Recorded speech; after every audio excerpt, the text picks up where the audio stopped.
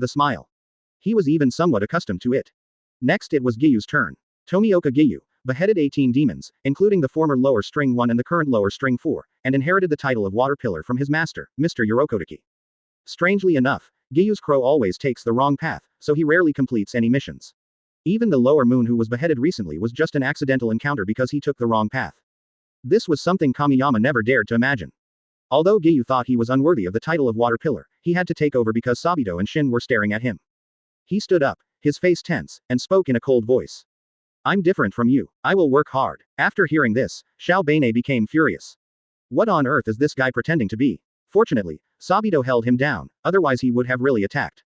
Only the Lord, Sabito and Kamiyama could understand what Gyu meant. After all, what he meant was different and not as good as everyone else. Gyu finished his shocking speech and sat back down in silence. The next person to be promoted to the position of Pillar is Tendo Kamiyama, who has slain most demons among the 6. Chapter 66. Pillar of Dao. Everyone's eyes were focused on Kamiyama. If everyone present was compared to a wall, the Lord was the top of the wall, and he was the cement that bonded every brick together. Kagaya looked at this guy who called him boss every day, and the corners of his mouth couldn't help but rise.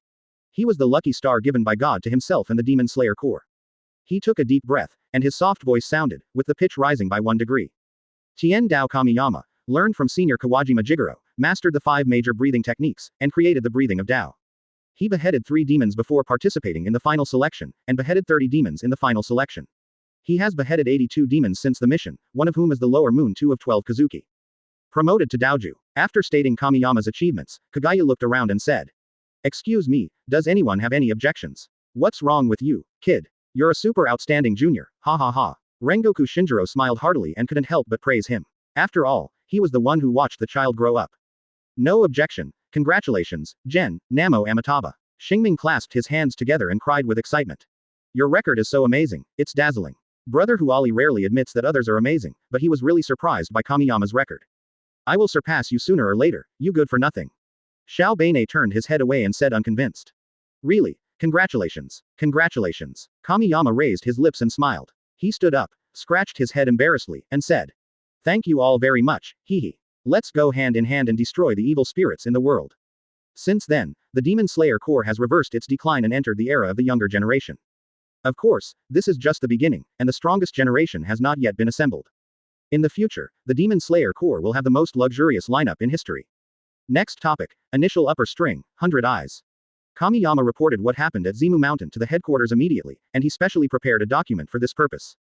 Unfortunately, he and Beimu never actually fought each other, so the information is for reference only. Ubuyashiki Kagaya handed out the information he had prepared in advance to a few people. After everyone had read it, he said seriously. When one of you is facing 100 enemies alone, try not to fight. The most important thing is to save your life. We have only one target, and that is the ancestor of demons, Kibutsuji Muzan. Advertisement. A pillar-level swordsman can definitely decapitate a lower rank, but as for an upper rank, he'll have to take it slow. After discussing these 2 major issues, the time came to discuss some smaller matters, such as Rangoku Shinjiro guarding the headquarters. He had been slaying demons at the age of 15, and was 40 years old this year. After 25 years of running back and forth, it was time for him to take a break. There was a shortage of staff before, but that's different now. The meeting ended and everyone went their separate ways, except for Kamiyama who stayed. There is one more thing that only he and the Lord know, and that is about Tamayo. The two of them sat in the pavilion in the courtyard, and Kagaya was the first to ask, really, what does Miss Tamayo think? Boss, first of all, she wants to cooperate, but you know the difference between humans and ghosts. Maybe we need to take it slow, at least until we achieve results. For example, a special medicine for treating trauma. With my blood and Ms. Tamayo's medical experience, I believe it will be quick. Yeah, Kagaya nodded. I still have time, no rush, thank you for your hard work. Kamiyama waved his hand, patted Kagaya on the shoulder, and said with a smile. Boss, it's too formal to say this. Hearing this, Kagaya smiled, and he was extremely grateful that Kamiyama appeared in his life. With his talents, the Demon Slayer Corps may be able to fulfill the wishes of their predecessors. The two chatted for a long time about Tamayo, and Kamiyama had dinner at the Lord's house. After becoming a pillar, Nichiren blades will be rebuilt, and the clothing style will also be based on the pillar's preferences. The biggest difference between them and ordinary swordsmen is that there are 4 words added to the Nichiren blades, which are Kill the evil demon slayer. These 4 words are the responsibility and mission of the pillars. It is not only a symbol, but also a reflection of their fighting will and determination. Another point is that each pillar has his own independent residence in the headquarters. After all, the headquarters is very large and there is no shortage of land. Kamiyama's residence is very close to the medical department. Of course, now that Kanae has been promoted to the position of the flower pillar, the medical department will be renamed Butterfly House soon. Kamiyama liked this arrangement very much. He was worthy of being the boss because he understood himself. He stood at the door of his house with his eyes almost popping out. The door was extremely luxurious, and the wood used was of a type he had never seen before. It looked very high-end at first glance. The plaque has Kamiyama's surname, Tien Dao, engraved in large gold-plated characters. When it comes to material things, the Ubuyashiki family never skimps.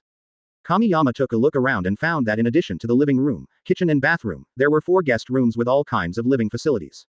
There is a reason why the members of the Demon Slayer Corps are willing to follow their lord wholeheartedly. In addition to the spiritual recognition, he has planned every other aspect perfectly. Advertisement. The first thing Kamiyama did when he arrived at his new home was to write a letter to his grandfather. He said that he had become a pillar and he had to show off to his grandfather as much as possible. After writing the letter, he went to the letter station. There are crows who are responsible for daily delivery of letters and team members who are responsible for management, which is also to facilitate the lives of the swordsman. After all, if the crow who is responsible for leading the swordsman to find ghosts also has to deliver letters every day, it would be too much of an overkill. Mamoyama. It was another sunny day, but it was already late autumn and the peach trees all over the mountains were bare. An autumn breeze swept through the cottage halfway up the mountain. Old man Sangdao was lying leisurely on the rocking chair in front of the house, glancing at the beautiful scenery from time to time. It was so refreshing. The mountains in the distance were tinged with a light red, contrasting with the white clouds in the sky. A few birds were jumping among the branches, chirping, as if looking for food. With such beautiful scenery to match, there is nothing wrong with this retirement life in old age. Just then, a black crow flew through the peach forest and landed directly next to the old man's rocking chair. There is a letter, there is a letter. Please take it, please take it. I'm hungry, eat, eat. This crow always likes to speak in overlapping words. The old man untied the bamboo tube on its feet and complained. Eat, eat, why are you acting like that big foodie? At the same time, Kamiyama, who was far away at the headquarters, sneezed. The old man turned and went into the house, brought out a bowl of water and a plate of rice, then lay back in the rocking chair and began to read the letter. Old man, how have you been lately? I think you must be very old and healthy. It's no problem for you to live to be 100 or 80 years old, hee. Your most outstanding, handsome, most obedient, most perfect disciple must show off to you, crossed out ahem, let me tell you. I am the pillar of Dao. How about it, whether your apprentice is powerful or not, just be happy, ha ha ha. Whenever you have time, go walk around the town and visit Grandma Shizuka. I'm fine, take care of yourself, old man. Close black lens bracket. After reading the letter, the old man was angry and amused. This kid was still the same, showing off, but he couldn't hide the pride in his eyes. He murmured. You finally made it, little brat. Chapter 67. Actually, I didn't see anything. Spring of 1909. It has been nearly half a year since Kamiyama was promoted to pillar, and today is his turn to stay at the headquarters. He was lying on a rocking chair in the yard, with fruit plates, cakes, juices beside him. The table was filled with delicious food, but it did not satisfy Kamiyama's appetite. He was very worried, because Shinobu is out on a mission again. Ah, Shinobu, I missed you so much. Kamiyama suddenly stood up and yelled, and the holy blade who was lying on the wall basking in the sun was frightened by him. Are you sick, useless master? Holy blade rolled his eyes at him and said unhappily. Ha, that's how you talk to your master, stinky bird. Waste master, stinky bird. Quote, comma, comma, quote. The argument between the man and the bird gradually became more intense, and at this moment, someone knocked on the door. Who is it? As soon as Kamiyama finished speaking, Shinazugawa Tsunemi's voice rang out. He came to say goodbye because the final selection for this year was about to begin, and Kamiyama was his only friend, so of course he had to visit her before leaving. Shimizu, what's wrong? Kamiyama opened the door and saw Shimo standing there with a bag on his back. After a year of training, his muscles had become angular and he looked very strong. I'm going to participate in the final selection. I'm saying goodbye to you. Shimi smiled naively and scratched his head. Wait me a moment. Kamiyama turned around and hurried into the house. After a moment, he ran out in a hurry and stuffed a bottle of life-saving sanchin into Shia's hand. What is this? Shimizu looked puzzled and shook the glass bottle in his hand curiously. It was a Q version of the laughing Kamiyama. Drinking some when you are injured can speed up the healing of the wound. Anyway, it can save your life at the critical moment. Shia looked at Kamiyama with gratitude and said. Really, thank you, I will definitely repay you. Kamiyama curled his lips, touched the other person's shoulder, and said unhappily. If you treat me as a friend, then don't say such polite words. Go ahead, and good luck. Advertisement. After Shimo left, Kamiyama fell into a state of boredom again, and what he gave Shimo was not his blood, but the recovery potion developed by Miss Tamayo. Of course, the potion is still in the experimental stage, and he will only give it to people who have drunk his blood. It will probably take some time before we can get the final version of 3,000 lives saved, and by then the entire Demon Slayer Corps will be equipped with it. Gradually, the sun set and Kamiyama just finished his inspection for the day. Then, it was impossible to go home, I had to go to the Butterfly House. That's right, the medical department has long been renamed Butterfly House, and Kanae is the person in charge there. So she seldom goes out on missions, after all, there are enough people now. Tendo is a great adult. Good evening, Lord Tiandao. Master Tiandao, why are you here in the Butterfly House again? Kamiyama wandered around the Butterfly House like an idler. The medical staff and wounded who passed by him would greet him cordially. After all, although he was a pillar, he did not put on airs. Hello, my throat is a little uncomfortable, can you give me some medicine? Hearing this, the others just smiled. Getting medicine was always an excuse, and coming to see Lady Kanae's sister was the right answer. Kamiyama walked to the place where the Kochou sisters usually prepared medicine. He knocked on the door and asked with a smile. Sister Wei, are you there? Come in. Okay. Kamiyama walked into the room happily and sat on his own throne. Sister Wei, you've worked so hard. As expected of a beautiful and talented girl from our Demon Slayer Corps. I'll start by flattering him to avoid annoying him. After all, this is Kamiyama's 33rd visit to the Butterfly House today. Kanae looked at him with a smile. Just by seeing Kamiyama sitting there, she knew what he wanted to do. True, Shinobu isn't back yet. As soon as she finished speaking, the smile on Kamiyama's face wilted at a speed visible to the naked eye. By the way, Shin, I left a medical book in Shinobu's room. It's on the table, can you help me get it? Oh, Kamiyama nodded, turned around and walked out. As for Shinobu's room, he could find it with his eyes closed. Don't do anything weird, Kanae reminded. I'm a very upright gentleman, how could I do anything weird? Kamiyama turned his head and emphasized seriously. Go. The Kochou sisters usually live at the innermost part of the Butterfly House. He ran there. As for why Kanae let a man into her sister's boudoir, it was naturally because her sister had already brought the man in. Kamiyama came to Shinobu's door, without any need to say hello, after all, Shinobu had not returned yet. Then, the next embarrassing scene happened. Advertisement. Kochou Shinobu just stood there quietly, looking at Kamiyama with a dull look in her eyes. She was frightened by his sudden intrusion and for a moment she even forgot to react at all. She had just returned to the headquarters, and because she went through the side door, Kanae didn't know her sister was back. The main thing was that Shinobu was getting ready to take a shower, and she was only wearing 2 thin pieces of underwear. There was only a bathtub between the two of them. At such a close distance, Kamiyama saw everything he should and shouldn't see. Like the lavender bellyband with small Kochou patterns, the white thighs, the round little feet, and the not-so-big chest. After a minute of silence, Kochou Shinobu's scream nearly pierced Kamiyama's eardrums. Really, are you getting braver again? Satyr. Rogue. Abnormal. However, there was only white in Kamiyama's eyes. He didn't know if his brain was cramped or what, and he complained in a low voice. Nice figure, but a little small there. It's okay, it's still growing anyway. As soon as he finished speaking, he hurriedly covered his mouth. In front of him was the furious Kochou Shinobu. The corner of her mouth twitched, and she spoke word by word. Tiandao Kamiyama, what did you just say about me? Kochou Shinobu at this moment. #D, no. For a moment, Kamiyama's desire to survive was maxed out. After all, Shinobu had never called out his full name, and once he said it, it would mean that he was dead. He waved his hands randomly and said in a vague voice. No, listen to my excuse. Explain, Shinobu. It's not what you think. Sister Wei asked me to come. Upon hearing this, Kochou Shinobu instantly turned into a food-protecting and sister-control person, and asked in a sarcastic tone. Tiandao Kamiyama, are you blaming my sister?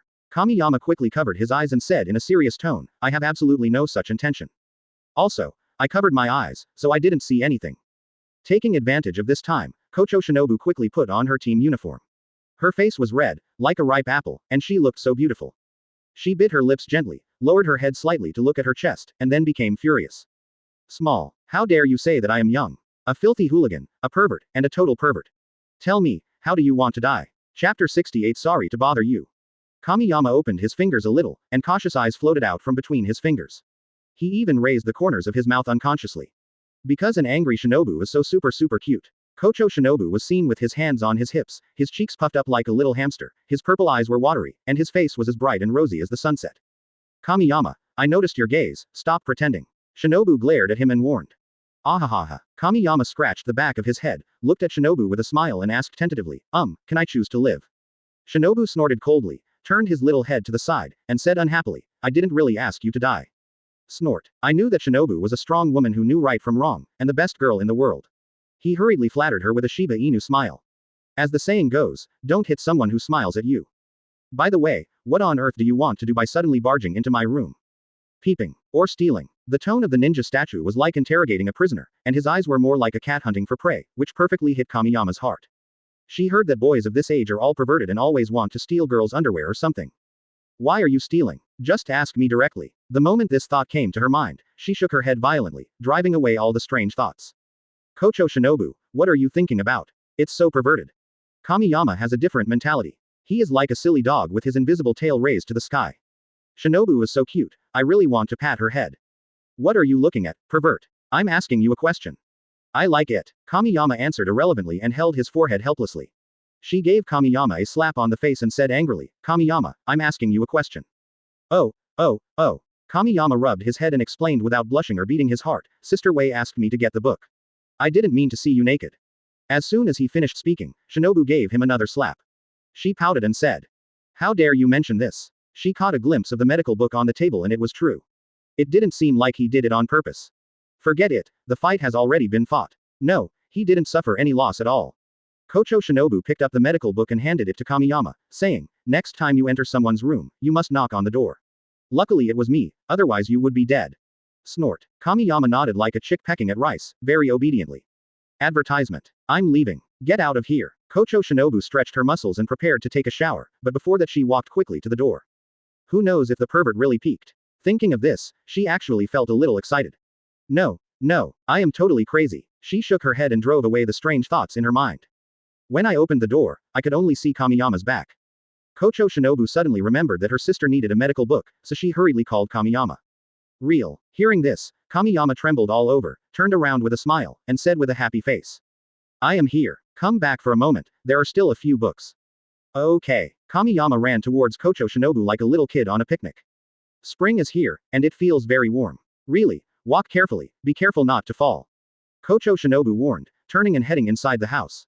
Facts have proved that if you don't walk properly, you will fall down, and God will punish everyone who does it wrong. There was a loud bang and Kamiyama's foot hit the door sill, which was very high. Hey. Oh my god. His body lost balance and the medical book in his hand flew towards Kochou Shinobu.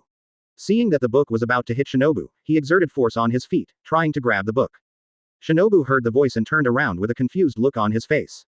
Then, as luck would have it, the book fell to the ground and he grabbed Kochou Shinobu's chest. When you pinch it, it's soft and you can hold it in one hand with some space left over, just like holding a ball of new cotton. Kochou Shinobu. Kamiyama smiled awkwardly and said aggrievedly, Shinobu, I can explain it. However, due to inertia, Kamiyama did not stop and he knocked Kochou Shinobu away. They both knocked over the bathtub together, and there was a sound of splashing water, and they both got wet at the same time. The wooden basin was turned upside down, lying on Kamiyama like a turtle shell, and Kochou Shinobu was pinned under him. After the secret operation of water, the team uniform was tightly attached to Shinobu, revealing her figure. Advertisement. At this moment, her mind was blank, her purple eyes were filled with tears, her hair was wet, her cheeks were flushed, and she looked pitiful. Time seemed to be paused at this moment, everything became quiet and slow, their eyes met, and each other was reflected in their bright eyes. One looked shy, and the other looked dazed. Just then, Kanae's voice rang out. She didn't understand why it took so long to get the book, so she came to check out what was going on out of concern. Looking at the mess in the house, Kanae covered her mouth in surprise. Her eyes turned and she seemed to understand something. She picked up the tub and left with an embarrassed look on her face. She closed the door quietly and gave a warm reminder. Shinobu, I don't care what you two do, but remember to close the door. Also, I'm sorry to bother you. No, elder sister. Sister Wei, listen to my explanation. It's not what you see. The two shouted in unison. Kochou Shinobu had no time to deal with Kamiyama. She glared at him, pushed him away, kicked the door open with a bang, and grabbed Kanae's hand. Sis, listen to me. Yeah, Kanae took out a handkerchief and wiped the water off her sister's face, with a smile that said, I understand. Don't worry, I understand. After all, we are studying medicine, right? It's nothing, we both love each other. Also, the Lord married Lady Amane when he was 13 years old. Huh, Kochou Shinobu shook his head frantically. Sister, what are you talking about? Shinobi at this time. Winking face. Then she went on and on about a lot of things, from how she discovered she had forgotten to give him a medical book to how she had pushed herself down and knocked over the bathtub. As she spoke, she turned her head and glared at Kamiyama fiercely, while winking at him frantically, asking him to help explain. Ahem, this matter was really an accident. Believe me, Sister Wei. We are not that kind of people. Okay, I trust you. I don't think you believe it, sister. Kochou Shinobu lowered his eyebrows and said very seriously. I believe it. Kamiyama touched his chin and complained. Sister Wei, your smile is so weird.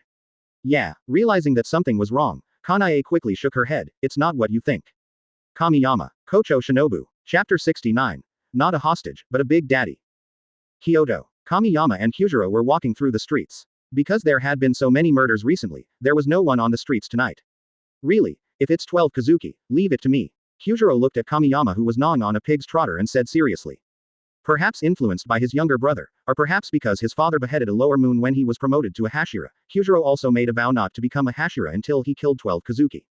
No problem, big brother, I'll assist you. Kamiyama nodded. He understood that kind of pain very well. It took him more than a year to meet 12 Kazuki. Unexpectedly, just as he finished speaking, a gunshot was heard from the dark rooftop nearby. The bullet passed in front of Kamiyama, and he could even feel the heat emitted by the bullet. It wasn't that the bullet missed, it was that he dodged it. At the same time, the shops around the two men burst into flames and thunderous explosions were heard. Two golden flames pierced through the black smoke produced by the explosion. Kamiyama and Kyujiro dodged in time and were not hurt. Before the two of them could catch their breath, deafening explosions were heard from several kilometers around the street where they were. Boom, boom, boom. Each explosion was like a ferocious beast, roaring and devouring everything around it.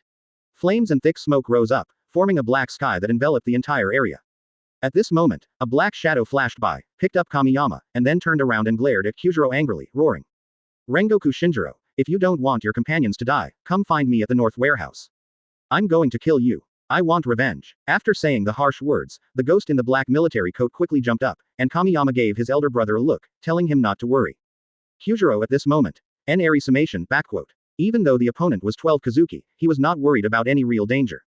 After all, if he hadn't mentioned it, the lower moon would not have been able to succeed at that moment. It will just be killed by Kamiyama's sword. What puzzled him most was why the ghost called his father's name. So strange. At the same time, on a rooftop not far from the street, the current lower moon 2, Peilong, was carrying Kamiyama like a chick. Brother, why don't you wait a moment? I'm not saying you've made a mistake in issuing the challenge. My eldest brother is called Rangoku Kyujiro, and the one you're talking about is his father. Advertisement. Upon hearing this, Peilong's blood pressure instantly soared. He had a bad habit when he was angry. With a bang, it shot its own head in the head. In the blink of an eye, its head grew back, but the angry one was dead, so its anger subsided a lot. Shut up, you weakling. Peilong glared at Kamiyama, then grabbed his arm, intending to cripple this guy first. There was a flash of red gold lightning, and Peilong's arm disappeared. He was instantly frightened and broke out in a cold sweat, because he didn't even see the human in his hand make a move. Kamiyama was chewing on a pig's trotter as if nothing had happened. He looked at Peilong innocently and said with a smile. I say, can you be nicer to the hostages? I will not interfere with your revenge, absolutely not. Kamiyama's words carried a subtle hint of murderous intent. Peilong nodded with a dark face. Revenge was his obsession. It thought it had kidnapped a weakling, but unexpectedly it found itself a big father. Sha Xian, stop right there. My name is Rangoku Kyujiro. The eldest brother's figure appeared on the roof in the distance, but Peilong dared not move. He was not sure whether the human in his hand was deceiving him. As it hesitated, Kamiyama cried out to Kyujiro. Brother, save me, I'm so scared, ooh. This ghost is abusing the hostages. Peilong. Kyujiro held back his laughter. He stared at Peilong intently and shouted. If you want revenge, come at me. The two of them sang the same tune, and Peilong Hongwen was angry. He blew his own head without any hesitation. We'll meet at the warehouse, and I'll blow your head off myself. Just like that, Pei Long ran in front and Kyujiro chased behind. Kamiyama was still holding the half-pig's trotter in his hand, like a small pendant. It wasn't that Pei Long didn't want to throw it away, he just didn't dare. A moment later, the abandoned warehouse. Advertisement. The cold moonlight fell in through the big hole in the ceiling of the warehouse, forming a silver beam of light that fell right on Pei Long. Kamiyama was finally able to see the other person's face clearly. On the dark iris of its left eye, the word, Sha-er, was engraved. There are triangular lines on the top and left and right sides of the face. It wears a black military uniform, a pair of white gloves, and a black cloak behind it. There is a wolf head badge on the military cap on its head. It stood there quietly, like a drama actor. There is only one audience for this drama, and that is Kamiyama. The warehouse was silent until another lead actor kicked down the dilapidated door. Kyujiro entered, his golden eyes burning with the most ardent fighting spirit, instantly igniting the entire warehouse. Pei Long stared at him intently, hatred burning in his eyes, and he was itching to bite the bullet. Picture. They look like they were carved from the same mold. Rangoku Shinjiro is good, but so is Rangoku Kyujiro. I want you to die, just die. Pei Long always remembered that shortly after he became a demon, Rangoku Shinjiro almost killed him. After escaping, he ate people crazily and finally succeeded in becoming the second lower moon. Kyujiro took his stance and emphasized very seriously. My name is Rangoku Kyujiro, please don't confuse me with my father. Next, let's fight to the death. A layer of blazing heat covered Kyujiro's Nichiren blades. He exerted force with his legs, and used the breathing of flame type 1 Shiranui. He was like a dazzling meteor across the night sky, and with the momentum of a volcanic eruption, he suddenly rushed in front of Pei Long. This sudden attack caught Pei Long off guard and he had no time to react. The current Kyujiro is no longer the one who taught himself with the basic guide to breathing of fire, he grew up under the careful cultivation of his father. Carrying the name of Rangoku, he possesses the experience handed down from generation to generation and is the most perfect successor of the breathing of fire swordsman. The red arc-shaped slash fell down, and Pei Long was so angry that he had to blow his own head to avoid the slash. At the same time, the blood demon technique Luhuojang Shadow Wolf was activated. With it as the center, more than 10 ferocious wolf shadows formed by shadows surrounded Kyujiro. Each shadow wolf had a gun on its forehead, and more than 10 muskets were fired at the same time. Kamiyama on the side became a little restless. But this thought was fleeting. He could not affect his elder brother's mood, absolutely not. Chapter 70, Rengoku's name, Undefeated Karma. The black bullets cut through the void like black lightning. The attack range of this move was extremely wide, covering almost all directions. He can't escape, he is definitely dead. At least that's what Pei Long thinks. No matter how fast a knife is, it can never be faster than a gun. At this critical moment, a huge vortex of fire twisted around Kyujiro, and burning blade winds spread out in all directions. Breathing of fire, Form 4. The vortex of fierce flames was activated, and only the sound of clanging swords colliding was heard, and the bullets were bounced away. Even the shadow wolves that approached Kyujiro disappeared, the blazing flames were enough to burn everything. Seeing this, Pei Long spat, and shadow wolves surrounded Kyujiro again, and the number was 3 times that of before. Bang, bang, bang. Countless gunshots instantly broke the silence of the night, and the dense bullets swarmed towards Kyujiro like locusts. The air was filled with a strong smell of gunpowder, which almost suffocated people. The entire warehouse was filled with flames and billowing smoke. Even facing such intensive attacks, Kyujiro still laughed. The more severe the test, the more he could hone his sword skills. He waved the knife in his hand, and the red flame formed a flaming hurricane that was 3 meters high. Right now, break through your limits. Ha ha ha. Kyujiro's hearty laughter was like bamboo shoots after the rain, bursting with the vigor of life and the boiling blood that only belongs to a swordsman. Pei Long and Kamiyama on the side were staring intently at the flame that never went out. Come on, bro. Come on, bro. Kamiyama raised his arms and shouted like a fanatical fan. He was like a cheering group. Tisk. Pei Long rolled his eyes at Kamiyama and sneered in his heart, no matter how strong your sword skills are, it's still just a sword. It's far inferior to a gun. What a rubbish sword. At this moment, the unharmed Kyujiro rushed in front of it again and slashed its neck with the flaming blade. But Kyujiro didn't feel any real impact, because half of Pei Long's neck completely turned into a quagmire-like shadow, and its blood demon art removed the power of Nichiren Blade's slash. Seeing that the knife was about to be swallowed by the shadow quagmire, Kyujiro quickly pulled it out, but something else also left Pei Long's body. That's a ticking time bomb and the countdown on it has reached 0. It planned to die together with Kyujiro, but how could a ghost be killed by an explosion? Advertisement. Fortunately, Kyujiro reacted quickly and kicked the bomb into the air. There was a loud bang, and Kyujiro flew backwards like a kite with a broken string. Thanks to his timely reaction, he was only slightly affected. He hastily took off his burning haori, ignoring the slight burns on his upper body, and with an upward thrust, breathing of flame, second form, ascending blaze was activated. This slash split half of Pei Long's shoulder, but there was no blood gushing out. The cross-section was all dark and swampy. Ha ha ha, die. Pei Long's face was ferocious because there was a Gatling machine gun hidden in the incision. Kyujiro immediately turned the blade around and chopped down Pei Long before the Gatling gun could spin. But the gun had already merged with his flesh and blood, and Kyujiro was still shot several times. Bright red blood kept oozing out from his left shoulder, where there were several bullet holes. All of Gatling's bullets poured into the audience seats, on the side, and Kamiyama ran while cursing. Damn it. The audience is innocent. After a while, the thump thump thump sound stopped, and half of the wall of the warehouse was covered with densely packed small holes, through which white moonlight shone. Kyujiro endured the severe pain and lunged forward decisively, activating the flame-breathing Type 5 Flame Tiger, and an angry tiger opened its bloody mouth and bit towards Peilong. In an instant, countless black wolf shadows gathered towards the warehouse from all directions, and these shadows merged into the flesh and blood of the wolf-like armor. Blood Demon Art Luhuojang War Wolf Array is activated. It began to expand, and finally transformed into a werewolf form, and Kyujiro's attack was deflected again. Kamiyama on the side frowned. It seemed that he was really unlucky to meet the lower moon too. The most important thing is that the shadow of Palangi is too buggy. That thing can absorb Nichiren blades. It punched Kyujiro's injured left shoulder with such force that the bullet embedded in his flesh pierced through his shoulder. But Kyujiro also cut off one of Peilong's arms. The two of them briefly distanced themselves from each other. The shadow at the wound of Peilong squirmed wildly, and when the arm grew back, there was a samurai sword in its hand. Before it turned into a ghost, it was a swordsman who believed in Bushido. It didn't until he was shot to death and ridiculed by soldiers that he gave up his belief in swords. Advertisement. Due to constantly blowing his head off with guns, Peilong lost some of his memories, but Kyujiro's powerful swordsmanship allowed him to remember them all. Roar, roar, roar. Peilong roared, and the flesh and blood on his body began to gather towards the knife. Gradually, a long knife that kept dripping with black flesh and blood condensed into a knife. It held high the giant sword that was more than 10 meters long. As it moved, a powerful aura emanated from the sword, as heavy as a mountain, making it hard to breathe. It swung with all its might, smashing towards Kyujiro with the force of a mountain crushing an egg. At this moment, Kyujiro felt unprecedented pressure, but he did not back down.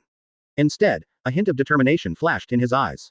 He tightly grasped his Nichiren blades, raised the corner of his mouth, and saw rose-red fire rising from the soles of his feet. In an instant, the hellish fire spread rapidly like wildfire, enveloping Kyujiro in the blink of an eye. Cracks began to appear on the ground beneath his feet. As the cracks continued to expand, the entire ground began to sink, forming a huge pit. The air in the warehouse became extremely hot, and Peilong's knife was melting. Breathing of fire. 9 forms, secret technique. Rangoku. The name Rangoku refers to the undefeated karmic fire that is powerful enough to burn everything. Kyujiro was like the brightest meteor in the night sky. He moved straight forward, unstoppable. Peilong's shadow melted and evaporated completely, and its sword was split into two. The Nichiren blades drew a graceful arc in the air, like a rose-colored firework blooming. Gun versus knife, the knife wins. As the flames died down, Kyujiro's tall figure stood, a triumphant smile on his face. Peilong's body fell down, and it stared at Kyujiro intently, remembering everything about its life. Kyujiro at this moment reminded him of himself who pursued kendo, the purest kendo, the invincible sword. Rangoku Kyujiro, your kendo is strong. I hope you stay like this forever. I am Bei Yuki, and I deserve to lose. Kyujiro's face was filled with a smile like the sun at noon, and he laughed heartily and said, "Thank you for remembering my name. Go to hell and atone your sins." Chapter 71. The New Flame Pillar. Headquarters. There were 4 people, 1 adult and 3 children, sitting by the pond in the yard. They were fishing. Kyujiro, you have achieved the goal you set for yourself, congratulations. Kagaya sat cross-legged, his voice still so encouraging. Kyujiro couldn't help but burst into laughter. He said excitedly, "Yes, thank you, Lord, for giving me this opportunity. Brother, you are much luckier than me." Kamiyama stared at the water and sighed, complaining that his path to promotion was the most difficult.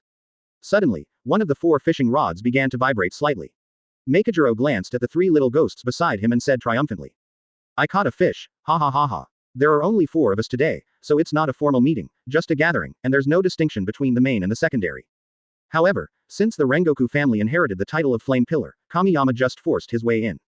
Makijiro took off the hook, looked at the pond that he could see the edge of, and murmured, "In the blink of an eye, I have been the Flame Pillar for 25 years since the old lord took over. It's time to retire." The Demon Slayer Corps of his era was on the decline, and there were very few pillar-level swordsmen. If the Demon Slayer Corps was compared to a long staircase, his era was the second to last step. Then came the Demon Slayer Corps after Ubuyashiki Kagaya took over, and it completely fell to the last rank. Makijiro never imagined that falling was just the beginning of standing up. To be honest, the huge stone that had been weighing on his heart disappeared. He withdrew his gaze from the water and looked to the side beside him.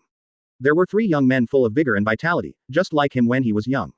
How could anyone not like them? Kyujiro, I'm here, father. Makijiro picked up the fish. It was strange that the 4 of them had been fishing here for 2 hours, and it was obviously easy to catch fish in this small pond, but he was the only one who caught one. "This one is for you, take it." Huh. Kyujiro's golden red eyes trembled. He had never seen such a strange way of holding fish, and he had never seen such a serious father.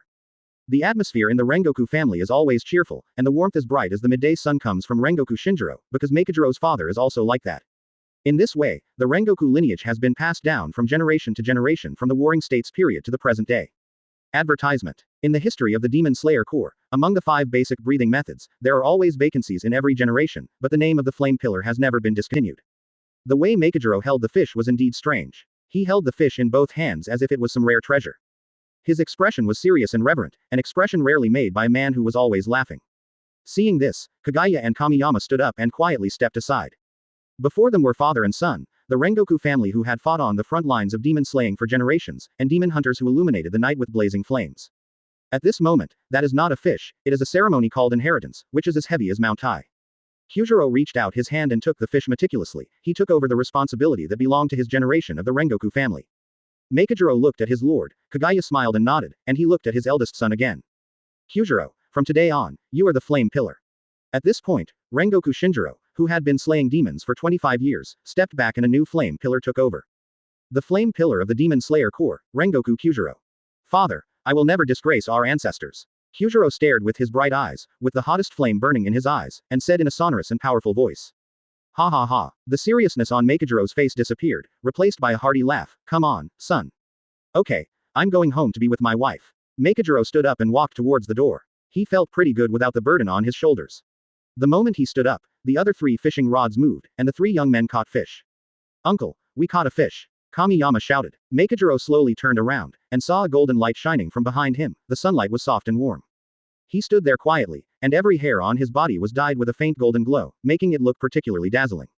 The sunlight passed through the older generation and fell on the 3 young men. In a trance, Meikijiro seemed to see a road, a brand new road, and left with a big laugh. Although the future is not in his hands, it is behind him. After eating at Ubuyashiki's house, Kamiyama ran to Butterfly House happily. This place was almost becoming his home. He pushed open the door excitedly and ran into Shinazugawa Tsunemi, who was leaving in a hurry. Ouch, it hurts, it hurts. Kamiyama covered his forehead in pain, and so did Shimoya. Advertisement. Shimizu's upper body was half open, revealing his tight muscles, and Kamiyama complained inwardly. I didn't expect that Shimizu would be an exhibitionist at this time, wow. But in addition to the muscles, there were several bandages wrapped around his chest, with bloodstains on them. Shia, are your injuries healed yet? Okay, it's fine as long as it's not in the way. Let me out now, or it will be too late. Shia complained as he walked out the door, that Kanae in the butterfly house is so annoying. Before he could finish, a female voice mixed with anger rang out, and even Kamiyama, who was standing beside him, was startled. That's too much trouble, isn't it? No, I just want to go home to see my mother. Kanae put her hands on her hips, stared at Shia with a fake smile, and said. Auntie Shinazugawa came here half an hour ago. Shinazugawa-kun, do you miss your mother so much? Didn't we agree that you can be discharged the day after tomorrow? Kanae's words made Shimizu want to hit someone, but he didn't dare to. It was just 2 cuts by the demon. There was no need to rest for so many days. Somehow, he felt unsure when facing the person in charge of Butterfly House and couldn't even be aggressive. I was just passing by, ahahaha. Kamiyama scratched his head. He wanted to run away immediately. After all, Sister Wei in doctor form was scarier than a ghost. Really, you habitual criminal, don't think you can ignore the doctor's advice just because you have a good physique. Sister Wei, you are unreasonable. Ms. Kochou, I'm really fine. No, go back to your ward. Kanae whispered softly, but her tone was more frightening than the harshest tone. Oh, Shimi was scared. He walked back sighing. It was obviously just a little bit short. Sister Wei, I'm not a patient, I'm just passing by. Kamiyama rubbed his hands innocently and moved towards the door with a smile. Master Daoju, are you very free? Go and turn over the dried herbs. Okay. Kamiyama's feet were covered with red gold arcs of electricity, which disappeared in an instant. Advertisement Chapter 72 Brothers and Brothers. Really? The moment Kochou Shinobu saw Kamiyama, his eyes lit up and curved into 2 small crescents. What do you want? Sister Wei asked me to look through the dried herbs. I was just passing by. Kamiyama had an innocent expression on his face, but he was actually very happy. Sister Wei, my good Sister Wei, ha ha ha. It turned out that she knew that Shinobu was here. Kochou Shinobu put down the bamboo basket in which he was drying the herbs, moved closer to Kamiyama, and stared at him intently. Kamiyama was startled by this sudden action. It was too close. Ren hesitated for a moment and asked, do you know the medicinal herbs? Kamiyama shook her head. She continued, do you know what you need to pay attention to? Have no idea. You know. Kamiyama knew nothing about anything, so Teacher Shinobu came online. She moved a small stool over from the side. Only by standing on the stool could she be as tall as Shin. Really? Then you will be responsible for the medicinal materials in front of you. I'll teach you how to do it. Sister, you are such a fool to call someone like you here. Of course, Kochou Shinobu was just talking. In fact, she could have done it all by herself, and adding a newbie who knew nothing would only get in the way. But this way I can spend more time with Jen, and that makes me very happy. Study hard. Yeah, Kamiyama nodded like a chick pecking at rice, but in fact his mind was all on Shinobu, and he didn't even care about the medicinal herbs. After a while, Kochou Shinobu had carefully explained the precautions and the techniques for turning the herbs, and she asked. Do you understand? Yeah, Kamiyama looked silly, then patted his chest confidently, that's easy. Then I'll go to the other side. Because she was so engrossed in teaching, Kochou Shinobu completely forgot that there was only a small stool under her feet, so she stepped on empty air. Kamiyama was quick-witted and quick-handed, but his technique was a little lewd, and unfortunately he grabbed Shinobu's chest again. At this moment, the two of them were getting along in a strange posture. Kochou Shinobu was leaning in midair, her head resting on Kamiyama's chest, with one hand on her chest and the other around her waist. You rascal, I'll listen to your excuses. Ren quickly steadied himself and jumped off the stool. You said you didn't take advantage of me on purpose. Kamiyama is more wrong than Doi. The situation is urgent, what can he do? Advertisement. Shinobu, you know I'm a gentleman. Pooh, you're a straight head, Kamiyama. Winking face. Before he could continue to argue, Shinobu pinched the soft flesh on his waist, causing him to scream in pain. Of course, he deserved it. Afterwards, the two of them flipped over the herbs separately, and Shinobu's efficiency was 10 times that of Kamiyama. Have you learned it? Shinobu asked, changing to a bamboo basket. I should, possibly, maybe, have learned it, right? Kamiyama answered guiltily. You weren't studying hard just now. What were you thinking about? He held his forehead with his hand helplessly and moved the stool back to Kamiyama. He grumbled quietly, needless to say, I miss you. Medicinal herbs are not as pretty as you. Kochou Shinobu heard his whispers clearly, and her little face turned red all of a sudden, like a plum blossom hit by frost. Idiot, look carefully. She shyly gave Kamiyama a slap in the face. I will definitely turn over a new leaf and become a new person. Kochou Shinobu, this matter is not that serious, why do we need to start a new life? Come on, I'll watch you do it. If there's anything wrong, I'll help you. Shinobu crossed his arms, looking serious. It would be better if he had a pair of gold-rimmed glasses. As he watched, Shinobu was really getting PD off. This guy didn't learn anything at all. Forget it. Since you have been staring at me, I will guide you personally. She couldn't help but smile, and two dimples hung on the corners of her mouth like crescent moons. She held Kamiyama's hand and began to teach him how to turn the herbs. First this, then that, then. As a professional doctor, Kochou Shinobu only has medicinal materials in his eyes at this time, but Kamiyama is an outsider. First I was excited, then happy and then I laughed foolishly. The medicinal herbs were dried perfectly. After a while, Kochou Shinobu asked, do you understand? Oh, that's not quite there yet. How about Mr. Ren teach me for a while? Get lost. Ren saw through Jen's little thoughts at a glance and said angrily, hurry up and work. In this way, Kamiyama and Shinobu had a pleasant day. Advertisement. In the evening, Kamiyama went to the exclusive training ground with his wooden sword, but he could hear Shimi's fierce voice from a distance. I told you to just take care of your brothers and sisters at home. Get out of here. But life is much better now than before. Mother doesn't have to work so hard, and everyone can have enough food and clothes. So I have to help my brother kill the ghost. It's too dangerous for you to do it alone. Shinazugawa Genya mustered up his courage and finally said what he wanted to say. I said no, it means no, go home and get out of here. When Shimi gets angry, he's like an angry lion, and with his long-term training, his aura is so overwhelming that Genya would not dare to move. Kamiyama, who was squatting in the bushes nearby, saw this scene clearly. This pair of brothers really made him worry. In the end, the quarrel between the two still happened. Although it is not as intense as the plot, Shigeya has always refused to say that he did not want his brother to join the Demon Slayer Corps in order to protect him. And Genya knows that life is better now, and he knows the dangers of ghosts, so he wants to help his brother even more. This pair of brothers are obviously thinking about each other. Can't they make it clear? Brother, get lost. No, get lost. I don't want it. After a moment, Shinazugawa Sanemi threw the knife in his hand to Genya and said with a straight face. I don't use a knife. If you can touch me, you can do whatever you want. Genya gripped the wooden sword tightly, taking a not-so-standard stance. Shinazugawa Sanemi is definitely a genius who is no less capable than Sabito in swordsmanship, and his strength is definitely not comparable to that of an ordinary person. There was no way Genya could touch him if he didn't want to. Genya rushed forward, but before he could get close, Shia kicked him mercilessly. Bakuto and Genya flew backwards several meters and fell directly into the bushes where Kamiyama was. I told you, you can't. If this were a battlefield, you'd be dead. Do you want to make your mother sad? Demon slaying is not for you, and you don't have the talent to learn breathing techniques. Just be a normal person. Shia's words came one after another, and each sentence was like a sharp knife. He just hoped that his brother could survive. The path of slaying demons will result in death. He didn't feel it was real at first, until the final selection, when he witnessed someone die at the hands of an evil demon. Chapter 73. Ancient House. Go home. The weak are not worthy of holding a knife. Shia had a cold face and tried his best to look ferocious. He really didn't want to watch Genya go to his death. As soon as he finished speaking, Kamiyama stood up with a smile.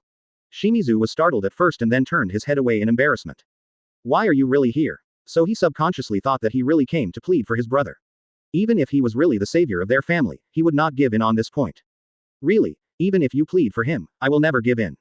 Shia returned to his serious expression, his black pupils staring at Kamiyama. Gen spread his hands. In fact, he just happened to see this scene. He coughed a few times, sighed, and said, Shia, we should respect everyone's possibilities. It's not the evil that's the essential protection, right? Shimi, who was full of Tsunere attributes, was stunned for a moment when he heard this. He didn't expect that Gen could see through his heart at once. Really, this is a matter between us, don't meddle in it. Before Kamiyama could finish his words, a crow landed on Shimi's shoulder. It was his exclusive crow, Shuanglai. Shimi, there's a ghost in the old house in the mountains. No more talking, now it's time for a mission, bye. Shuanglai's appearance gave Shimi a way out, and he was about to leave without looking back. Ancient house. Kamiyama looked suspicious. He grabbed Shia and asked, do you have 3,000 left to save your life? It's all used up. That thing really has miraculous effects. It must be very precious, right? Shimi replied. When he was in Fujikiyama, he used that bottle of medicine to save many lives. Here you go, bring another bottle, as long as it works. Kamiyama hurriedly stuffed a bottle of medicine into Shima's hands. He couldn't remember clearly, but Shima's target of this mission seemed to be one of the current lower moons. His fellow disciple, Masachika Ino, seemed to have died this time. This bottle of medicine might be able to save his life and not make Shima sad. I can't take such a precious thing anymore. Shia shook his head, with rejection written all over his body. Precious. Kamiyama tilted his head and explained with a smile, it won't be long before this potion is popularized throughout the Demon Slayer Corps. Compared to the swordsman's life, it's nothing. After listening to Kamiyama's explanation, Shimi felt relieved, but he was still grateful in his heart. Advertisement. I'm off. I hope you don't mind Genya's business. Kamiyama just said calmly. I respect his choice, you shouldn't. Forget it. Shia's face was dark. Gen's philosophy was different from his own. He couldn't agree with it, but he would not hide it in his heart. No matter what you do, I won't agree. After saying this, Shimi immediately turned around and left. Kamiyama knew that Genya's talent as a demon eater was irreplaceable by anyone in the Demon Slayer Corps, including himself. This talent can be easily mastered by Genya as long as he develops a strong body and a firm will. Needless to say, his will to protect his family is terrifyingly strong. As for the physical body, the Demon Slayer Corps has a brother with an invincible physical body.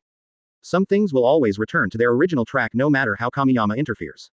It was fate that Genya became the apprentice of Himahimak. Shinazugawa Genya stood beside Kamiyama, quietly watching his elder brother go away, and he became more determined to protect his elder brother. Brother Kamiyama, you said you respect my choice, right?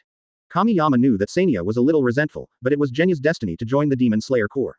Even if he did not interfere, he might still become Genya's disciple. In this case, he will cut off the tragic thread in Genya's fate, and his ending will never be death but becoming a powerful ghost swordsman. I respect your choice, but have you thought it through? I've thought it through a long time ago, but just like what Big Brother said, I don't have any talent, but I really want to help Big Brother. Genya burst into tears as he spoke. After all, he was still a child who was worried about his family. He must have felt very aggrieved after being beaten by his eldest brother. Kamiyama rubbed his little head and asked in a mysterious tone. Kid, have you heard of the Ghost Eater? Genya wiped the tears from his face and looked up at Kamiyama, his eyes wide, and he repeated in disbelief. Ghost Eater. What is that? Let's go, I'll find you a master. Kamiyama took Genya's hand, and two figures, one big and one small, walked towards the training ground of the rock pillar. An ancient legend echoes between heaven and earth with the words of truth. Advertisement. Legend has it that during the Warring States period, there was a group of people called Ghost Eaters. With their powerful bite force and special digestive organs, they had the special ability to eat ghosts and then temporarily transform themselves into ghosts. In the deep mountains and old forests shrouded in heavy fog, the trees block out the sky and the fog is entangled like thick mud, making it difficult to see clearly in the distance. A corner of the old house can be vaguely seen emerging from the hazy fog. 6 swordsmen of the Demon Slayer Corps shuttle through the fog. Their target is the old house. Perhaps it would be more appropriate to call it a haunted house. Walking at the front of the team is the team leader, the A-rank swordsman, Masachika Izan. He is Shimi's fellow senior brother, 2 years older than him, and is a steady and calm person. Everyone be careful,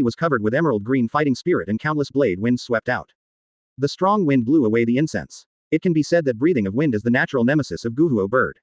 Then, he used the second form, Claw Claw, Kohu wind, and saw 4 vertical blade winds that looked like animal claws slashing down. Guhuo bird did not dodge or evade, but just raised its hand with a smile. Its pale and slender fingers bent, and with a click, the blade wind shattered. It caught Quang Jin's sword skills with its bare hands. What a rebellious child. The surprise on Quang Jin's face flashed away, and in the blink of an eye, he leapt into the air, breathing of wind ninth form Waiduo Tiantai wind. His body was seen turning upside down in midair, and emerald green blade wind fell like raindrops. In an instant, a 3-meter-high hurricane enveloped the Guhuo bird. As he fell from the air, another vertical chopped down, but unexpectedly, Guhuo bird actually withstood the strongest move of wind breathing and caught Kwang Jin's knife. She raised her head, and beneath her bloody and tattered flesh there was still that gentle smile. This smile made Kwang Jin tremble all over and his hair stood on end. The crisp sound of broken metal lingered in his ears. The Nichiren blades were broken by the Guhuo bird. It punched Kwang Jin in the chest, breaking more than a dozen of his ribs and spurting out a mouthful of blood. If you don't react quickly enough, getting into close combat with the Guhuo bird is a wrong choice.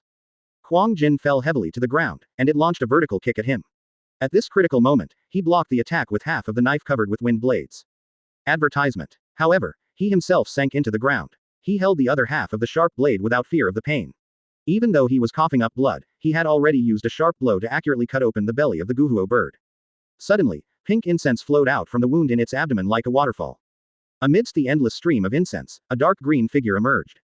There was still a smile on the face of the Guhuo bird, but there was a hint of surprise in its eyes. It did not expect that this guy would risk being seriously injured just to save people. Shimi held Kwang Jin and rushed forward, breaking through several walls under the violent wind blades. Finally, the two left the room and came to the courtyard where the moon was hanging high in the sky.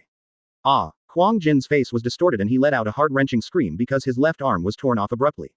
With the ribs pierced in his chest, he had turned into a bloody man, with blood all over the ground. It wouldn't be long before he died from excessive blood loss. Ha ha ha, cough cough cough, Shia, you are still alive. Kwang Jin was covered in wounds, but his eyes were burning with an unyielding will. If it were Shimizu, he might not be unable to defeat that lower rank. It was totally worthwhile to exchange injuries for each other. He just didn't expect that he would lose his life due to a mistake in operation. Shimi hurriedly took out the remaining 2/3 of the medicine from his arms and injected it all into Kwang Jin's broken arm. Kwang Jin, it's okay. It's absolutely going to be fine. The medicine they gave me is really powerful. Shortly after the injection, the blood flow near the severed arm almost stopped. The medicine worked, and Shimizu was extremely happy. My child, are you so eager to come out of your mother's belly? Be good, or you'll end up like your brother. The Guhuo bird stood at the gap in the wall, with its head tilted, one hand holding its arm that was still dripping with blood, and a kind smile still on its face. Chapter 75. Wind Column Online. Whispering Sound. Go to hell, you be asterisk asterisk asterisk asterisk asterisk D. Shinazugawa Sanemi's fighting spirit became more and more condensed, his eyes widened, and he wished he could tear the demon in front of him into pieces immediately. If it weren't for the medicine given by Jen, Kwang Jin would have been dead. Thinking of this, he couldn't help but feel a little scared. As he raised his hand, breathing of wind type 1 dust whirlwind slash was launched, and Shimizu rushed towards the direction of the Gyoto at a speed invisible to the naked eye. Wherever he passed, a hurricane was formed, and sand and stones flew everywhere. The moment he got close to the Gyutori, the second form was activated, and 5 sharp beast claw-like blades slashed down, but the opponent also took on Shimizu's attack. Before the smile on its face took shape, its body retreated rapidly. Shimi was like a high-speed train, knocking the Guhuo bird dozens of meters away. Boom boom boom. Accompanied by loud noises, the buildings in the ancient house began to collapse. In the blink of an eye, the main house of the ancient house was completely destroyed and turned into ruins. The ruins were scattered everywhere, as if they were toys crushed by a giant, and the dust was flying, covering the sky and the sun. Guhuo bird and Shimizu stood up from the ruins together. Although no substantial damage was caused, Shimizu achieved his goal. His goal was to get the battlefield far away from Kwang Jin so that he could give it a try. Ah, Guhuo bird covered her mouth with a red face, with a smile in her eyes. She really liked Shimi.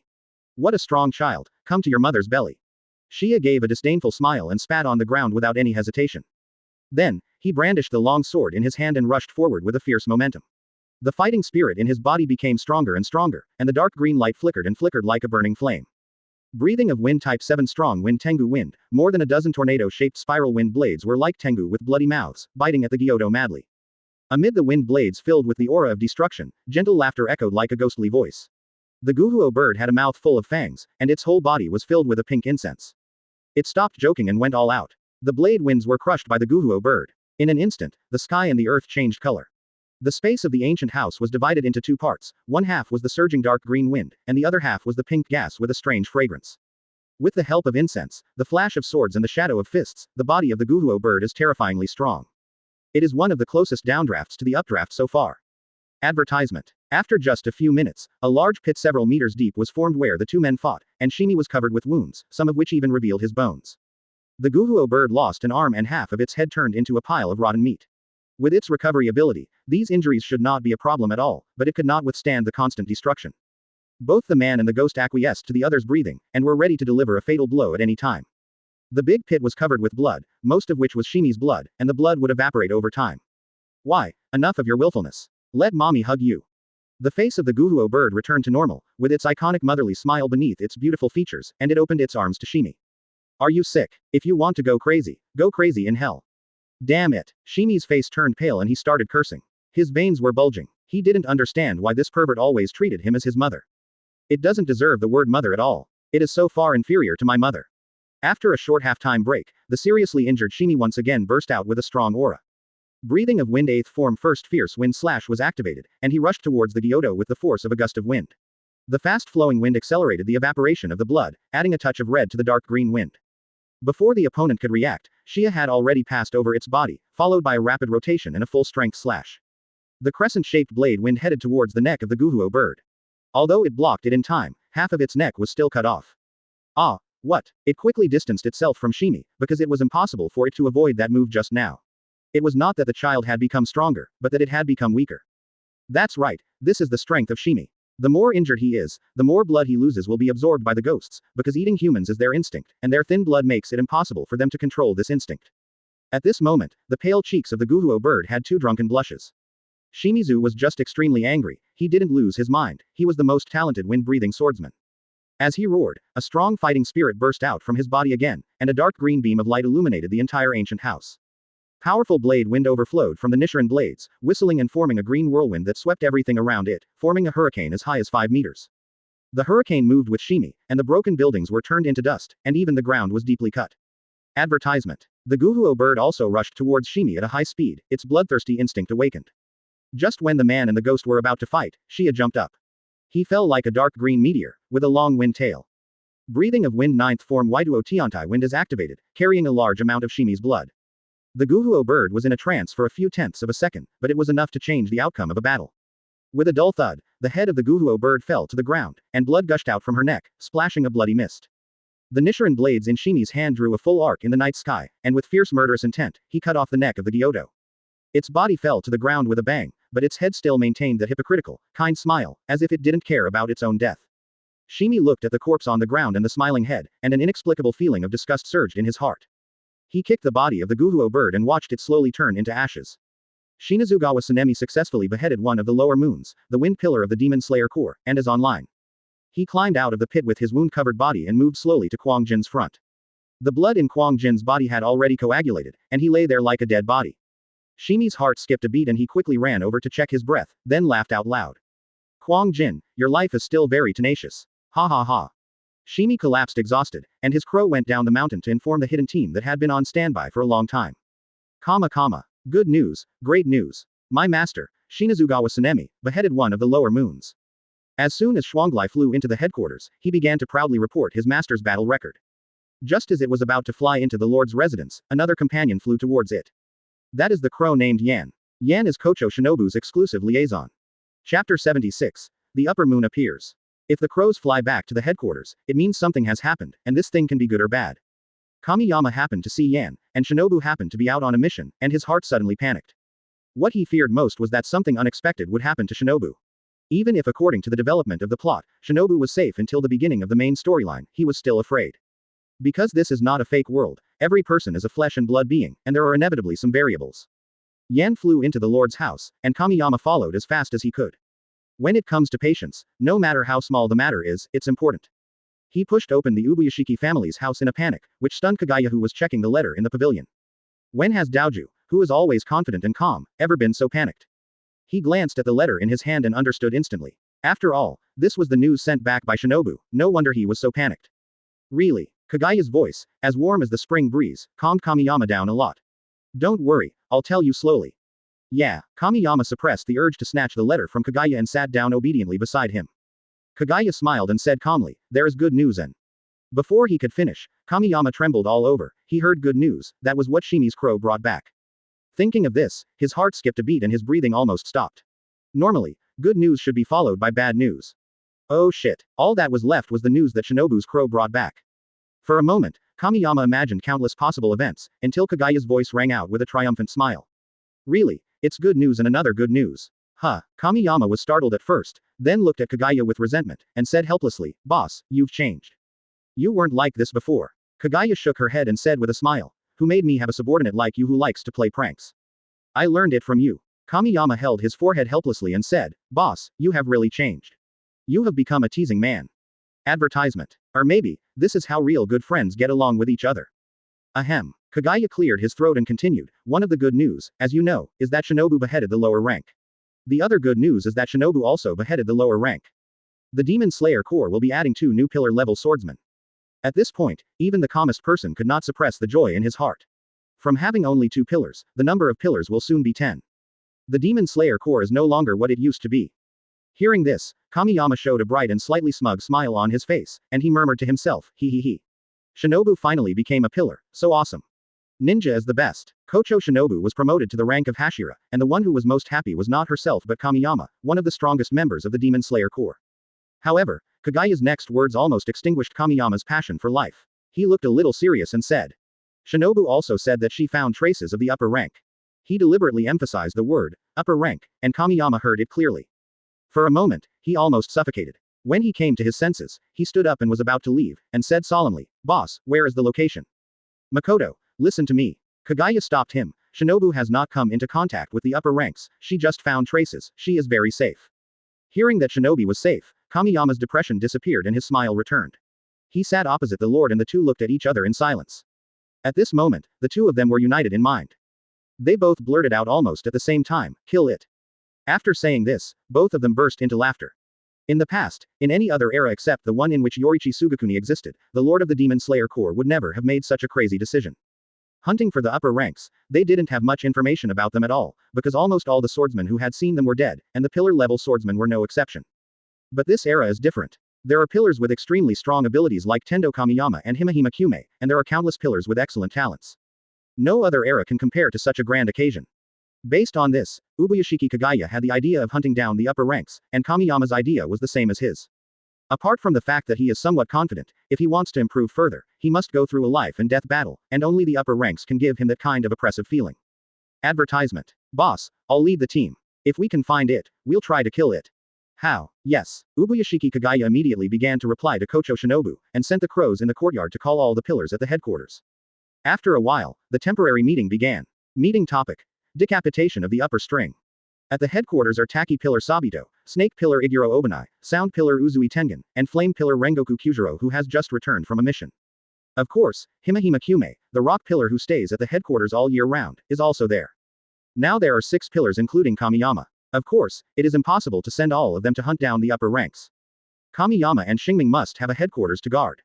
Kagaya briefly explained to everyone what they were going to do next, and everyone became agitated after hearing that. Beheading an upper-rank soldier, it's exciting just to think about it, ha ha ha. Kyujiro laughed uncontrollably, with a war flame in his eyes. I cannot be absent from such a magnificent event of creating history. The gems on Brother Huali's body sparkled, and he also became excited. I've been waiting for this for a long time. Only the upper string can hone my sword skills. Sabito gripped the hilt tightly. His idea was the same as Kamiyama's. All demons deserve to die, especially the upper-rank demons. I must go. Obana touched the Kabutomaru on his neck, his eyes filled with cold murderous intent. Xingming looked at Kamiyama, only to see him clasping his hands together and saying with tears in his eyes, really? Should this opportunity come from you or me? As the oldest among the pillars, his mind is as steady as a rock. He doesn't care who creates the history of the Demon Slayer Corps, he only cares about the stability of the Corps. Kamiyama grinned, patted his chest and said, Brother Ming, leave it to me, okay? I will lead this team. Kamiyama's strength is obvious to everyone. If he were not a few years younger than Guillaume, he would undoubtedly be the strongest member of the Demon Slayer Corps. After a while, the plan was finalized. Kochou Shinobu stayed on standby and continued to collect intelligence. Kamiyama was the captain, and the team members were Kyujiro, Obani, Sabito and Uzui Tengen, a total of 6 people. This is the largest operation of the Demon Slayer Corps to date, with more than half of the pillar-level swordsmen mobilized. This may be a battle that will inspire the entire Demon Slayer Corps. Chapter 77. The Alert Town. Anhei Town. It was a scorching day when Kamiyama and his companions arrived here, but there were not many people on the street. The doors and windows of every household were closed, and there were many police officers on patrol. If they hadn't been so agile and fast, they would have definitely been taken to police station. At this moment, on a hill a few dozen meters away from the town, Feiyu was observing the empty streets with a telescope, and next to him was Sabito. The remaining 3 people sneaked into the town secretly. There was no other way. They were carrying knives, and judging by the situation in the town, if they were caught, they would definitely go to jail. It seems like there's definitely something wrong with this town. Sabito put down the binoculars, looking serious. By the way, did you smell a faint smell of blood when you were at the entrance to the town? Is there? Kamiyama shook his head. He was still thinking about how to contact the ninja. It took the team 10 days to get here, and he didn't know if the upper ranks were still there. Absolutely. If you don't smell it carefully, you can't smell it. The smell comes from the direction facing the entrance. Sabito's tone was extremely confident. He had a keen sense of smell. Although it was not as good as Tanjiro's, he could at least smell smells that ordinary people couldn't. Kamiyama glanced at Sabito and said helplessly, "Old Shion, why didn't you tell me such an important thing earlier?" The situation just now was urgent. He scratched his head embarrassedly. After all, he couldn't make guesses while escaping from the police. Forget it, forget it. I'm going to town, I'll leave this to you. Kamiyama threw the telescope in his hand to Sabito and stood up to leave. Everyone agreed to meet here in the evening, so someone had to stay. Be careful. Sabito sat up and pointed to his waist, where each person had a flare hanging for easy communication in an emergency. See you tonight. Kamiyama waved his hand and disappeared quickly. He chose to go around the side of the town. Because of several people, a temporary checkpoint had been set up at the entrance of the town. He walked through the streets and alleys of the residential area, praying in his heart that he could meet Shinobu. After all, the town was under martial law, and the meeting point agreed upon at the beginning was no longer valid. It's him. Support. Requesting support. It's the red-haired guy among the guys with the knives. Suddenly, a shout broke Kamiyama's thoughts and he was exposed. Almost instantly, 5 or 6 police officers surrounded him. The worst thing is that Kamiyama is at a dead end. I'm really convinced. He complained in his heart. Then he turned around and looked at the police officers who were about to surround him, showing an innocent smile and said, "Brothers, I'm a good person. These days, anyone who carries a knife is a desperado." Advertisement. Just surrender. More than 100 people have died in this town recently. The police officers approached Kamiyama with guns pointed, and one of the newcomers fired a shot because his hand shook. The leader was stunned. Who the hell told you to shoot? Unfortunately, there was no way he could stop the bullet from being fired. Just when everyone thought Kamiyama was dead, they all widened their eyes. The bullet was cut in half, and the 2 pieces flew in all directions. The boy in front of them was unharmed. Before everyone could react, Kamiyama had already arrived next to the man who fired the gun. The atmosphere suddenly dropped to freezing point because several people witnessed the power of this warrior. They always thought that chopping bullets with a knife was just a legend, but who knew that this guy was serious about it? Be careful next time, rookie. Kamiyama patted the young police officer on the shoulder and swaggered out of the dead end. He didn't run away just now because he wanted to get some information, but who knew that some idiots would actually open fire. For a moment, he didn't want to bother with these idiots anymore. It's better to investigate it yourself than to ask them. The police officers could only watch Kamiyama leave. They dared not move, for fear that he would come back and attack people. At the same time, there was a person standing in the shadows nearby. It was Xiao Bane who was attracted by the gunshots. He frowned, glared at the police officers, and said coldly, "A bunch of idiots and trash, tisk." Shaking off the police officers, Kamiyama quickly hid in the winding alleys. He observed his surroundings while moving deeper into the town. The source of the bloody smell that Sabito mentioned was there. When he passed a house in the alley, the door suddenly opened and Kochou Shinobu poked his head out. Without giving Kamiyama any chance to surprise himself, Shinobu pulled him inside. He could never have imagined that he would meet Shinobu again in this way. In the dim candlelight, Kamiyama leaned against the wall, breathing rapidly, while Kochou Shinobu was lying on top of him, one hand on the wall, the index finger of the other hand gently pressed on his lips. Shinobu made a hushing gesture, and at that moment, the voice of a police officer was heard from the entrance of the alley. "Huh, I clearly saw a figure running over there." After a while, the police's footsteps faded away, and Kochou Shinobu slowly left Kamiyama. Advertisement. Before she could say anything, Kamiyama hugged her in a bear hug. "Tolerate. I'm glad you're okay." He hugged Kochou Shinobu tightly, afraid that he would lose her if he let go. His voice was filled with uncontrollable excitement and joy, and even trembled a little. Kochou Shinobu was startled by this sudden action, but when she felt the familiar and warm breath from Kamiyama, the surprise in her heart gradually turned into a feeling of being touched. She raised her head slightly and looked into Kamiyama's affectionate eyes, and couldn't help feeling a warm current in her heart.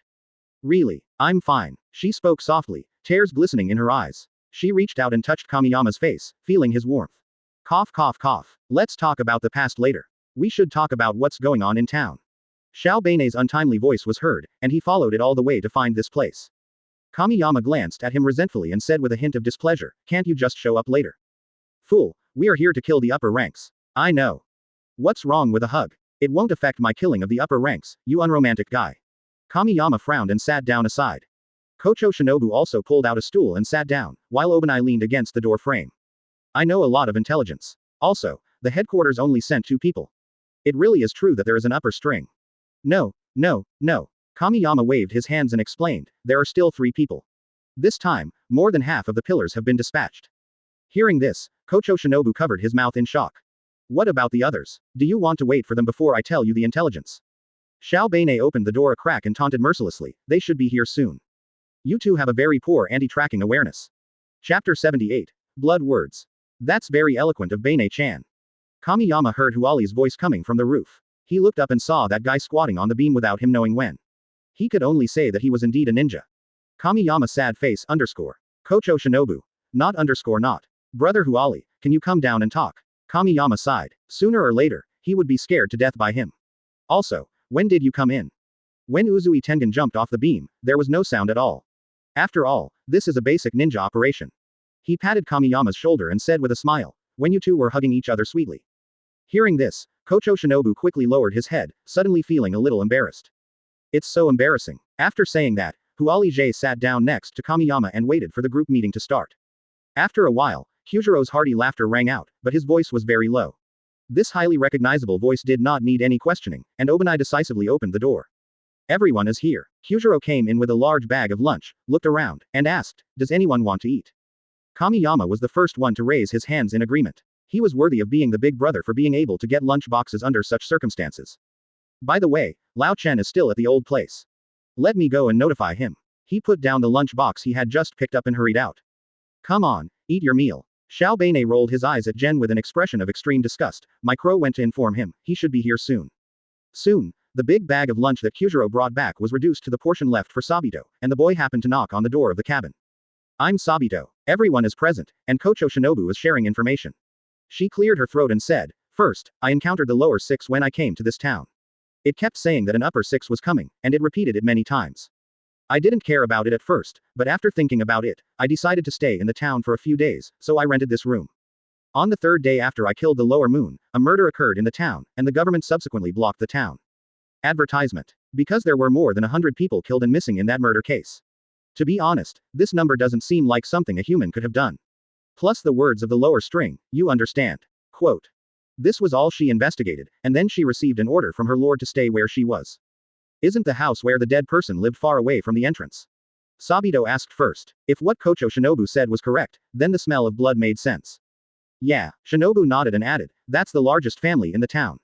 Their mansion is at the innermost part and it's now blocked off.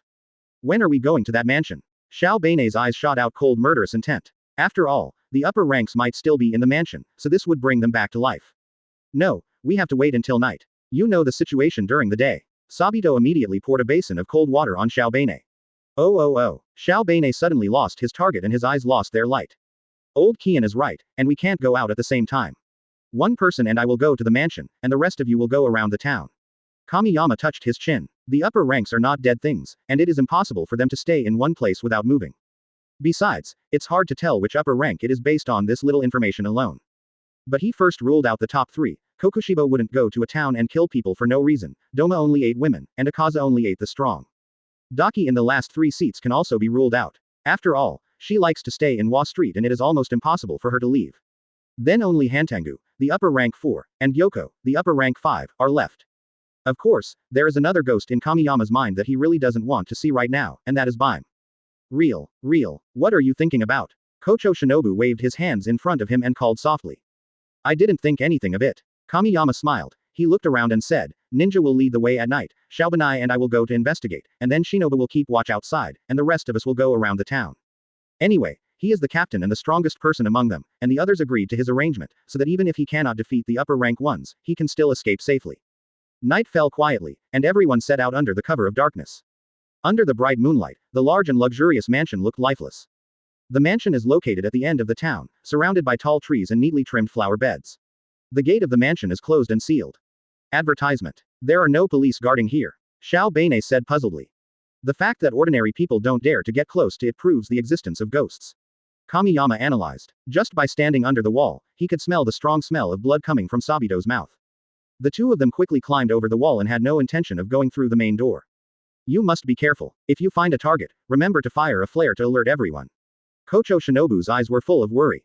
The upper ranks were too dangerous. The Demon Slayer Corps had no precedent of beheading. How could she not worry? Kamiyama waved his hand with a confident smile on his face, and said, Shinobu, I'm very strong, not to mention I have a poisonous tongue. Well, I'll wait for your good news outside. After she finished speaking, the two of them climbed over the courtyard wall. As soon as Kamiyama landed, he felt a sticky sensation under his feet. He looked down and saw a muddy liquid mixed with blood and minced meat. There was also a sickening stench of decay and blood in the air, which made Kamiyama feel nauseous. What is this? It's so disgusting. Xiao Bane dry heaved. He had also seen ghosts that tortured and killed humans, but even this made him feel disgusted. Hurry up and leave. The two of them immediately moved away from the corner. Fortunately, the disgusting liquid was only distributed near the corner. Passing through the bamboo forest in front of them, they came to one side of the front square. Not far away, the floor tiles were alternating between white and red. The white was the original color, and the red was the dried blood. The most exaggerated thing is that this front square is dozens of square meters in size, but bloodstains are almost everywhere. The moonlight sprinkled on the roof and walls, reflecting a pale light, which, combined with the bloodstains seen in the square, made the entire mansion look even more eerie and terrifying. Among the bloodstains, there was a straight line extending from the square to the room opposite the gate, as if it was deliberately drawn by something holding up a corpse. No, the blood distribution is so strange. Why are there still horizontal and vertical lines? Kamiyama looked at Obani and complained. You'll know if you go to a higher place and take a look. Kamiyama glanced around and found that the door frame was just high enough, so he climbed up. Looking down at the entire square from a high place, the bloodstains really formed words, or to be more precise, a name. 3 terabytes Chapter 79 Survivors. Looking at the name on the ground, Kamiyama's mouth twitched constantly. Which B********* D wrote this. At least he was 100% sure that this was definitely not left by the original owner of the name. Because those two words are Muzan. It is the name of a selfish and despicable boss. How could it leave its name after killing someone? Are you crazy? You idiot, why do you look like you've eaten shit? Xiao Bane asked with confusion in his eyes. What did you write? Kamiyama jumped down from the door frame. He ignored Xiao Bane and was thinking about which traitor under the boss's command would dare to do such a thing. It seems that except for Doma, the fearless guy, no one else dares to play like this. Good for nothing. Seeing that Kamiyama had been ignoring her, Xiao Bane kicked him. Ouch. It would have been fine if he hadn't shouted, but as soon as he shouted, a dark shadow flashed across the hall at the side, followed by the sound of tables and chairs falling to the ground. Who is it? Obani immediately drew his knife and ran after him, with Kamiyama following closely behind. Together they ran into the dark room, with only a faint moonlight shining in through the open door. The two of them looked at the same time towards one side of the hall, where there were fallen tables and chairs. There was a corridor on the side, and the black shadow seemed to have run in. Do you want to chase him? Of course, but be careful. Obani rushed out first, so that even if there was any trap, it would not affect Kamiyama. Kamiyama saved his life, so he used his own body to clear the way. Chasing into the corridor, I could see in the dim moonlight that it was a circular corridor, and the figure had already run to the other side of the vertical line of the U character. In the center of the circular corridor is an artificial lake. Unless you go straight through it, you can't stop the black shadow. The next moment, a red-gold lightning illuminated the entire circular corridor, and Obani and Kamiyama could see the black shadow clearly. It was a young man who was running, but he was obviously terrified. Even though his lower lip was bleeding from biting it tightly, he did not dare to shout. The young man stared blankly at the boy who was flying across the lake. It was a distance of more than 10 meters. Could he fly? Kamiyama stopped him and asked, "Are you here to steal something?" Normally, only thieves would run away in a panic when they see people. Hearing this, the man glared at Kamiyama and said angrily, "You are the thief, this is my home." Oh, Kamiyama's eyes lit up. He thought everyone in the house was dead, but he didn't expect there was still someone alive. Have you seen that monster? Unexpectedly, as soon as he finished speaking, a chilling murderous intent surged in like a tide. Before Kamiyama could turn around and swing his knife, a winding white snake shadow passed between the young man and him. Advertisement. A crisp ding sound echoed in Kamiyama's ears, followed by Obani's voice. That thing got away. Only an upper-rank cultivator could disappear in an instant after launching a sneak attack, without even a chance to pursue. He turned around and grabbed the man by the collar, his eyes full of resentment, and asked viciously, "Did the ghost send you as bait?" The young man rolled his eyes at Xiao Bane and said, "I don't know what you were talking about." Seeing that the man was still playing dumb, Xiao Bane put the knife to his neck. His suspicion was not unfounded. The ghost attacked the family but left one person alive, who suddenly appeared, and then the ghost took action. Then the person who survived must have paid some price, or promised certain conditions to the ghost. I wasn't bait. Those two monsters killed my entire family. How could I possibly help them? Kill me if you dare. The young man was already trying to escape from a ghost, and now he was threatened with a knife by some inexplicable guy, so he decided to just give in.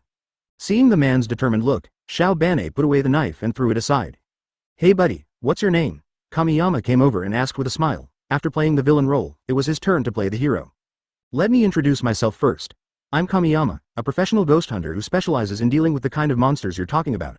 It's no problem for me to help you get revenge." I'll make it clear in advance that I will never lie.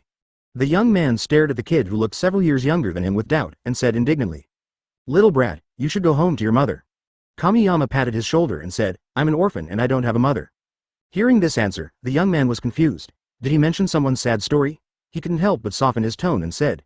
My name is Ming Fusheng. I advise you to leave here as soon as possible. As for my hatred, alas, I am guilty of. Ming Fusheng's eyes dimmed quickly and he stopped talking. It was obvious that he knew a lot of inside information. Let's take him away from here first. Xiao Banei was too lazy to listen to this guy's tragic family history and picked up Ming Fusheng. Little brat, let me go. Damn it, how come you have such strong hands? Ming Fusheng struggled frantically, but a young man in his 20s could not defeat a teenager. He felt that this world was not the world he conceived at all. Advertisement. His feet leapt across the lake with lightning speed, and his hand strength was beyond common people's understanding. Are these two little ghosts still human? You are so venomous, aren't you disrespecting others by doing this? This is about the upper string, he has no say in it. Xiao Banei dragged Ming Fusheng forward, and Kamiyama followed behind him and apologized. My friend, I'm sorry, if it doesn't work, just tell me what you know. A-hole. Ming Fusheng grabbed Xiao Banei's wrist, which was like a steel clamp, and cursed, You be asterisk asterisk asterisk asterisk asterisk D. You rude little brat, let me go right now. Sure. Xiao Banei turned her head and glanced at him. Tell us what you know. Snort. I know nothing. Ming Fusheng hugged his shoulders with both hands. He stopped struggling and let Xiao Banei drag him forward. After a while, 2 people went in and 3 people returned. Kochou Shinobu, who was on lookout, stared blankly at the person carried on Obani's shoulders. His mouth was blocked and he could only make sounds. Did you 2 go in and rob someone? Our Demon Slayer Corps is a serious organization? Kamiyama spread his hands helplessly and corrected Shinobu's statement. To be precise, I saved a person. Let's go back first. I don't think we'll get anything from those guys since we encountered a ghost in the house. At the same time, in the hall, in the dark corner where the moonlight could not reach, a shrill voice rang out. This voice was a mixture of nervousness, fear, and confusion, and it was trembling all the time. What to do? What to do? What to do? The pillar of the Demon Slayer Corps is here. It's all that B asterisk asterisk asterisk asterisk asterisk D's fault. Why did my lord make me obey its orders? I'm so scared, sir, please come and save me. Woo woo woo. Chapter 80. Only cowards would die. Gathering hut. 5 men and 1 woman surrounded a young man with his hands and feet tied and his mouth gagged. Ming Fusheng looked at the few people with a look of despair. He had never expected that there would be so many little brats, but no matter how many there were, it would be useless. That monster was definitely not something they could deal with. He couldn't bear to watch them die. It was obvious that he, the sinner, was the only one left to die. In fact, he went to the mansion to seek death, but was finally brought out by Kamiyama and the other 2. Sabito tilted his head, looked up and down at the stubborn survivor in front of him, and slowly asked, So when are we going to kill the demon? Isn't it bad to tie someone up like this? Kyojiro scratched the back of his head and glanced at Obani. Xiao Banei said calmly, It's good, it saves me from being annoying. Let's go to that house now, and let this guy go wherever he wants, Kamiyama said and was about to untie him, but Obana interrupted him. You know it's not possible to let him go. This guy is looking for death. There's definitely something wrong with your brain. Hearing this, Kochou Shinobu sighed. In fact, he had let Ming Fusheng go once on the way back, but he actually ran towards the house where the upper moon appeared without saying a word. The 3 of them had no choice but to tie up Xiao Banei, as this was better than committing suicide. Alright. Brother Huali drew out the 2 swords behind him, stood at the door with his back to the crowd, and then turned his head 45 degrees and said handsomely, Let's go and kill the upper rank in a gorgeous way, and the problem will be solved naturally. Everyone else looked at Kamiyama. After all, he was the captain of this operation. He spread his hands. It seemed that this was the only way. He stood up, looked around, and said, Let's go, slay the demons. At this moment, Ming Fusheng made a sound. His eyebrows squeezed together, and he moved forward like a caterpillar, and he seemed to want to speak very much. Seeing this, Kamiyama pulled out the cloth gag and said apologetically, Brother Ming, we can't let you go to die. We will set you free when we come back. Ming Fusheng had never been so speechless in his life. It was crazy for a little kid who hadn't even grown all his hair to dare to kill the monster. The reason why he was unwilling to mention his family and the ghost was because he felt guilty. After all, his family lived a wealthy life relying on the treasure stolen by the ghost. Of course, he discovered this by chance when he returned from studying abroad. In the end, the ghost suddenly attacked and killed people. He had already advised his fellow tribesmen against it, but no one listened. The family was eventually destroyed by greed. You little brats, do you really have to go? Advertisement, never mind the matter. It won't be long before that monster leaves here. Let me die. I want to go back and atone for my sins. This is the sin of my family. Wouldn't it be better for you to leave? What's wrong with running away? Ming Fusheng spitted everywhere and shouted at the top of his lungs. Hearing this, Kamiyama suddenly grabbed the other person's collar and said angrily. We leave, and then what? The ghost leaves too, and then what?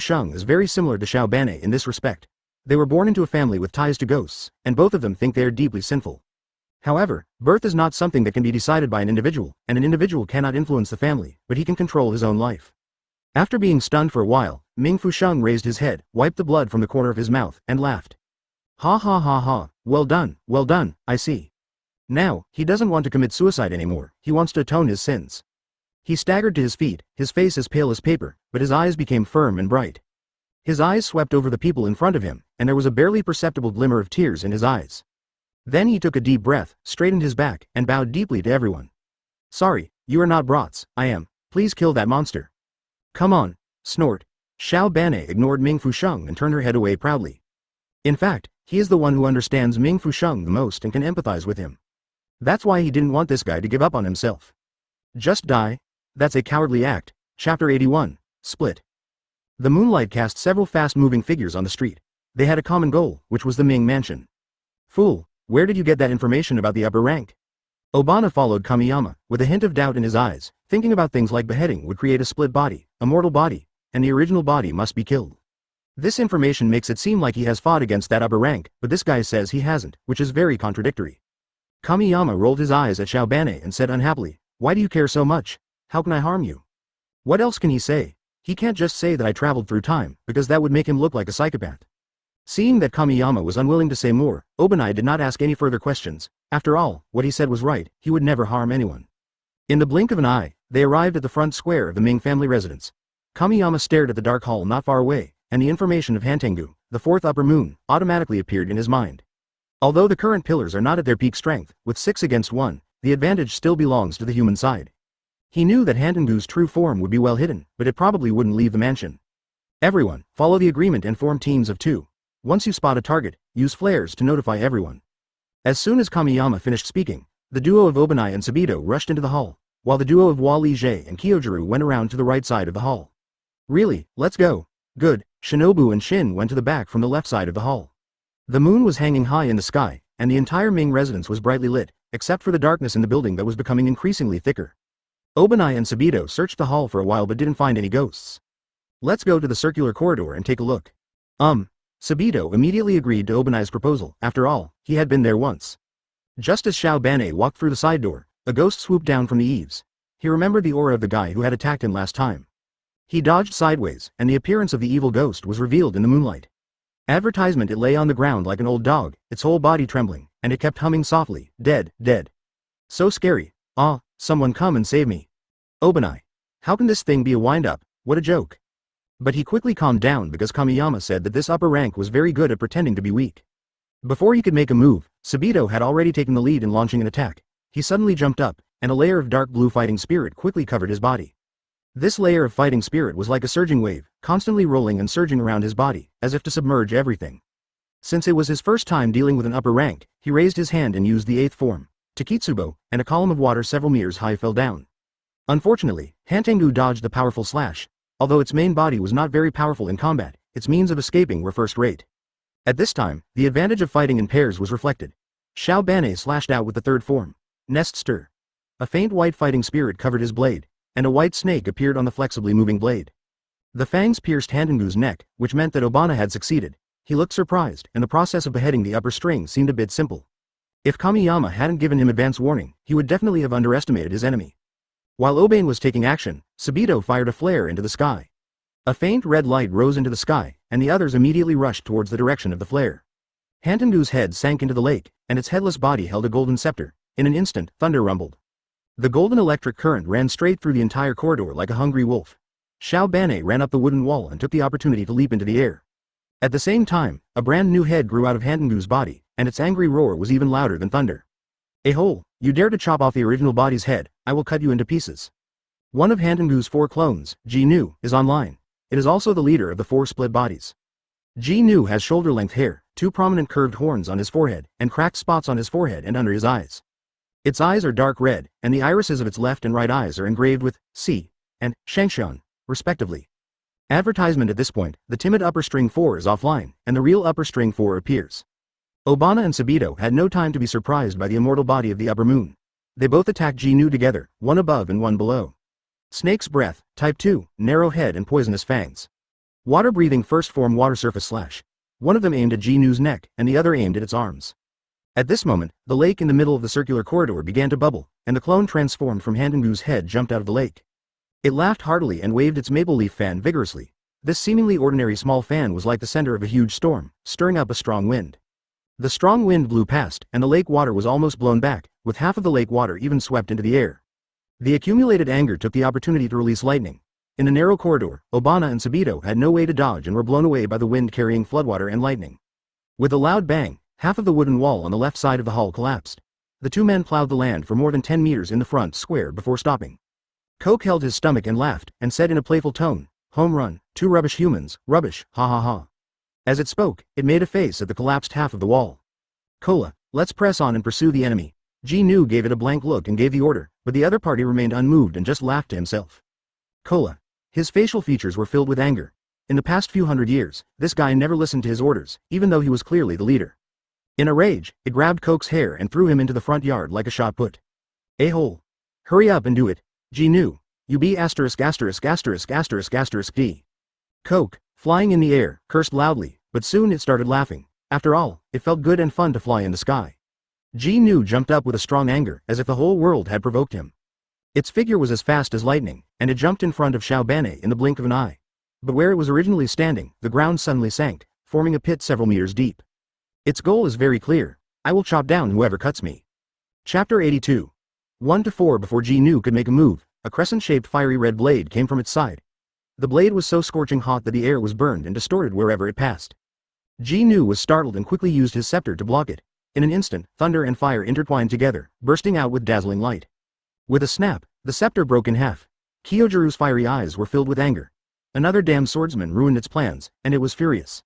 It dodged the slash by leaning sideways, but was still touched a little by the blade wind. In desperation, it chose to keep its distance. Kyojiru pulled Xiaobane up and asked with concern, "Are you okay?" "I'm fine. Thank you very much." Xiaobane stared at Ji-Nu with cold eyes and said slowly, "Leave it to me." Seeing that something was not right, Kola immediately waved his fan and a gust of wind blew out, but before the wind reached Kyojiru and the others, a burly figure fell from the sky. Along with a loud explosion, countless blade winds cut off the strong wind, and dust flew everywhere in an instant. As the dust cleared, Uzui Tengen turned his head and smiled, the diamond chain hanging from his forehead sparkling, and said proudly, "I make a grand appearance, ha ha ha ha." In an instant, the situation reversed, 4-2. However, Ji-Nu and Kayla didn't care at all. After all, as long as their original bodies were not dead, they would not die no matter how many times they were beheaded. Boring. Xiao Banei made a sharp comment and passed by Brother Huali like a swift poisonous snake. Zhao Banei, what do you mean? You are such an unromantic guy. Brother Huali immediately started cursing and stamped his feet in anger. Under the hazy moonlight, a huge white snake was advancing in a winding manner across the square, its head raised high, its sharp fangs emitting a cold light, and its eyes cold and merciless. Snake's breath formed 5 long winding snake. Xiao Banei's figure flickered in the snake's body. His target was the accumulated anger, and the two of them were fighting to the death. The accumulated anger was not in vain. It tightly grasped the golden scepter, and lightning surged around it, and the earth cracked. Boom! The sword light and the lightning light collided in the air, making a deafening noise. Under this powerful impact, a large hole was smashed into the ground, and dust and smoke were everywhere. Advertisement. Wow, how amazing. Kola, who was watching the show on the side, was like a kindergarten kid who had been praised by his teacher, laughing and clapping his hands. Kola, if you still want to be lazy, I will kill you next. With such a crappy teammate around, it was so angry that its lungs were about to explode. It cursed Koch while fighting with Xiao Banei in the deep pit. When the Nichiren blades and the scepter collided again, Ji-Nu took the opportunity to stick out his head to be chopped off by the other party. After all, that idiot Koch was unreliable, and he had to call some more people out. Obani was so focused on killing this guy that he completely forgot about Kamiyama's instructions. He told the others to try not to decapitate the clone of upper rank 4. With one slash of the knife, the angry head flew out of the pit. In the blink of an eye, a ball of black mist exploded in the air, and a brand new clone rushed out of the mist. This clone likes to laugh just like Koch, but it has a big physical difference from Ji-Nu and Koch. Kangxi is half ghost and half beast. He has a strong body, wings, bird claws on his hands and feet, and a golden bead decoration on his waist. Without waiting for Ji-Nu to issue an order, Kangxi had already taken action impatiently. It opened its mouth and took a deep breath. As it inhaled, its chest began to rise and fall violently. Immediately afterwards, a vortex-shaped sound wave gushed out of its mouth, sweeping across half of the square like a tornado. Not only its enemies, but even Ji-Nu and Koch were shocked by the sound waves and bled from all 7 orifices. Xiao Banei, who was closest to Kangxi, even experienced temporary deafness in both ears. He was too angry to scold this stupid teammate and just wanted to take advantage of the human disease to kill him, so he smashed Xiao Banei's head with a scepter. At this moment, Sabito intervened in the battlefield. He jumped into the air, spun at high speed, and the azure water wheel chopped off the angry arms. At the same time, Kyojuro and Uzui Tengen attacked together. One rushed towards Kola, and the other jumped into the air and slashed at Sora. With the joining of 3 people, the battlefield was divided. Kyojuro pushed Kola into a corner, and then a fiery red fighting spirit rose into the sky. A flaming tiger with its mouth wide open jumped out from behind Kyojuro, and Kola ran away. It twisted its spine with a smile, turned its upper body 180 degrees, and waved the round fan with all its might. A dozen solid circular wind balls whizzed towards Kyojuro. Yanhu neutralized the wind ball, and Kyojuro cut off Koch's head with a knife, but he felt that the other party did it on purpose. Sure enough, Koch's severed head grew flesh and blood at a speed visible to the naked eye, and Aiju appeared. Why do we have to fight again? How sad. Advertisement. Aiju frowned, with an extremely reluctant look on his face. He held a cross-manji gun in his hand, and the moment he appeared, he launched the blood demon technique. Tear-inducing stab at Kyojuro. The next moment, blood-red cross-shaped gun shadows swarmed in like raindrops. Kyojuro swung his sword to block, and the clanging sound of the blow echoed throughout the square. Sabito, go help Kyojuro. Okay. Obani chopped off Ji-Nu with a knife, and Sabito took the opportunity to withdraw and face Koch. Several people also realized the power of upper rank 4's blood demon art, and were able to do it by themselves. The most outrageous thing is that Fusashi's real body and his clone are immortal. In the ruins to the left of the main hall, 2 figures were observing the battle. They were Kamiyama and Kochou Shinobu. Really, should we go help? Shinobu asked. Wouldn't it be too slow for just the 2 of us to find the main body? The mansion is so huge, it's like looking for a needle in a haystack. Kamiyama nodded and suggested, how about I hold these 4 clones back by myself, and you 5 go find the original one? This is the only way. You'd better be careful. Kochou Shinobu nodded. She and Kamiyama had just made a rough measurement and found that the Ming mansion occupied an absurdly large area. Then follow the plan. Okay. Kochou Shinobu quickly ran in the opposite direction of the battlefield and soon disappeared in the lush green plants. At the same time, at the bottom of the lake in the middle of the way-shaped corridor, the true form of upper rank 4, the coward, was hiding under the mud and sand. It moved its ears slightly and heard the entire conversation between Kamiyama and the other person. Fool. You bunch of idiots, you can't imagine that I'm hiding right under your noses. The cowardly ghost mocked in his heart, and when his head fell into the lake, he hid inside. Next, it just needs to wait until human's physical strength is exhausted, and then its strongest clone, the hateful Amber, will kill them all. Chapter 83. Hateful Amber Heaven. Kamiyama took a deep breath, he gripped the hilt tightly and took a stance. He saw red gold arcs rising from the soles of his feet, the Nichiren blades and the scabbard collided and made a sound of fighting. His eyes were like an eagle, quickly sweeping across the entire square and finally falling on Kang Shi. At this moment, Kang Shi and Huali were in a fierce confrontation and did not pay any attention to Kamiyama, the sixth player. It was impossible to talk to a ghost openly and honestly. He slowly exhaled a breath of foul air, and the lightning on his body reached its peak. As thunder exploded in the clear sky, Kang Shi fell like a malfunctioning plane. Huali raised his eyebrows at Kamiyama and consciously withdrew from the battlefield. At this point, the first stage of the plan began, and actor Kamiyama came online. After beheading Kang Shi, he turned around and swam away, and a series of azure blue figures formed a dragon. The breathing of Dao, water form, and walking dragon were activated, and the angry dragon swallowed up Kelly and Iju in an instant. After beheading 3 clones in a short while, Ji Nu immediately noticed the guy who suddenly broke into the battlefield. This pillar is unnaturally strong, and the clone is no match for him. Damn it! Damn it! Its eyes widened, and every cell in its body was roaring. In an instant, the golden thunder turned black, just like the unsuppressible anger. Xiao Banei retreated quickly. Even if he wanted to kill Ji Nu, he had to act according to the plan. As he ran past Kamiyama, he whispered in his ear. I leave it to you, glutton. Shin smiled slightly, then turned his gaze to Ji Nu's. He made a thumbs-down gesture and said sarcastically. Weakling, I can beat 4 of you alone. This statement is both a mockery and a fact. Hantengu's 4 clones are indeed no match for Kamiyama. Hole. You're looking for death. You all heard it, do it now. His face turned red, his eyes were wide open, veins bulged on his forehead, his teeth were chattering, and he was roaring loudly. In an instant, Ji Nu, Kayla, Kang Shi and Iju surrounded Kamiyama from 4 different directions. Although they had different personalities, they could not stand such an insult. The original 4-on-4 situation turned into 1-on-4, and even so, they were still ridiculed by that human. 4 blood demon arts were activated at the same time. Advertisement accumulated anger black thunder, coke wind bite. Skyjoy, ultrasound, a piercing of sorrow and tears. Facing the siege of the 4 clones, Kamiyama remained calm, without any fear. A stream of earthy yellow fighting spirit gushed out of his body, lingering around him like smoke. This fighting spirit exuded a powerful and heavy aura, as if the power of the earth was gathered in him. Breathing of Dao shape of mountain Xuanwu. As the Nichiren blades in Kamiyama's hands danced, the ochre-colored fighting spirit began to flow rapidly, forming a strange light. In this light, the image of a huge basalt gradually emerged. The blade wind deflected the combined attack of Hantengu's 4 clones. Under the influence of the residual power of this force, the ground was full of cracks, floor tiles flew everywhere, and the front square was in ruins. The dust cleared, and Kamiyama walked out in front of the shocked gazes of the 4 clones. He dusted himself off and said in a sarcastic tone. Oops. That's amazing. I almost died. What a bunch of rubbish. I suddenly feel that a dog is better than you guys. Why doesn't Muzan go find a dog? Hearing this, Ji Nu's face turned livid in an instant. He clenched his teeth tightly, and pieces of tooth fragments flowed out of his mouth. He was so angry that his teeth were broken. He was waiting for the breath of the rest of the humans to disappear. Finally, the presence of other humans completely disappeared. They probably went to look for the real body, but the real body was right in front of them and they would never find it in their lifetime. Thinking of this, Ji Nu felt better. Ji Nu suddenly held his forehead and laughed wildly, because next, it was Zheng Botian's turn to vindicate the name of upper rank 4. Ha ha ha ha. You boring human, do you think you are strong just because you can fight 4 people alone? Do you think you can kill us with just your few men? How ridiculous. Ji Nu held his forehead with one hand, and the other 3 clones stared at Kamiyama with the same deadly eyes. The 4 ghosts said in unison, advertisement, next, it's 1-on-1 time. Human, go to hell.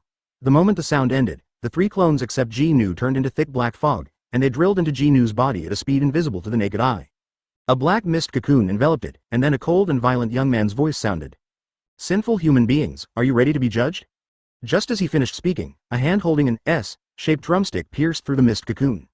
Hantengu's strongest clone, Zan Boshin, appears. If the 4 clones are not powerful enough, it can fight against Kamiyama. The appearance of the apothecary is the same as his voice, that of a child, with 2 protruding curved horns on his forehead, and cracked spots on his forehead and under his eyes. His golden pupils are surrounded by deep red whites. He is wearing golden armor, looking mighty and domineering. On his back are 5 drums with the word Zeng, awesome, on them. Kamiyama made a sword flower and became visibly serious, thinking that the Zanbo Dien had finally appeared, which also meant that the cowardly ghost's original form was nearby. What he has to do next is to fight with all his strength, and then he will be exhausted and defeated. When there is only one person left, the cowardly ghost may be attracted out by the thin blood. For Kamiyama, his acting skills are much better than his sword skills. He was seen stepping on thunder and arriving in an instant. Just when the lightning was about to engulf Zeng Boshin, the other party easily retreated and dodged. Aren't you very strong? Zeng Boshin mocked. I'm standing right here, why can't you cut me? What it didn't know was that Kamiyama had not been using his full strength since the moment he intervened in the battle, and he was only using 70% of his strength to fight against the 4 clones. In order for the plan to proceed smoothly, he naturally would not go all out. It would be enough to fight Zhang Boshan on equal terms. Hantengu is extremely schizophrenic, and different clones have different personalities. This is the strength of its blood demon magic, but also its weakness. Otherwise, Ji Nu would not have provoked Zhang Po Dian to appear. Come on, cut me down, weak human. Zhang Boshan gave a thumbs up with a smug smile on his face. Being scolded made him feel much better. After all, everything Kamiyama had just done was shared by the 4 clones in its memory. Not only the 4 clones, but even the cowardly ghost hiding under the lake was shaking with anger. I have been serving as the 4th senior in the past few hundred years, and have never suffered such injustice. Now that the main body is safe, we must teach this ignorant human being in front of us a bloody lesson. Chapter 84. The cowardly ghost appears. Boom, boom, boom. The sound of the drums was like huge rocks hitting the ground, making a deafening noise, and the sound seemed to penetrate one's soul. As Zenposhin slowly lowered his hands, there was only arrogance and self-superiority in his eyes as he looked at Kamiyama.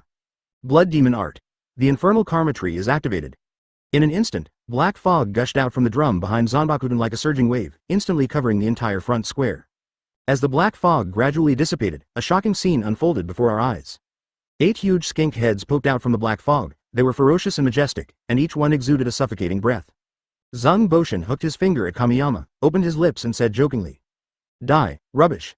The skink roared and charged at Kamiyama, who smiled. That was more exciting.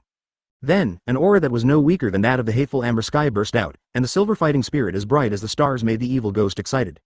The moment the 4 skinks clashed with Kamiyama, the other 4 simultaneously unleashed the blood demon jutsu, Thunder Kill. Kamiyama had no way to escape the all-encompassing strangulation and violent lightning, and the small space made it impossible for him to use the Xuanwu skill. Since you can't stop it, then fight. Sometimes, attack is the best defense. In an instant, a silver beam of light shot up into the sky, the thunder was shattered, and a pair of golden eyes lit up between the skinks, and that golden color was like the sun that never goes out. At the same time, the afterimage of a full moon emerged from the encirclement among the skinks, and a full moon shaped slash crushed 4 skinks. Kamiyama's entire body was wrapped in a layer of silver fighting spirit. What was different from before was that this fighting spirit was unusually strong. Breath of Tao shape of earth full moon. He approached Zhang Boshan step by step, and with every step he took, a silver crescent-shaped blade of wind would shoot out from his side. Zhang Boshan frowned. He estimated that this human was using his strongest sword skills, but there must be a time limit. It hurriedly beat the Teiko, and the 4 skinks that were originally broken returned to their original state. They raised their heads, and 4 different energies condensed in their mouths. Roaring, thunder, storm and tears. These 4 blood demon arts originated from the 4 great clones, and their power is much stronger than the original ones. Advertisement as the blood vampire magic spewed out of the skink's mouth, 4 different colors shone together in the air, forming a creepy scene. White sonic booms continued, as if to swallow everything. Purple lightning condensed into pillars, making crackling sounds. Black wind blades intertwined into a large net, leaving nowhere to escape. Blue spears were like lasers, making a deafening roar. The whole scene was like the end of the world, making people feel desperate. Gullies several meters deep appeared on the ground, large chunks of soil floated into the air, and sand and rocks flew everywhere, with an unstoppable force. But in this hellish scene, only a silver light was growing brighter. Kamiyama held a knife in one hand, with a full moon hanging high behind him. His crimson high ponytail swayed wantonly under the terrifying aura. There was no need for fancy sword moves, he just raised his hand and swung it. A huge 10-meter-long blade wind shot out like a cannonball, surrounded by many small silver crescent blades. When the 2 forces collided, a loud bang reached the sky. Kamiyama walked out of the smoke with an expressionless face. At this moment, he was like a god descended to earth.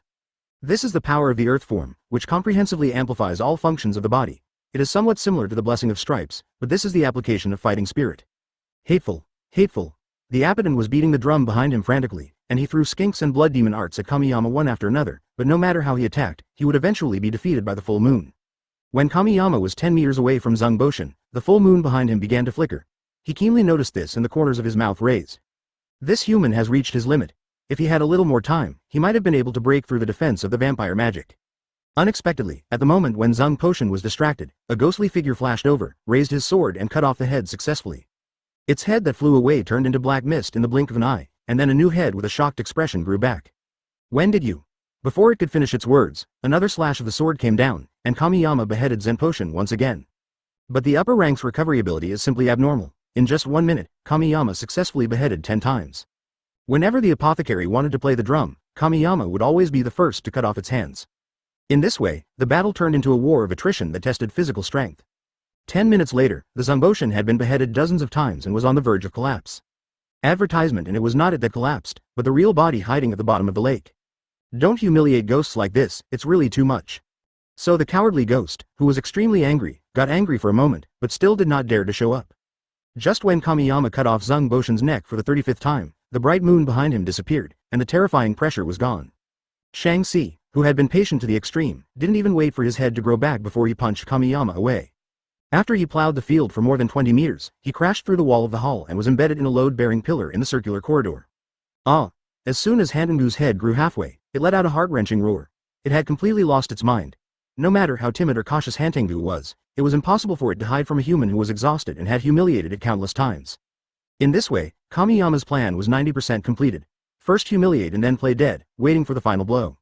Sure enough, Zhang Boshan's figure flashed, like a bolt of thunder out of the blue, and a thin black line instantly came to Kamiyama. He was surrounded by hot blood, including his own and Shimizu's drunken blood. Perhaps under normal circumstances, these two things cannot affect the upper ranks, but it is a different story for someone who has lost his mind. Zhang Boshan grabbed Kamiyama's hair and dragged him towards the lake like a corpse, and blood drew a line in the corridor.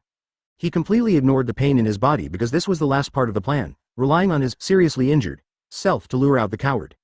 Obviously, his plan was successful. The coward is timid and cunning, and he is more cunning than it. How could it have imagined that Kamiyama, who looked so miserable, actually still had the strength to fight? Gulp. Gulp.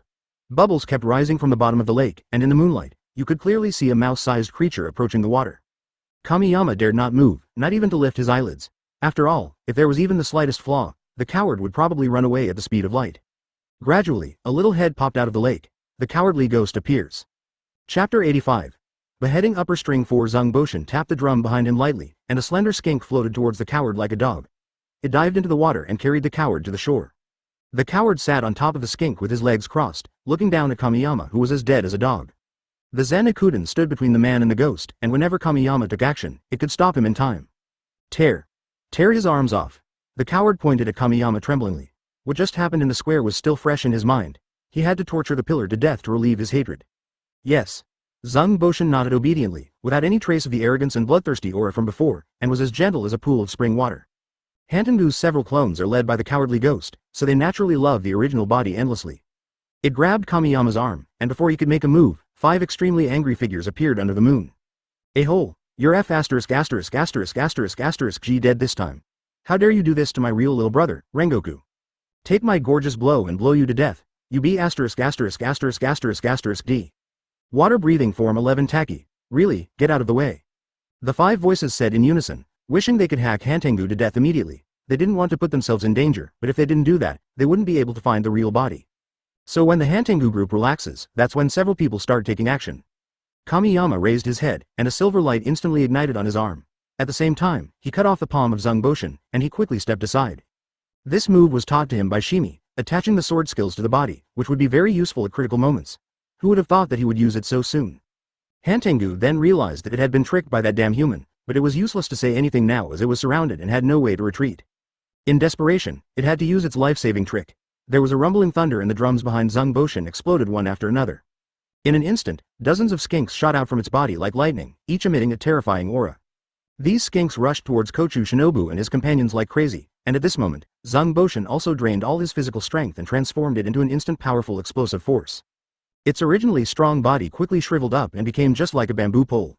It unleashed all its blood magic into this small space at once, and in the blink of an eye, the Ming family's hall was razed to the ground. There were broken walls and ruins everywhere, and Zhang Boshan turned into ashes because his energy was exhausted. Kamiyama had not expected this scene. He had not expected that there would be such a trick when the original body and Zanbakuden were together. Breathing of Dao, form of earth, full moon possessed, a round halo emitting silver light slowly rose from behind Kamiyama. He seemed to have transformed into a shining meteor, breaking through the ruins at an astonishing speed. Advertisement. The silver light streaked across the sky, illuminating the surrounding darkness. After a quick glance and finding that everyone else was fine, he rushed straight towards the coward. The cowardly ghost's last move was a miscalculation. Not only did it fail to hurt the enemy, but it also blew up its shelter. Looking around, the main hall part of the Ming family residence is flat, without even a single piece of vegetation. How could a coward with no fighting ability possibly dodge Kamiyama's sword? The Nichiren blades flashed with dazzling silver light and drew an arc in the air, slashing down towards the cowardly evil ghost's neck with an irresistible force. At this critical moment, the coward's body swelled rapidly, and the flesh was like wriggling maggots, and a taller figure appeared. This is the last incarnation of the original body when he was helpless, the ghost of hate. Of course, this is just the mimicry of the ghost of cowardice, which is hidden in the heart of the ghost of hate. Kamiyama raised his sword and beheaded the hateful ghost. He then immediately twisted the blade, aiming for the ghost's heart. The cowardly ghost hiding there was stunned, as if this human already knew where he would hide. It was desperate and gave up its mimicry without blinking an eye. It jumped into the air and jumped towards the ruins nearby in panic, shouting and screaming. 100 eyes. Come and save me. You be asterisk asterisk asterisk asterisk asterisk D. It's all your fault for wanting to eat people. 100 eyes. Hearing this, Kamiyama's whole body trembled. He didn't expect that it was that guy, whose strength was not weaker than the previous upper rank. As soon as he finished speaking, dark purple mud appeared on the ground beneath the cowardly ghost. A strong arm stretched out from it and grabbed the cowardly ghost. You are such a waste, you might as well just die. The weak don't deserve to live. Beimei really wanted to throw the coward to Kamiyama, but Muzan's cells had the ability to transmit. If it did so, it would have to fight Muzan. To be honest, he didn't want to go back underground, he just wanted to challenge Kamiyama in his peak state. After much deliberation, it decided to save Hantengu. However, Baimu played a trick. Only one of its arms was exposed, and it was extremely slow to retract it, so it dragged on for 2 seconds. Then, a silver blade wind flashed by, and Baimu's arm flew into the air like a kite with a broken string. The cowardly ghost was confused, but it had no chance this time. Advertisement Kamiyama raised his sword and slashed, and the coward's body and head fell to the ground together. Upper Moon 4, Hantengu, Beheading. It lived a life of extreme misery all its life, but unexpectedly met a stupid teammate in the end. The silver light faded, and he turned to Kochou Shinobu and the others and shouted at the top of his lungs. Run! Run! As soon as the words fell, a slender, pale ghost popped out from the mud on the ground. It looked like Baimu had thrown it out, and it definitely wasn't its own will. Ah, Master Baimu, I don't want to die yet. The ghost fell to the ground and stood up trembling. It was thin and frail, like a heavy smoker. Its body was covered with purple cracks, just like a piece of broken porcelain that was then put together with water. The dark purple eyes stared at Kamiyama, with hatred surging in an almost material form. The word, upper rank, was engraved on its left eye, but there was no word engraved on its right eye.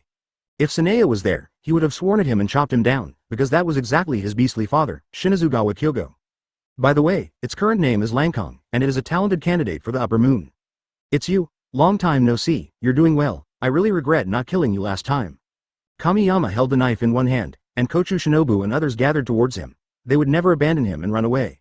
The 6 men fought in a row. Although they were injured by the explosion just now, with the help of saving your life 3,000 inches, they were fully capable of fighting. Kamiyama looked left and right, smiled bitterly, and said, There's at least 1/2 upper string on the scene. Kochou Shinobu gave him a slap on the face and said angrily. So what? I'll run away, you big head ghost. Fool, do you think I'm weak? Running away is not my style. If I want to fight, then I will fight, ha ha ha. That's right, running away is not gorgeous at all. Really, I can't leave my friends behind. Chapter 86 I said I won't fight, so I won't fight. Kamiyama laughed loudly. The next battle was just a fight to the death. Having like-minded people walking with you is enough in life. Daikong stood respectfully beside the dark purple mud. It knew that the 100-eyed ghost was right underneath. It also knew that guy's character very well. He was simply lawless. The dark purple mud on the ground made a gurgling sound, and bubbles kept bursting. Finally, Baimu came out. What is different from when it just left the seal is that it is no longer a shriveled corpse but a sturdy warrior. Baimu's upper body was naked, and his eyes were wriggling hidden under his bloodless skin. There are a total of 100 tightly closed eyes distributed throughout its upper body. These eyes are of different sizes and shapes, as if they are asleep. Each eye is decorated with a circle of black lines, and its lower body is covered in black samurai armor. Tiandao Kamiyama, long time no see. You seem to have become stronger again? Baimu crossed his arms and stared at Kamiyama intently. In his eyes, other people were just like air.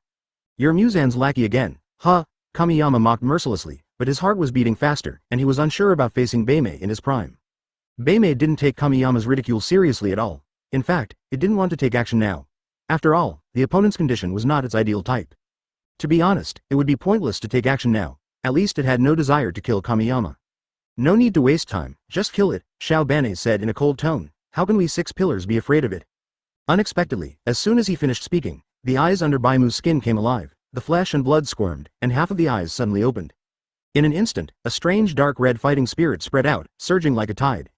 They intertwined and entangled with each other, forming dark red air currents, like a group of dark red snakes dancing in the air. There was a loud bang, and the ground under Baimu's feet collapsed, revealing a huge pit several meters deep and more than 10 meters wide. This was simply because it released a little bit of its fighting spirit. Except for Kamiyama, the others all gripped the hilts of their swords tightly and stared at Baimu with serious expressions. For a moment, they felt as if they had walked through hell. The numberless upper rank in front of them was very strong, so strong that it was beyond their imagination. Xiao Banei's hair stood on end and his hands trembled violently. It was a fear that came from biological instinct and was not something he could control. Only Kamiyama knew that Baimu didn't want to take action for the time being. He took a deep breath and said casually, "If I hadn't consumed so much energy, do you think you could be so arrogant here? Advertisement, by Mew. Do you dare to wait for me to practice for a few more years?" Hearing this, the others all looked at Kamiyama. This was just like fooling a little kid. No human being. No. Not even a ghost would agree to this, right? But Baimu's next speech shattered several people's worldviews. It first laughed a few times, then closed its eyes, and the suffocating feeling of oppression disappeared. "Of course, no problem. I know you can be even stronger. I'll wait for you, Tendo Kamiyama." Other pillars of the Demon Slayer core. Lazy Sky. Just like that, both forces were silent for a full minute. No one dared to speak, and there was not even a breath. Xiao Bane and the others knew very well that if they took action today, even if they could kill Baimu, someone would definitely have to give the blame here. Lazy Sky was the first to break the silence. He looked at Baimu in disbelief and suggested, "Master Baimu, shouldn't you kill a few of the pillars so that you can report to the master?" Its tone was extremely tactful, for fear of offending Baimu. "Are you questioning my decision?" Baimu glanced at Daikong with disdain. In the entire ghost camp, there were only two people it cared about. One is Kokushibu, and the other is Akaza, who also pursues the ultimate in martial arts. But upper string 4 cannot be in vain. Without waiting for Daikong to finish speaking, Baimu threw a punch, and in an instant, its upper body turned into a bloody mist. "If I say no, then I won't fight. Muzan is nothing, and who are you?" The next second, a dark purple quagmire appeared under Daikong's feet, and it slipped away in a hurry without even waiting for its body to recover. Baimu was a madman, a complete madman. If it weren't for Lord Muzan's order, he would never want to work with Baimu even if he was beaten to death. "I want to spar with you," Baimu smiled. In fact, it couldn't wait to fight, but it would not kill. As a ghost, it can grow back broken limbs and break through limits that humans cannot reach, so it values Kamiyama, a human, more. Being able to accomplish things that break human limits with a human body is what it considers powerful. Therefore, its current goal in life is to kill the strongest Kamiyama. It would be nice to practice now. "Good. Advertisement. But I have one condition, let them leave." Kamiyama pointed at the people around him and said seriously. Baimu waved his hand. After all, it didn't care about the life or death of other humans, nor did it care where they went. It only had its opponents in its eyes. "Everyone, I know Baimu. It is different from other ghosts. It keeps its word." Kamiyama looked around and said seriously, "It won't kill me. You are just getting in the way if you stay here. Let's go." Hearing this, Baimu nodded with satisfaction, thinking that his opponent still understood him well. "Do what you say, this is your principle, but... really, we can't abandon you, let's go, trust me." Kamiyama waved his hand, still with a confident smile on his face, a smile as warm as the sun. When they saw this smile, several people were stunned. Yes, Gen is still Gen, and he will definitely do what he promised. The few of them said nothing more and turned away, because what Gen said was true. If they stayed here they would only become a burden to him. Xiao Bane clenched his fists tightly, blood seeping out from between his fingers. He hated his own weakness and hated himself for not being able to fight alongside his best friend. The same is true for Kyojuro, Sabito, and Uzui Tengen. Their desire to become stronger is at its strongest at this moment. They didn't want Kamiyama to become a wall to block danger for everyone, they wanted to stand with him. After walking a few steps, Kochou Shinobu ran back with red eyes. She hugged Kamiyama from behind and said in a crying voice, "I'm not leaving, I'll just watch from the side. I don't want to go, I don't want to leave you." The other people also stopped and turned to look at Baimu, saying in unison, "I'll just watch over you too. If you really die, we'll take you with us." Baimu sneered, with disdain, disgust and even contempt in his laughter. He slowly said, "Take me to death, are you worthy?" Chapter 87. Go all out but can't help but hold back. "Of course, I don't care whether you bunch of trash are here or not. Stay away, and be careful not to get run over by me." Once Baimu changed the person he was talking to, he became like a different person, extremely arrogant. Kamiyama gently wiped away the tears from Kochou Shinobu's eyes. His fingers gently slid across her cheeks, and his voice was as gentle as the spring breeze. "Don't cry, just stay here." After saying that, he turned and walked towards Baimu. In his opinion, this guy was simply too weird. If it wasn't a ghost, Kamiyama would really like to make friends with it, but unfortunately there are no ifs and wherefores, only a fight to the death. After all, Hyakume is not Tamayo and Yushiro, let alone Nezuko. It is an evil ghost that does not value life. He raised his knife and pointed it at Baimu, saying heroically, "Baimu, let's have a fight between real men." As soon as he finished speaking, 50 dark red eyes lit up, like strange stars, staring at Kamiyama intently.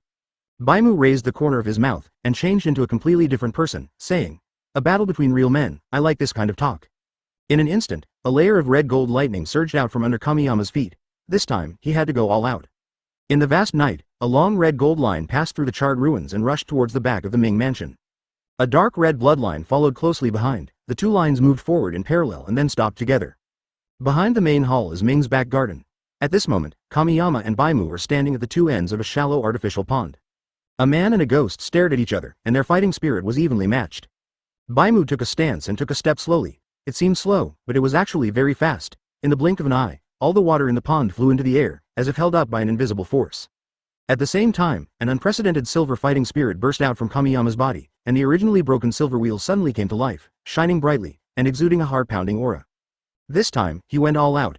There was a loud bang, and an even more dazzling fiery red fighting spirit burst out from the dazzling silver light. The wings of the vermilion bird were spread out and burning wildly.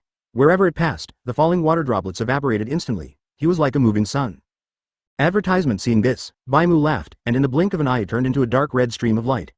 A deep ditch appeared on the ground, and half of the pond turned into a deep, dried-up lake. Its moves are the simplest, just a straight punch. Accompanied by a loud bang, the whole world seemed to be shocked by this powerful force. Silver, fiery red and blood-colored energies intertwined in midair, forming a colorful yet dangerous scene. The flashes of swords and fists were like two giant dragons fighting and colliding with each other, and every collision caused a strong energy fluctuation. After each collision, the Ming family's back garden would tremble violently, and everything on the ground became chaotic at this moment, with dust flying and grass and trees falling. The pond that was already half destroyed by Baimu disappeared in an instant, and was replaced by a charred pit nearly 10 meters deep. Kochou Shinobu and other 5 men stood on the ruins of the main hall. They held their breath and concentrated. Every sound touched everyone's heart. They usually just spar with each other and don't actually have a true understanding of Kamiyama's strength. At this moment today, they realized how powerful the annoying guy who was always laughing and playing pranks was. 100 eyes means that the creature has unleashed the full power of its 100 eyes, right? Sabito said solemnly, but only about 50 of its eyes are open. Upper rank 4 is only the lowest among the upper ranks. This is probably the true strength of the upper ranks. If the 5 of us attack together, we'll probably be on par with a 100-pointer with 50 points. I'll work harder in the future. Kyojuro clenched his fists, determined to catch up after realizing the gap. The enemies the Demon Slayer Corps faced were far more powerful than they had imagined. Kochou Shinobu bit her lower lip, blood oozing from her mouth, and she wanted to rush forward immediately. But that would only distract Jen. She was extremely conflicted, and her heart skipped a beat every time the ground trembled. Looking back at the charred pit that looked like the gate to hell, there were 2 kinds of fighting spirits wandering on the walls of the pit, and the inside was full of dust. But the sound of the beating was much weaker. As a gust of wind blew over, Kamiyama was revealed in tattered clothes. His body was covered with wounds. Some of the wounds were more than 20 centimeters long, and some had exposed the bones.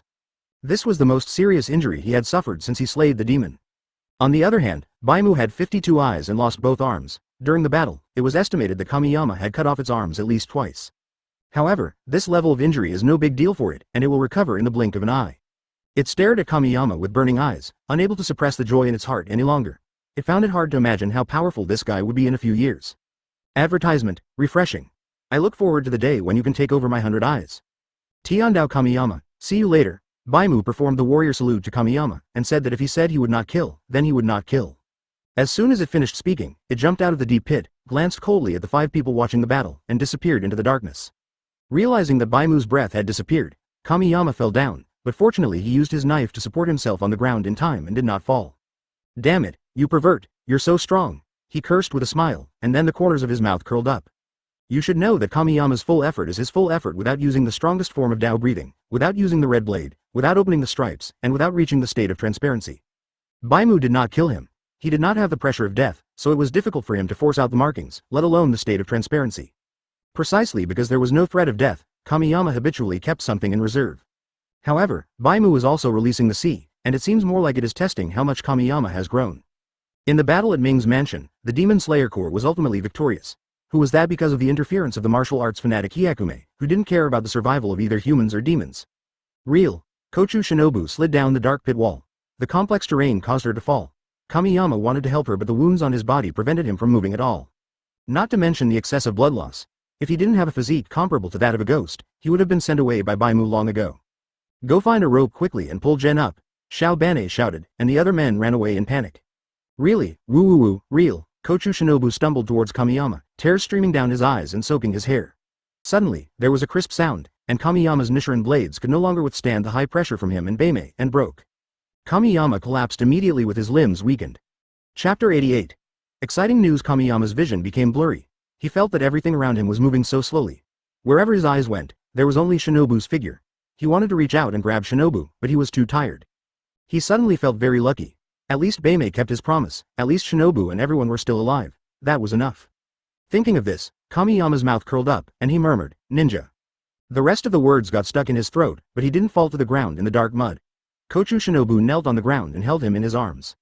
She held Kamiyama's right hand tightly, carefully placed it on her lips, and kissed it as if it were a rare treasure. She smiled and cried, and replied, "Really, I'm here, I've always been here." He lay in Kochou Shinobu's arms, and the two of them stood like sculptures in the charred pit, as if they were the only two people left in the world. Kamiyama took a breath for a moment, raised his bloody hand to wipe away the tears on Kochou Shinobu's face, and forced a smile very weakly. "Shinobu, your face will not look good if you cry. At least we are all still alive, isn't that great? Smile, I like to see you smile. I'm tired, I'll take a nap first, see you later." His hand slipped quietly, and of course, he was really tired and hungry, so he fell asleep. Seeing this, Kochou Shinobu was completely panicked and she burst into tears. "Really, please don't leave me." Obani stood silently by. He noticed that Kamiyama's chest was rising and falling rhythmically. Thinking about Kochou Shinobu's speech, the corner of his mouth twitched.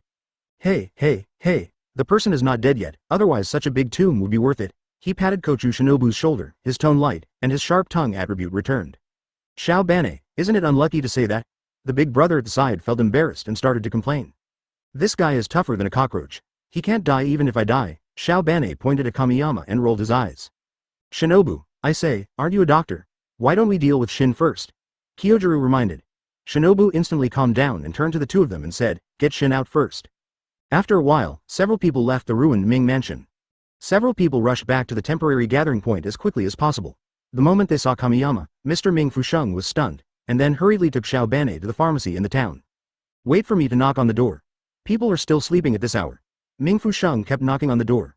"Human lives are at stake. Open the door quickly." After a while, no one answered. Xiao Bane's face turned dark and he kicked the door of the pharmacy open. The owner of the drugstore was standing behind the counter facing the store door. After the Ming family tragedy, who would dare to open the door in the middle of the night? Advertisement. Seeing two strangers breaking in, the boss was about to shout, but he saw a knife flashing with a cold light stopped in front of his eyebrows, and he was instantly speechless. Don't kill me, the money is all here." Before the pharmacy owner could finish, Xiao Bane slapped a large sum of money on the counter and said coldly, "Buy medicine, now, immediately. Also, stop yelling, it's annoying." The drugstore owner's mind went blank. This guy was really nice. He could have robbed the person openly, but he still gave him so much money. The boss, who was almost scared to death, prepared the medicine according to the prescription written by Kochou Shinobu, and then handed it to Obani respectfully. He took the medicine and left without any hesitation. This guest gave too much money. The figures of Xiao Bane and Ming Fusheng had disappeared into the night, and only one sentence floated into the pharmacy. "Don't look for it, don't talk nonsense." The two of them sped up and ran towards the gathering point. Xiao Bane thought Ming Fusheng was too slow, so she simply ignored him and ran back alone. Kochou Shinobu spent the night applying medicine and bandaging Kamiyama's wound, and then stayed by his side. As the first rays of morning sunlight shone into the room, Kamiyama slowly opened his eyes, and what came into view was Shinobu's sleeping face. She was like a little calico cat, curled up beside him, her rosy little mouth slightly open, her breathing soft and even, her eyes closed, a hint of sadness between her brows, and she kept repeating Kamiyama's name. He caught a glimpse of the dried blood on Shinobu's hands and the piles of blood-stained gauze nearby. "I'm sorry for making you worry." Kamiyama supported himself on the tatami with one arm and turned sideways despite the pain. He gently tucked Shinobu's hair behind her ear and then carefully covered her with a blanket. After finishing everything, he lay quietly beside Shinobu, admiring Shinobu's sleeping face intently and grinning from time to time. After an unknown amount of time, Kochou Shinobu was suddenly surprised and shouted, "Really? I'm here." Kamiyama responded with a smile. "You're awake, that's great." Shinobu cried with joy and hugged Kamiyama tightly, fearing that she would lose him, completely forgetting that he was a wounded soldier. Kamiyama gasped, feeling both pain and pleasure. "Yes, I'm sorry, I was wrong." Realizing something was wrong, Shinobu quickly let go. Her face flushed and she lowered her head in embarrassment. "Advertisement, ha ha ha, hiss, ha ha ha, hiss." Kamiyama laughed while feeling the pain. "It's okay, this kind of ninja is very cute." "Okay, no more jokes. What about the others?" Shinobu looked up and replied, "They left after confirming that your life was not in danger." Mr. Ming went home. "You still need to rest. I'll stay with you." Kamiyama couldn't help but rub Shinobu's little head and said, "Just rest." Demon Slayer Corps Headquarters. It's another sunny day, and everything is peaceful and quiet at the headquarters. Yoriichi Kagaya was leaning against the gazebo in the courtyard, relying on the medicine invented by Tamayo. Although it could not cure the curse, it improved his health so that he was not unable to go out. When I looked up, I saw 4 crows flying across the blue sky, shouting almost in unison. The team successfully beheaded upper rank 4, no one was killed. The team successfully beheaded upper rank 4, no one was killed. The team successfully beheaded upper rank 4, no one was killed. The crows were like a never-ending announcer. After passing by the Lord's mansion, they flew to other places. Such shocking news must be told to everyone. The book in Kagaya's hand fell quietly to the ground with a clang. He was stunned for 3 minutes. When he came to his senses, he stood up and tears rolled down from the corners of his eyes. That was excitement, that was joy, that was shock. The usually calm Lord showed drastic emotional fluctuations for the first time. Looking back at the hundreds of years of history of the Demon Slayer Corps, is there any news more shocking than this? The answer is no. The swordsman performed a miracle. This was such exciting news. Upper string. This is great. Ha ha ha ha. Kagaya burst into laughter, and the sound of her laughter after crying shook the sky. Chapter 89. Can you accompany me to watch the bonfire party? Boom boom boom. There was a rapid knock on the door. Kochou Shinobu, who was making rice balls, put down his work and walked towards the door while answering the call. Here it comes. Here it comes. Who is it? As soon as he finished speaking, Ming Fusheng's voice came from outside the door. He had finished his housework and came to say goodbye. Ms. Kochu, is Mr. Tendo feeling better? As the door opened, Ming Fusheng stood there with a smile, holding supplements in his hand. At this moment, Kamiyama, wrapped in bandages, walked out from the inner room. After 10 days of recovery, he was able to move freely. If it were someone else, he would have to lie in bed for at least 2 months with that kind of injury. Fusheng, I've told you, just call me Jen and don't bring anything. Ming Fusheng's smile widened. He scratched the back of his head embarrassedly and said, it's just some supplements, it's okay. Fusheng, do you want to eat together? No. Ming Fusheng waved his hand, stuffed the supplement to Kochou Shinobu, and then stepped back 3 steps with a serious face. He bowed deeply to the two of them and said solemnly, thank you both for getting rid of this evil for the people. Actually, I came here today to say goodbye. I plan to study medicine and save more people until I have paid for the sins of the Ming family. Also, please say thank you to Mr. Kobane for me. Finally, it's nice to meet you. Ming Fusheng tilted his head slightly. If he hadn't met Kamiyama and his group, he would have died that night. Bye now. Goodbye. Kamiyama walked to the doorframe with a frown on his face. He and Kochou Shinobu stood side by side and watched Ming Fusheng leave. After lunch, the two sat in the yard to sunbathe. Over the years, Kamiyama rarely had such leisure time, especially time to spend with Shinobu. There is a letter. The holy blade suddenly landed in front of Kamiyama. Normally, it would stand directly on its owner's shoulder, but because Kamiyama was injured, it was afraid of hurting its owner, so it changed the habit it had maintained for several years. Of course, it still looked at Kamiyama as if he were trash, and its tone was still cold. Thank you. Kamiyama wanted to reach out and touch the holy blade's head, but he dodged it flexibly. The letter is in the master's handwriting. Advertisement. Shinobu, you guys rest assured and don't have to worry about things at headquarters for now. We have enough manpower. Also, Shimizu was promoted to Wind Pillar. Finally, thank you for making history. I will always remember it. I wish you a son soon. Crossed out. Happiness. Close black lens bracket. Kagaya's last words had a deeper meaning. After all, apart from recuperation, this was the time when the two of them were alone. Seeing the last blessing, Kamiyama's mouth twitched. Is this still the Lord's style? What was the meaning of his joke? Thank you. Kochou Shinobu curiously moved her head closer, as if she wanted to see the contents of the letter more clearly. Her face was very close to Kamiyama's, but the two of them did not notice. Ninja, my lord. Kamiyama turned his head, and in an instant, the world became quiet. In his eyes, a pair of lively purple eyes were blinking at him. What made them most shy was that their lips were just a little bit away from touching. The main thing is that it all happened too suddenly. Whoever pouts their lips will inevitably kiss. The warm breaths intertwined and entangled with each other, as if forming an invisible heat current that surrounded them tightly. Kochou Shinobu's little face instantly flushed with a bright red, as tempting as a ripe apple. Her eyes were a little blurry, and a strange feeling surged in her heart. At this time, hot steam began to emerge from her head like a fountain. Hey, Kochou Shinobu dodged shyly and fell off the recliner. She stood up hastily and ran out in shame. Shinobu covered her face and wished she could find a hole to crawl into. She and Jen were not in that kind of relationship yet she actually wanted to kiss him. It's simply hooliganism. In fact, Shinobu has always been a very traditional girl. There are some things she will only do after establishing a relationship. I'm going to buy some rice. You have to be a good boy at home. Hearing Shinobu's strange tone, Kamiyama laughed out loud. After all, he was a modern man, and many of his thoughts were different from those of Shinobu, an old antique. Ha ha ha, so cute, hiss, the wound on my chest, hurts, it hurts, ha ha. After a few hours, Shinobu returned to their temporary home with a lot of luggage. She looked absent-minded from the moment she came back until she finished her meal. Advertisement, Shinobu. The food is about to go up your nose. Kamiyama interrupted Shinobu's thoughts with a smile and asked directly, what's the matter?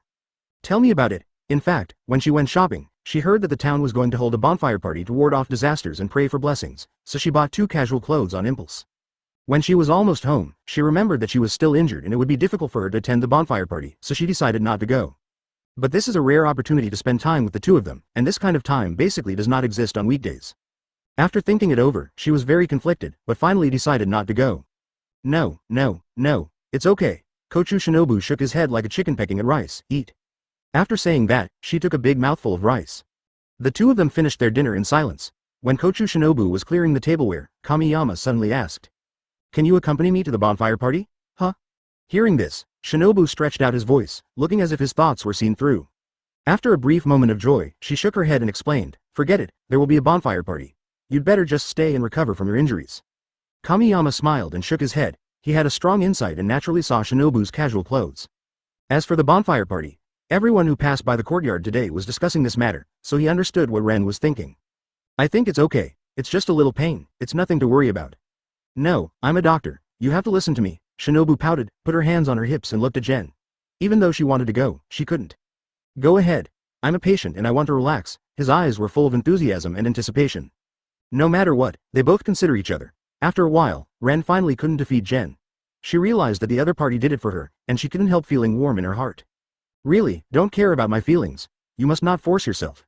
I'm super happy right now and I don't need a bonfire at all." Kamiyama smiled and looked at her lovingly, and asked, "Ms. Kochou Shinobu, would you like to accompany me to watch the bonfire party?" As he spoke, he stretched out his hand like a gentleman. Seeing that Jen was so persistent, Ren smiled and put his hand on it. "I do." Advertisement Chapter 90. Wish. Seeing that Shinobu agreed, Kamiyama ran into the house and changed his clothes. The clothes fit him perfectly. After all, Shinobu had always remembered his size. It was a black uniform, as dark as the night. Kamiyama had tied a crimson ponytail behind his head, which swayed slightly like a burning flame. His sword-like eyebrows were slanted, and his golden eyes were dazzling, shining like stars. "You are a young man now, and you should be full of vigor and vitality." Kochou Shinobu had almost never seen a real costume, and he couldn't help but widen his eyes while trying to engrave this look in his mind. "Shinobu, what's wrong with you?" Kamiyama waved his hand in front of Shinobu, who was in a daze, and asked with a puzzled look on his face. "It's okay, it's super handsome." Shinobu gave a thumbs up and praised. Kamiyama brushed his bangs, grinned, and said proudly, "That's right, handsome and good at fighting, that's me. Come on." He pushed Shinobu into the back room and urged, "Hurry up and change your clothes, or the bonfire party will start." After a few seconds, Kochou Shinobu poked her head out, pouted her lips, pointed at Kamiyama, and said, "Don't peek at me changing clothes." Kamiyama avoided his gaze, cleared his throat awkwardly, and said seriously, "Ahem. Shinobu, what about the trust between people? Am I like that?" Kochou Shinobu nodded without hesitation and said, "You are." Then she closed the door, and Kamiyama gasped a few times. Although his wounds had mostly healed, the exposed ones had not yet healed. It was a little painful, but it did not affect his movements. Besides, as a man, accompanying the girl you love to a bonfire party, this little pain is nothing. So Kamiyama took a handful of painkillers prescribed by Kochou Shinobu, but he was too adaptable to them and it would be useless if he didn't take more. While Shinobu was changing his clothes, he sat bored at the table in the hall, looking at the wooden door not far away from time to time. He could understand that girls needed to dress up, and he just had to wait and it would be done. After an hour, the wooden door quietly opened, and Shinobu, who had changed his clothes, stood at the door shyly. A straightforward girl like her should have loudly asked Kamiyama whether she looked good or not. However, when she actually faced her lover, she felt a little shy. But Kamiyama's reaction said it all. He was like a fool, staring at Shinobu without moving. She was wearing a lavender kimono decorated with cherry blossoms, her inky long hair was loose, her pearly teeth were biting her lower lip, and her lips were lightly smeared with rouge, like a flower. There was a hint of shyness between her brows, and a touch of tenderness in her purple eyes. She blushed and asked expectantly, "Does it look good? Advertisement? It looks good." Kamiyama came back to his senses, wiped the saliva from the corner of his mouth, and answered very firmly. Hearing this, Kochou Shinobu immediately smiled, the tension in his heart disappeared, and he stared at Jen with curved eyebrows. "Let's go." Kamiyama stood up and took Shinobu's hand and left his makeshift home. Everyone on the street held a torch, including couples and families. The haze that had been weighing on the town dissipated and people held this grand event. Looking from the sky, there were dots of orange-red fire in the vast night. People were walking outside the town, where there was an open space. The biggest bonfire is there, and throwing the torches in your hands into the bonfire is a blessing ceremony. Shin and Shinobu followed hand in hand at the end of the team, moving forward with the crowd, but they didn't know the local customs, so they came with nothing in their hands. "Why don't the brothers and sisters have torches?" A little child tugged at the corners of his parents' clothes and asked in a baby voice. To be honest, it was still quite awkward for the two of them to just mingle in the crowd, and it became even more obvious when the kids asked. The child's mother squatted down and whispered a few words in the child's ear, and then the child ran up to the two of them excitedly, and he handed over his torch. "You have to throw the torch into the bonfire to make your wish come true. My wish has already come true this year, so I'll give you the chance." The two smiled at each other. Shinobu rubbed the child's head and took the torch. "Thank you." Kamiyama gave the child a handful of candy. This kind of candy was something the child had never seen before, so he smiled happily. Torches carrying good wishes were thrown into the bonfire one after another.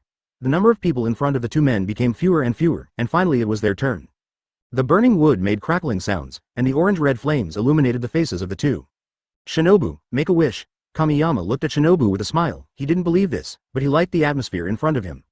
Together, Shinobu raised the torch in his hand and motioned for Kamiyama to hold it. Good.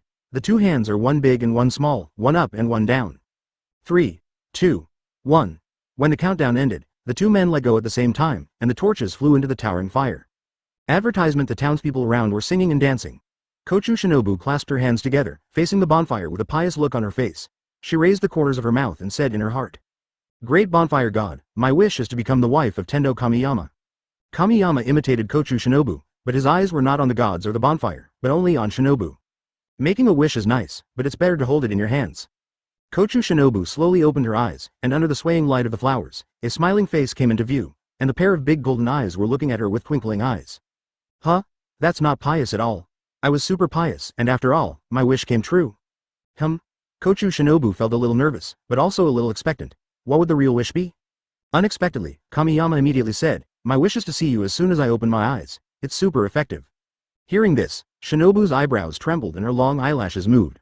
She was surprised, but it was a very simple wish. Since this wish has come true, my own wish will definitely come true. Thinking of this, she couldn't help but smile, the corners of her mouth slightly raised, revealing two deep dimples like two ripe cherries. Her rosy cheeks were as delicate and charming as blooming peach blossoms, her eyes were slightly narrowed because of happiness, and there was a bright light flashing in her eyes. She looked particularly sweet and lovely. Hiss, Kamiyama suddenly gasped, the effect of the painkillers wearing off. Really? Kochou Shinobu shouted anxiously, but he went a step further and told his wish to his god. Of course, he was joking. Well, my lord god, I still have a small wish. Kochou Shinobu tilted his head slightly and pointed at himself in confusion. Your god? Kamiyama nodded and continued, if you could just give me a kiss it wouldn't hurt. Hearing this, Shinobu quickly lowered his head, the tips of his ears turning red. I really laughed, and it's fun to be naughty every day. So, the next second, Kochou Shinobu stood on tiptoe and kissed him on the cheek. Chapter 91. Killing Demon Slayer. Kochou Shinobu shyly withdrew her mouth, tiptoed back a few steps, and then skipped into the crowd, leaving Kamiyama alone in front of the bonfire. Oh shit. It's a dream come true. He touched his mouth in disbelief, and then grinned foolishly.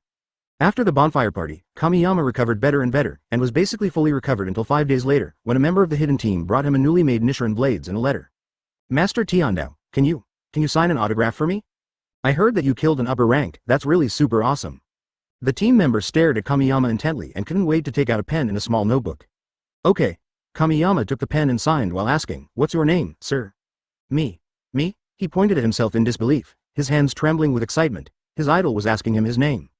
My name is Fujita Yuyu, Lord Tiandao. Okay, thank you for sending the knife. Kamiyama smiled slightly and returned the small notebook to Yusho. Just then, Kochou Shinobu came out carrying 2 bags. The two were going back home today and had also taken a mission on the way. Before Kamiyama could react, Yuyu ran to the confused Shinobu, looked at her eagerly, and said, Lord Kochu, I heard that you and Lord Tendo are a couple. Can you sign your name next to Lord Tendo? Yes, he is an autograph collector. Lovers? Huh? No, we are not that kind of. Kochou Shinobu was surprised and delighted, and happily agreed to his request. After getting the signatures of both pillars at once, Fujishita Yu hummed a song and said goodbye to them. Jingshin Mountain, Shinjing Town. This place is located in Minamitama County and is the destination of Kamiyama and Kochou Shinobu's trip. 5 swordsmen disappeared one after another, including some A-rank swordsmen. The headquarters suspected that 12 Kazuki was here, and the 2 of them went there by chance, so they decided to complete a mission before reporting back to the headquarters. Unfortunately, it was already night when they arrived in the town, so the 2 of them found an inn to rest. My 2 guests, there is only 1 room left. Do you want to stay there? To be honest, there are a lot of foreign tourists recently, so the same situation applies to other hotels. Advertisement. The lady at the counter smiled and explained that of course she hoped the guests could stay at the hotel, and since the 2 looked like a couple, there should be no problem sharing a room. I don't care what Shinobu thinks. As soon as Kamiyama finished speaking, Kochou Shinobu slapped a wad of money on the counter and said with a red face. Lead the way, we're staying. The receptionist smiled like an auntie, and it looked like they had just become a couple and the girl was still very shy. Their room was at the back of the 2nd floor. As soon as they entered, Kochou Shinobu kept drinking water and looked extremely nervous. Ever since she kissed Kamiyama on impulse that night at the bonfire party, she felt a little too embarrassed to face him. Since you have kissed someone, you must be responsible for them. I was impulsive. Well, Shinobu sighed and complained about himself in his heart. Kamiyama laid out another set of bedding. Due to Shinobu's conservativeness, there was still a certain distance between the two people's quilts. Tolerate. Hey, hey, hey. She was startled at first, and then almost fell off the chair. What's wrong? Are you okay? Kamiyama sat down next to Kochou Shinobu at some point and unexpectedly put his hand on her forehead. It's a little hot, you won't catch a cold, right? Drink one sip and it will save your life. It will cure all diseases. So close, does he really not care that I kissed him? Kochou Shinobu teleported into the bed and said, I'm fine, take a rest. Kamiyama was full of questions and couldn't figure it out, but since Shinobu said it was okay, then it was okay. In the middle of the night, moonlight poured in from the window like water, softly illuminating every corner of the guest room and leaving a faint silver trace.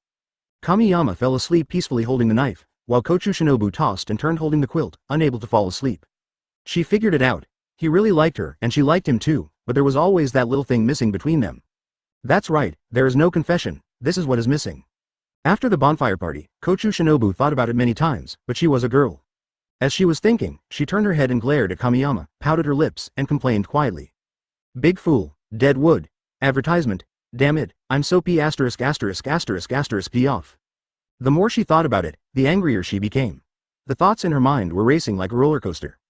Actually, Kamiyama wanted to make a romantic confession to Shinobu, but he had to either patrol or go out to kill demons every day, and he had a lot of tasks to do. The most important thing is that one of the two is always not at the headquarters, so the things he has always wanted to do are put on hold, but Shinobu doesn't know what Kamiyama is thinking. She has her own unique set of ideas, and this time of being alone together has deepened her ideas and given her more opportunities. Shinobu sat up gently, quietly left the bed, and tiptoed towards Kamiyama. She looked like she was in a very good mood and her plan was to get into the real bed.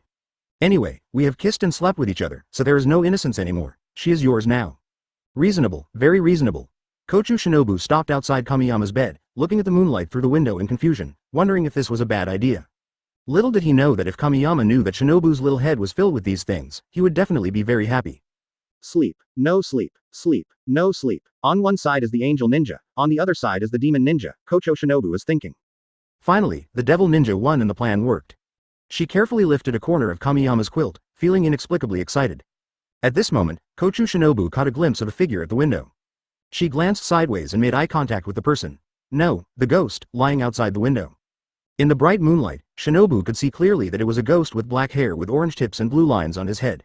Most importantly, there are words engraved in its left eye. Disembarkation. The man and the ghost stared at each other, their faces filled with embarrassment at being caught while trying to do something bad. Shiliu hasn't eaten anyone for a week. After all, he killed 5 swordsmen of the Demon Slayer Corps, and he wanted to keep quiet for a while to avoid attracting the pillars. It doesn't matter if it doesn't eat people, but it ate out 2 pillars at once. There's nothing I can do, the world is just so wonderful. However, Kamanu actually had the illusion that the sneak attack would be successful. After all, one of the 2 swordsmen in front of him was sleeping, and the other looked small and weak at first glance.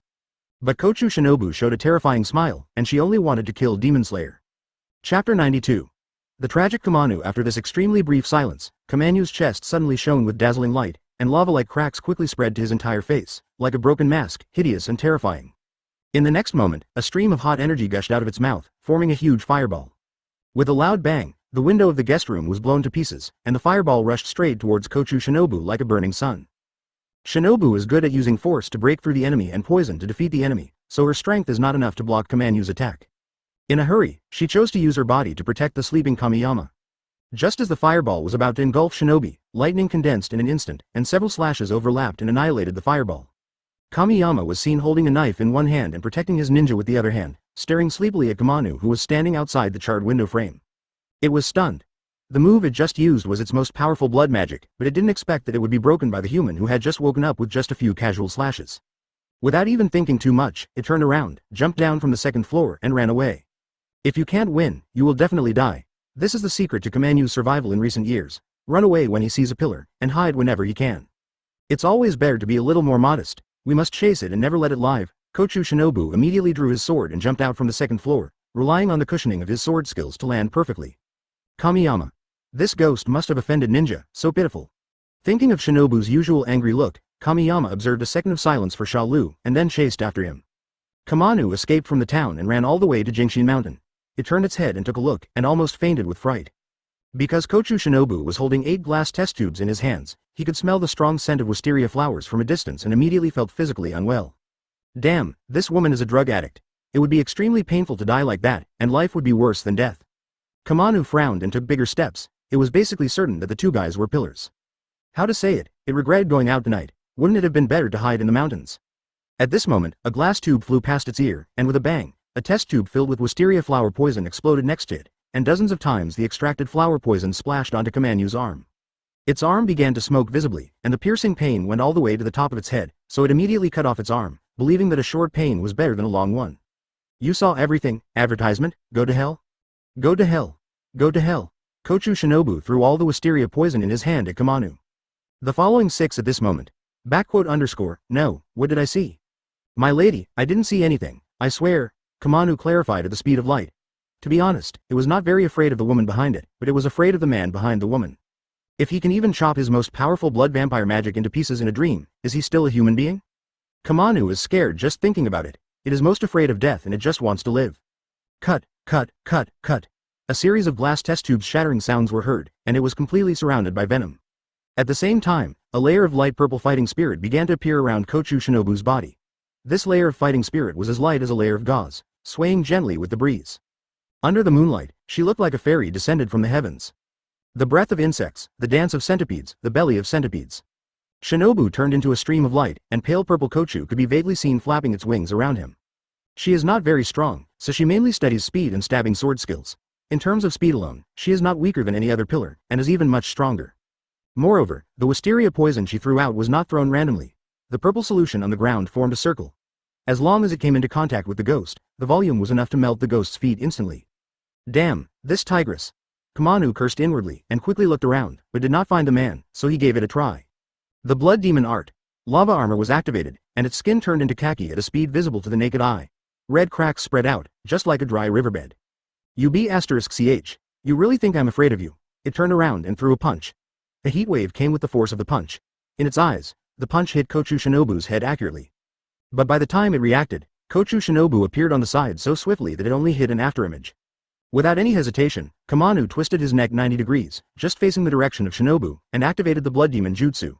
Great fireball jutsu, spewing out blazing flames. Advertisement, but at the moment when the fireball hit Kochou Shinobu, only a shadow remained, and her real body ran behind Kamanu. So fast, it had to quickly twist its neck and spit out fireballs. In the end, Kamanu's head turned 3 times but didn't touch Shinobu. She is not good at fighting, and when it comes to dodging, ordinary lower-ranked demons can't touch her at all, otherwise she would not live to wait for the poison to take effect in the demon's body. The head of the lower 6 turns was dizzy, and Kochou Shinobu's Nichiren blades glowed with a layer of purple light, and a move of insect breathing, bifang dance, and true tear was stabbed out. The opponent didn't even have time to react before the rapier had already left his forehead, leaving only a dark purple wound to prove that he had used the sword. What did you do to me? *ch. Kamanu touched his neck in horror and cursed. He thought he had been beheaded. Huh? Fine. Ha ha ha. You can't even cut off a ghost's neck? Rubbish. Kamanu cursed and distanced himself from it. It realized that this woman could only run and was a weakling. It ignored Kochou Shinobu and ran towards the woods in front of it without looking back. Before it could enter, Shinobu's voice rang out. Of course I can't cut it, because there is poison in my knife. What? Kamanu turned his head in disbelief, but the wisteria poison had already taken effect. Its body swelled rapidly, the armor on the outside of its body dissolved, and blisters covered with blood vessels kept appearing. These were the ghost cells fighting against the poison. It's a pity that the strength of the lower moon 6 alone is not enough to quickly decompose the wisteria flower poison in the entire sword. Ah! Kamanu's swollen body fell heavily to the ground, twisting its body in pain and emitting heart-wrenching screams. Dark purple blood kept gushing out of its 7 orifices. Kochou Shinobu was recording the data on the side. After all, this was the second lower string she had killed, and it was very valuable for research. The amount seems too much. No, the amount is not a problem. We have to ensure that the evil spirits are poisoned to death. She murmured to herself, wondering how to deal with it if she met 2 opponents. Perhaps she would need to increase the purity of the wisteria flowers. In the end, Kamanu's body turned into a pool of blood and he died in an extremely painful way. The extremely miserable lower 6 ate the head of the strongest and poisonous pillar in the Demon Slayer Corps while eating, and had no choice but to die. Chapter 93 Kokoshibu. Kochou Shinobu put away the notebook and breathed a sigh of relief. He didn't expect that the task could be completed so easily. Fortunately, the ghost witness was gone, otherwise how would he behave in front of Gen in the future? Shinobu. Kamiyama appeared in front of Shinobu with a smile. He had been hiding in the dark and observing. The moment he saw Kamiyama, Shinobu immediately felt guilty. He laughed absent-mindedly a few times and then spoke irrelevant words. Ahahaha, the weather is nice today, we should go back, let's go. After saying that, Shinobu turned around and left, but he was actually very panicked. Kamiyama. He quickly followed and asked suspiciously. Ninja, I just heard that ghost say. I didn't see anything, what's going on? What did it see? Hearing Kamiyama's question, Shinobu first stiffened, then turned his head and glared at him. Nothing, but I feel like you're hiding something from me. No, Kochou Shinobu said seriously, then stopped walking, turned around, stood on tiptoes in front of Kamiyama, and put his index finger on his lips. The purple eyes sparkled, and between his brows there was a cute and fierce expression of a furry cat, and he said solemnly. I said, no, got it? Kamiyama nodded rapidly. If he asked any more questions, he felt that he would be dead. Good boy. Shinobu smiled and gently rubbed Kamiyama's head. The moonlight was soft and bright, like the gurgling water, flowing slowly down from the sky, illuminating the path in the mountains. The moonlight shines through the gaps between the leaves, casting mottled light and shadows, like a dreamlike painting. The breeze blew, the leaves rustled, and accompanied by the flow of moonlight, there was a tranquility. Kamiyama and Kochou Shinobu walked side by side, the breeze blew through their fingers, and the two hands, one big and one small, got closer and closer. As their hands were about to clasp together, they remained calm on the surface. Suddenly, the sound of swords broke the silence. Kamiyama drew his sword and stared into the distance. Advertisement at this moment, the air seemed to freeze, and Kochou Shinobu subconsciously covered her mouth because she had an illusion of suffocation. The powerful oppressive force was like a ferocious beast, opening its bloody mouth, revealing its sharp fangs, and pouncing towards the two of them. The moonlight gathered in one place, and a swordsman with Nichiren blades on his waist was walking towards the two of them slowly. The swordsman walking towards him was wearing a kimono with purple snake patterns and black spots.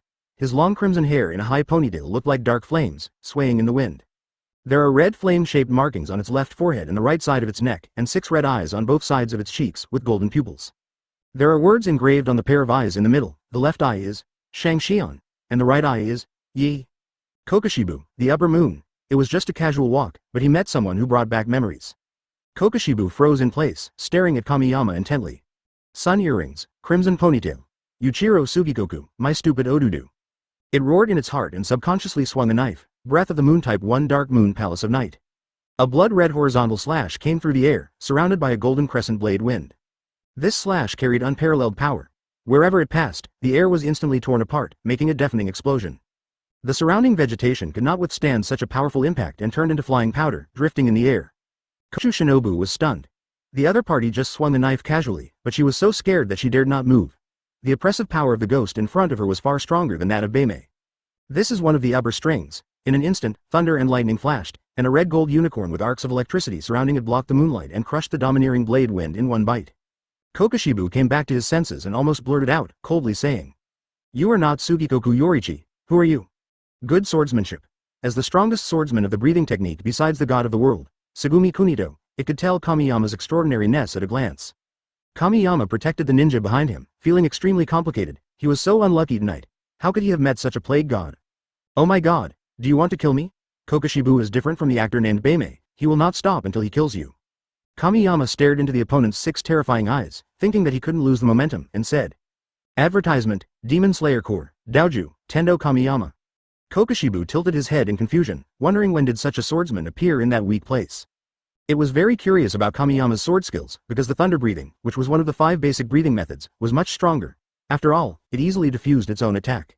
They look so similar, but I can't sense any trace of the same blood as mine. Strangeness, interesting, I really want to kill him. Who did you learn your sword skills from? What does it have to do with you? Kamiyama snorted coldly and refused to answer, otherwise he thought Kokoshibu might have the idea of competing with the old man. Well, go to hell. As soon as it finished speaking, it appeared in front of Kamiyama, activating the second form. Juha Nangyue. Kokoshibu swung the Nichiren blades at a speed that Kamiyama could barely see. In an instant, 3 blood-red blade winds surrounded the two from the left, top, and bottom. Kamiyama couldn't attack because that wouldn't protect Shinobu, so he was forced to defend. I saw a layer of khaki-colored fighting spirit gushing out, and the breathing of Dao, the shape of mountain, and the black tortoise were activated. Another sword skill has the flavor of rock breathing. It is interesting that you can switch breathing methods freely. Kokoshibu looked at Kamiyama with great interest, like a child who had discovered a new toy. There was a loud bang, and Kamiyama retreated a few meters with Shinobu in his arms. There were many crescent-shaped pits where they were originally standing. This pervert is ridiculously strong. Kamiyama's face, arms, chest, thighs. His body was covered with knife wounds after just one encounter, but the Shinobu in his arms was unharmed. Kokoshibu pulled out the needle from her arm. When she was attacked just now, Shinobu did not sit there and wait for death. She threw 8 wisteria poison sticks at Kokoshibu, but unfortunately only one hit her. The rest were crushed by the blade wind before they got close. It's wisteria, It glanced at the wound nonchalantly. It would only take a few breaths to decompose the poison, which had no effect on Kokushibu. Don't be distracted from the battle. You are not a qualified swordsman. You, stupid. Kokushibu commented sharply that in its opinion, the opponent could have attacked with its previous attack, but for the sake of a woman outside of combat, he chose to defend, causing himself to suffer unnecessary harm. Hearing this, Kamiyama glared at it with great displeasure and subconsciously retorted. It's only natural that I protect my ex-wife. You, a single dog, don't know shit. Chapter 94. Cliff, the blade rises young married woman? Kochou Shinobu leaned on Kamiyama's chest, the tips of his rosy ears trembling as he stared at him blankly, looking so cute and silly. So happy. The corners of her mouth curled up and her eyebrows curved in a smile. Boring. Kokushibu said calmly and coldly, bye. Kamiyama was seen with red gold arcs of electricity entwined under his feet, and he turned and ran into the bushes. With Shinobi by his side, he can't move freely, so if he can't fight, he can just run away. The two disappeared without a trace in the blink of an eye, and Kokushibu failed in a second. After all, Kamiyama was somewhat similar to his lifelong enemy, Yoriichi Sugakuni, and he couldn't wait to kill him. Who would have thought that such a dignified swordsman would actually run away? It's such a disgrace to his honor.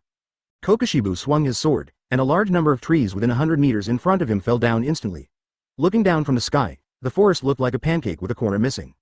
And Kamiyama, holding Shinobu, was at the end of the gap. Oh my god. Damn it. You're destroying the environment. You be asterisk asterisk asterisk asterisk asterisk D. He turned his head and glanced, his face darkened. Damn, Kokushibu was too fast. A cat and mouse chase begins. After an unknown amount of time, Kamiyama's feet were almost smoking from running, and Kokushibu was like a hungry lion, biting Kamiyama's back tightly. Wherever the two men passed, the dense jungle was cut open to create a path across it. Finally, Kamiyama ran out of the woods, but in front of him was a cliff with no way to retreat. He hastily threw Shinobu into the bushes nearby and shouted, "Go, I'll cover you." Before Kochou Shinobu could answer, Kokushibu appeared between the two of them, looked into Kamiyama's eyes, and said mockingly, "Advertisement, human, from now on, you have no way to retreat." He rolled his eyes at Kokushibu and said with a smile, "Don't think I can't beat you." Of course, Kamiyama was just bluffing. He really couldn't beat Kokushibu, who was determined to kill him. Breathing of the moon, markings, state of transparency, immortal body, these are Kokushibu's hardware. It must be said that this combination is simply the best for a swordsman. Whispering sound. Oh my god, he let me, a guy who is still developing, fight against someone with 6 pieces of equipment. You're such an idiot.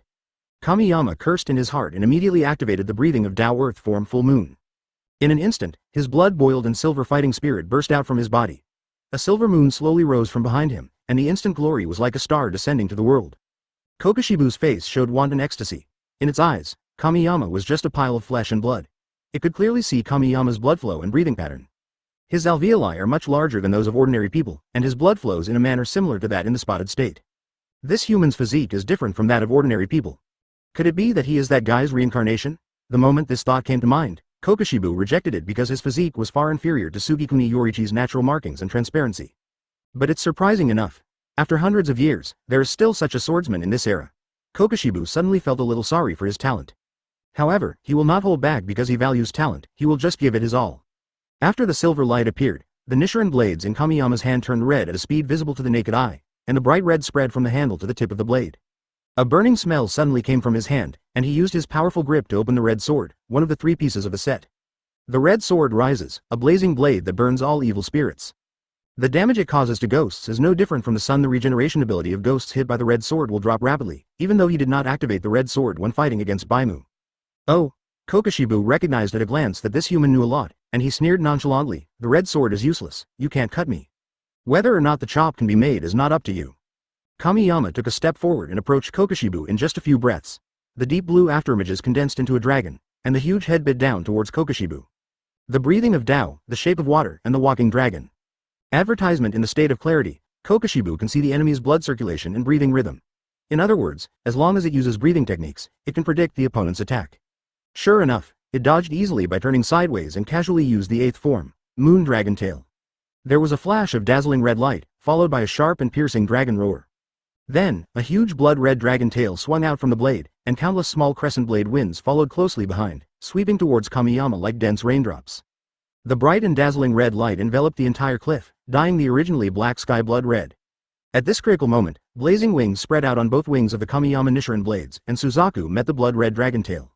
The swords collided like golden swords and iron horses, and a huge crack ran across the entire cliff. At this moment, the breathing of Dao Marsh form Yinglong was activated, and a blue lake appeared under Kamiyama's feet, and a giant dragon with wings on its back was entrenched in the lake. For a moment, Kokushibu noticed that Kamiyama's breath had disappeared, but it seemed that it had not disappeared. Anyway, it could not see his blood flow or breathing pattern. Yinglong is a move that can temporarily restrain the state of transparency, and it is not an offensive sword skill. Facing Kokushibu, Yinglong only bought Kamiyama less than a second, but it was enough. There was a moment of vacuum in the battle between the man and the ghost, until the vacuum was filled with rumbling thunder. The blazing red blade was already close to Kokushibu's neck, but it was laughing because the surprise Kamiyama brought it was truly unheard of. Unlike the natural invincibility of Yoshichi Sugakuni, this guy actually mastered the sword skills to the level of deception and transparency through acquired efforts. In surprise, Moon Breathing Form 5 Moon Soul Disaster Vortex was activated. It didn't even require a swing of the sword. A vortex formed by a blood-red crescent blade wrapped Kokushibu and bounced Kamiyama away. Your sword skills are still too immature. Kokushibu's nightmare-like voice lingered in Kamiyama's ears, and he experienced such an oppressive feeling for the first time in his life. Ha ha ha. Kamiyama laughed wildly. He wiped the blood off his face and looked at Kokushibu with burning eyes. This is really exciting. Powerful. So strong, as expected of one of the upper ranks. Kokushibu admired Kamiyama more and more. His talent was one of a kind in hundreds of years. Tendo Kamiyama, you are the first swordsman in hundreds of years who can fight so many moves with me. The strongest pillar it had killed in the past only took 3 hits, but Kamiyama almost cut its neck. How could Kokushibu not be excited? For it, killing such a guy is worth it. Chapter 95. Patterns born for love. If a few more years pass, I will definitely not be weaker than you. Kamiyama tore off his tattered team uniform, revealing his firm and tight muscles. The few knife wounds had already scabbed over, and he spoke confidently. Arrogant boy. Kokushibu glanced at him and said with disdain. In his heart, except for Yoriichi Sugakuni, no swordsman could surpass himself. You haven't seen what power is. At this moment, a dull sound was heard, and then a powerful force gushed out from the blade in its hand. Boom. Boom. Boom. The heartbeat-like sound became faster and louder. The next moment, the blade seemed to come alive and opened its golden eyes with a gurgling sound. Whether it is the blade, the handle or the guard, they are all covered with eyeballs. Kokushibu's sword is called Hollow Crying God, which is the first stage of power release. The pressure suddenly doubled, and the ground under its feet sank. Kamiyama held up the Nichiren blades, silver light burst out. A pair of fiery red wings gradually grew stronger, the fire form. Suzaku was activated, the thunder form. Kirin was activated, and he burst out with the strongest power ever since he swung the sword.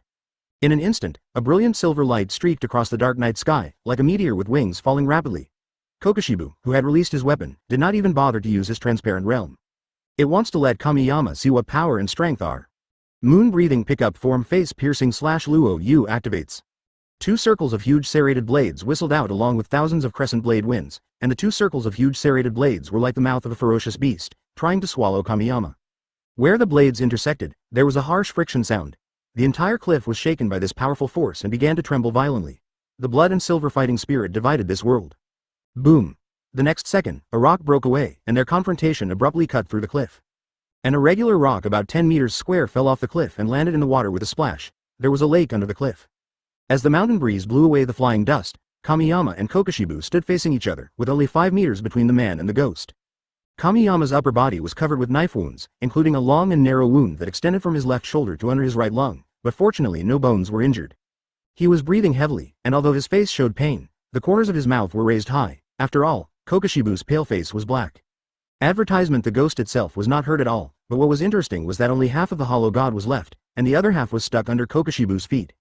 The greatest humiliation for a swordsman is not death, but having his weapon cut off, especially for a proud fellow like Kokushibu. Human. I have taken your life. Its voice was trembling, not because of fear, but because of extreme anger, and its 6 eyes were breathing fire. Ha ha ha ha. The knife is broken. Cough cough cough. Kamiyama laughed and spit out blood, thinking that maybe he should find an opportunity to break through Kokushibu's defense and run away. He had just combined the sword skills of Suzaku and Kirin, and with the help of Mangetsu, assembled the injured Price and originally wanted to cut off one of Kokushibu's arms. Who knew that the god of Kuku actually had the intention of protecting his master, causing Kamiyama to only cut off the knife? It's normal to think about it, after all, the hollow god is made of Kokushibu's blood and flesh. Back to the moment when they fought, there was always a pair of eyes watching the battle. Kochou Shinobu never thought of abandoning Kamiyama. She covered her mouth with both hands, trying not to make any sound, and even slowed down her breathing. She had only one goal, which was to find an opportunity to launch a sneak attack on one of the upper ranks. Just by watching her from a distance, he knew that kind of battle was not something he could intervene in. After all, Lien Zhen was injured. Looking at the wounds on his body, Kochou Shinobu's heart bleeds. She gripped the hilt of the knife tightly, with all the remaining wisteria poison in her body contained in it. She wanted to help Zhen, even if it was just a small help. Right now, The shoe cushion has grown back and become even longer, with small forked blades growing on the blade. This is its true form. Kokushibu is really angry. Just as it was about to swing its sword, a lightning-fast figure suddenly appeared behind it. Shinobu was waiting for this moment. After all, Kokushibu's attention was all on Kamiyama. She used all her strength and stabbed Kokushibu's back with the rapier, but he had no time to dodge. Kokushibu didn't even bother to take a look. He held the sword with both hands and swung it backwards. The eighth form. Moon Dragon Wheeltail was activated, and the blood-red dragon tail came with a breath of death. Kochou Shinobu only felt a chill spreading from the soles of her feet to her whole body. The chill was like an icy hand, tightly grasping her heart, making it almost impossible for her to breathe. Her body trembled involuntarily, as if every cell was frozen into ice and even the blood seemed to have stopped flowing. Are you going to die? Advertisement, however, all the wisteria flower poison was injected into the ghost's body, and it finally helped Jen. At the moment of death, those purple eyes were fixed on Kamiyama, containing endless tenderness and deep reluctance. It all happened so suddenly that even if Kamiyama used his fastest speed, he would not be able to catch up. His face was hideous, he was hysterical, he was almost crazy. No, no, no, no, no, Kamiyama, you can die, but you can't die. Get moving. At this moment, break through the limits. Kamiyama screamed in his heart. Time seemed to freeze at this moment. His upper body turned visibly red, like a boiled crab. His heart was like an internal combustion engine that never stopped, making a sound like a huge bell. With a crisp ding sound, he stood between Kochou Shinobu and Kyokushin, and the strong blade wind engulfed the two of them like a storm. But in the blood-red light where no light could be seen, a crack appeared in the dazzling silver, and Kochou Shinobu was safe and sound, only blown away by the residual power. She crashed into a tree and suddenly spat out a mouthful of blood, her vision becoming increasingly blurred. Kamiyama filled the picture before her eyes. She saw a dragon, and then fainted. That's right, Kamiyama's body temperature even exceeded 39 degrees, and his heart rate reached 230 per minute, far exceeding the conditions for the activation of the stripes. I saw a black dragon-shaped pattern extending from his left chest, with the dragon head stopping next to his left eye. His eyes were blood-red, with only the golden pupils emitting a sun-like glow. Kokushibu was shocked. This guy's aura didn't just rise a little bit, it was a qualitative change. The blazing red blade aimed at its neck and chopped it off. Even though Kokushibu dodged in time, a centimeter-deep bloody mark still appeared on its neck. Kamiyama activated his markings, but his markings did not appear because he was on the verge of death. The way he opened the markings was the first in history. His markings were born for love and for protection. Chapter 96. Falling off a cliff and into the water. After the man and the ghost looked at each other, they burst out with all their strength. Their eyes were full of anger and hostility, as if they wanted to devour each other. The aura emanating from the two people became stronger and stronger, and the air around them began to distort, forming ripples that were visible to the naked eye. I saw two figures rushing towards each other like lightning. The speed was so fast that it was astonishing. The weapon in his hand flashed with cold light, and he slashed at the opponent with fierce momentum. In an instant, the two powerful fighting spirits collided fiercely, making a deafening noise. Countless blade winds penetrated into the ground, but little did they know that this cliff was already broken and the remaining half had no fulcrum. The place where the cliff met the mountain was riddled with holes. Finally, a horizontal crack ran through the protruding cliff, and after a loud bang, the place broke off. Both Kamiyama and Kokushibu fell off the cliff, along with the unconscious Kochou Shinobu. The two people hanging in the air looked at each other from a distance. Kamiyama made a face at Kokushibu, then stepped on the boulder under him, used the force to jump up and hugged Kochou Shinobu in his arms. Kokushibu's eyes were wide open, with anger bursting out from all six of its eyes. It swung a knife to the side, and with a bang, a vertical foothold several meters deep was chiseled out on the cliff. The next moment, it swung the void-crying god and launched a land-type Chong Yi Ji Yu Wu Jian move, with countless vertical circular slashes breaking through the air. The surging blade wind whizzed across the dark night sky like dense raindrops. The blade wind ruthlessly cut everything around it. In front of this powerful force, the huge fallen rocks seemed so fragile and powerless that they were cut into pieces by the blade wind. Kamiyama had to let go of Kochou Shinobu. Fortunately, there was a deep enough lake below and the cliff was not high, so there was no danger to his life. Seeing that the blade wind was about to engulf Kamiyama, he swung his sword with all his might, using the water form. Zhou Jiao Kai when he had no foothold. Deep blue Do Chi was like a raging ocean, continuously pouring out of his body. These Do Chi quickly condensed into a huge dragon, which was huge in size, winding and circling around him to protect him tightly. Ding ding ding. The sound of metal colliding is crisp and loud, like percussion instruments in a symphony, playing a tragic elegy under the moonlight. However, a little bit of the crescent blade wind still penetrated the defense. Kamiyama let out a muffled sound from his mouth, and several streams of blood spurted out of his body. Of course, if it weren't for the wisteria poison injected by Kochou Shinobu at the end, more blade winds would have shot into Kamiyama's body. Kokushibu watched him fall into the lake, and then he swung his blade with all his might above his head. The unstoppable huge blade wind immediately pierced through the cliff vertically. Advertisement. It stared coldly at the water, snorted, and jumped up. It was impossible for it to jump into the water to chase and kill, as that would be humiliating.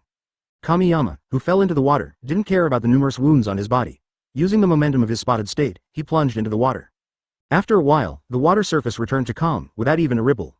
Under the water, Kamiyama dragged Shinobu and swam frantically towards the surface, but Shinobu's heartbeat was getting weaker and weaker. If she continued like this, she would drown. If it were an ordinary person, he would have drowned long ago, but the swordsmen of the Demon Slayer Corps practiced breathing techniques and their energy storage capacity is far greater than that of ordinary people. Fortunately, Kamiyama brought Shinobu out, and the two surfaced together. His face was solemn because he had to give Shinobu first aid immediately. His brain was working rapidly and he immediately lay on the water in a backstroke position, carrying Shinobu on the top. Kamiyama's legs glowed with a faint emerald green aura, and rapidly spinning wind blades attached to his legs, rushing towards the shore like a turbine engine. After rushing to the shore, he held Shinobu and plowed the ground for several meters before stopping. He didn't care about his bloody back and hurriedly got up to give Shinobu first aid for drowning. After clearing the mouth and nose, Kamiyama took a deep breath and began artificial respiration. Time and time again, the dragon-shaped markings on his body quickly faded, and the pain accumulated from the battle instantly rebounded throughout his body. It felt like his muscles were being torn apart piece by piece. This kind of pain seemed to tear him apart, making him almost unbearable. However, he gritted his teeth and endured it all tenaciously. Because he knew that he had to wait for Shinobu to regain consciousness, otherwise he would feel uneasy. Kamiyama's mind was in a mess. His vision became blurry, he covered his chest with his hands, and soon he was covered in blood. Cough cough cough. He coughed violently, then suddenly spat out a mouthful of old blood. After wiping the blood off, he took a deep breath and continued artificial respiration. Just as he and Shinobu were face to face, the other started coughing, and Shinobu spit out a lot of water and began to breathe heavily. She slowly opened her eyes, and what she saw was a bloody man with a smile on his face. That's great, you're okay. Before Kamiyama could finish, he fainted and lay quietly in Shinobu's arms. Advertisement Kochou Shinobu hugged Kamiyama, tears pouring out like a flood, sliding down her cheeks and dripping onto Shin. Soon, she regained her composure and resumed her duties as a physician, treating Kamiyama's wounds with great skill. Waste Master. Don't die. Holy Blade flew over from the lake crying. Its voice was no longer cold and high, but full of worry in its words. Since the beginning of the battle, it and Shinobi's crow have been watching from a distance, and Shinobi's crow Yan had already returned to the headquarters to seek support. But everything happened so suddenly that they didn't have the time. Saint Blade, please go and scout the way. I need to take Shin out as soon as possible. Even if he has a special physique, it won't work. He's too badly injured this time. Shinobu was crying, but she had to stay calm in the current situation. The Holy Blade nodded, flapped its wings and flew high, feeling extremely anxious. After a while, it flew back and said, "There's a cave not far from here. No human habitation has been found so far. Please just get through the night." Yes. Shinobu carried Kamiyama on his back and walked into the woods under the guidance of Holy Blade. After about half an hour, they arrived at the cave discovered by Holy Blade. The cave is not deep, but it is enough as a temporary shelter. I'm going to go out and get some firewood. I'll leave this to you. Okay. The Holy Blade nodded, and then stayed close to Kamiyama. Not long after she left, there was a rustling sound in the bushes opposite the cave. Even though Kochou Shinobu used lake water to wipe the blood off Kamiyama's body, the air was still filled with a faint smell of blood, which attracted animals in the mountains. Seeing that something was not right, Holy Blade rushed out of the cave yelling and flew towards the bushes in a bluffing manner. At the same time, a pair of dark green eyes suddenly lit up, obviously attracted by the Holy Blade. Chapter 97. Sleeping together, a coyote emerged from the bushes and stood not far from the cave where Kamiyama was. Seeing that the situation was not good, the Holy Blade took the initiative to dive down. It pecked at the coyote's eyes, but the coyote dodged it nimbly, but it achieved its goal. How could the coyote tolerate the provocation of a bird? It immediately raised its claws and slapped the Holy Blade. The Holy Blade was harassing while moving away from the cave entrance, and at this moment Kochou Shinobu happened to return with firewood. Looking at the Holy Blade that was harassing the coyote not far away, her heart skipped a beat and she immediately dropped the firewood and drew her knife. With a flick of the knife, the coyote's brain was pierced without him even knowing what was happening, and the crisis was averted. "You're finally back." Saber rolled his eyes at Kochou Shinobu with an expression that said, "This family will break up without me." She breathed a sigh of relief, looked at the Holy Blade with gratitude, and praised. "You are such a brave crow, thank you for protecting Jen." Holy Blade turned his head away proudly, muttering quietly, "It's because the useless master is so weak, humph." It then flew to the treetop opposite the cave entrance and consciously took on the responsibility of keeping watch. After a while, a fire lit up in the dark cave. Shinobu took off his wet clothes and put them by the fire to dry. The white shirt was clinging to her skin, and the purple bellyband underneath was faintly visible. Kamiyama rested his head on her thighs, breathing steadily. Until this moment, Kochou Shinobu felt a little relieved after surviving the disaster. She gently tucked Kamiyama's hair behind his ears, and his face was reflected in her clear eyes. "You fool, always working so hard for others, fool." As he watched, Shinobu began to scold Kamiyama, but there was no anger in his tone, instead it was full of heartache. Whether it was that time at Ming's mansion or this time, no matter how dangerous it was, he would always leave hope of life for everyone. Her lively purple eyes were misty, her eye sockets were red, her lips were trembling slightly, and her voice was full of heartache. Really, think more about yourself, you've done a great job.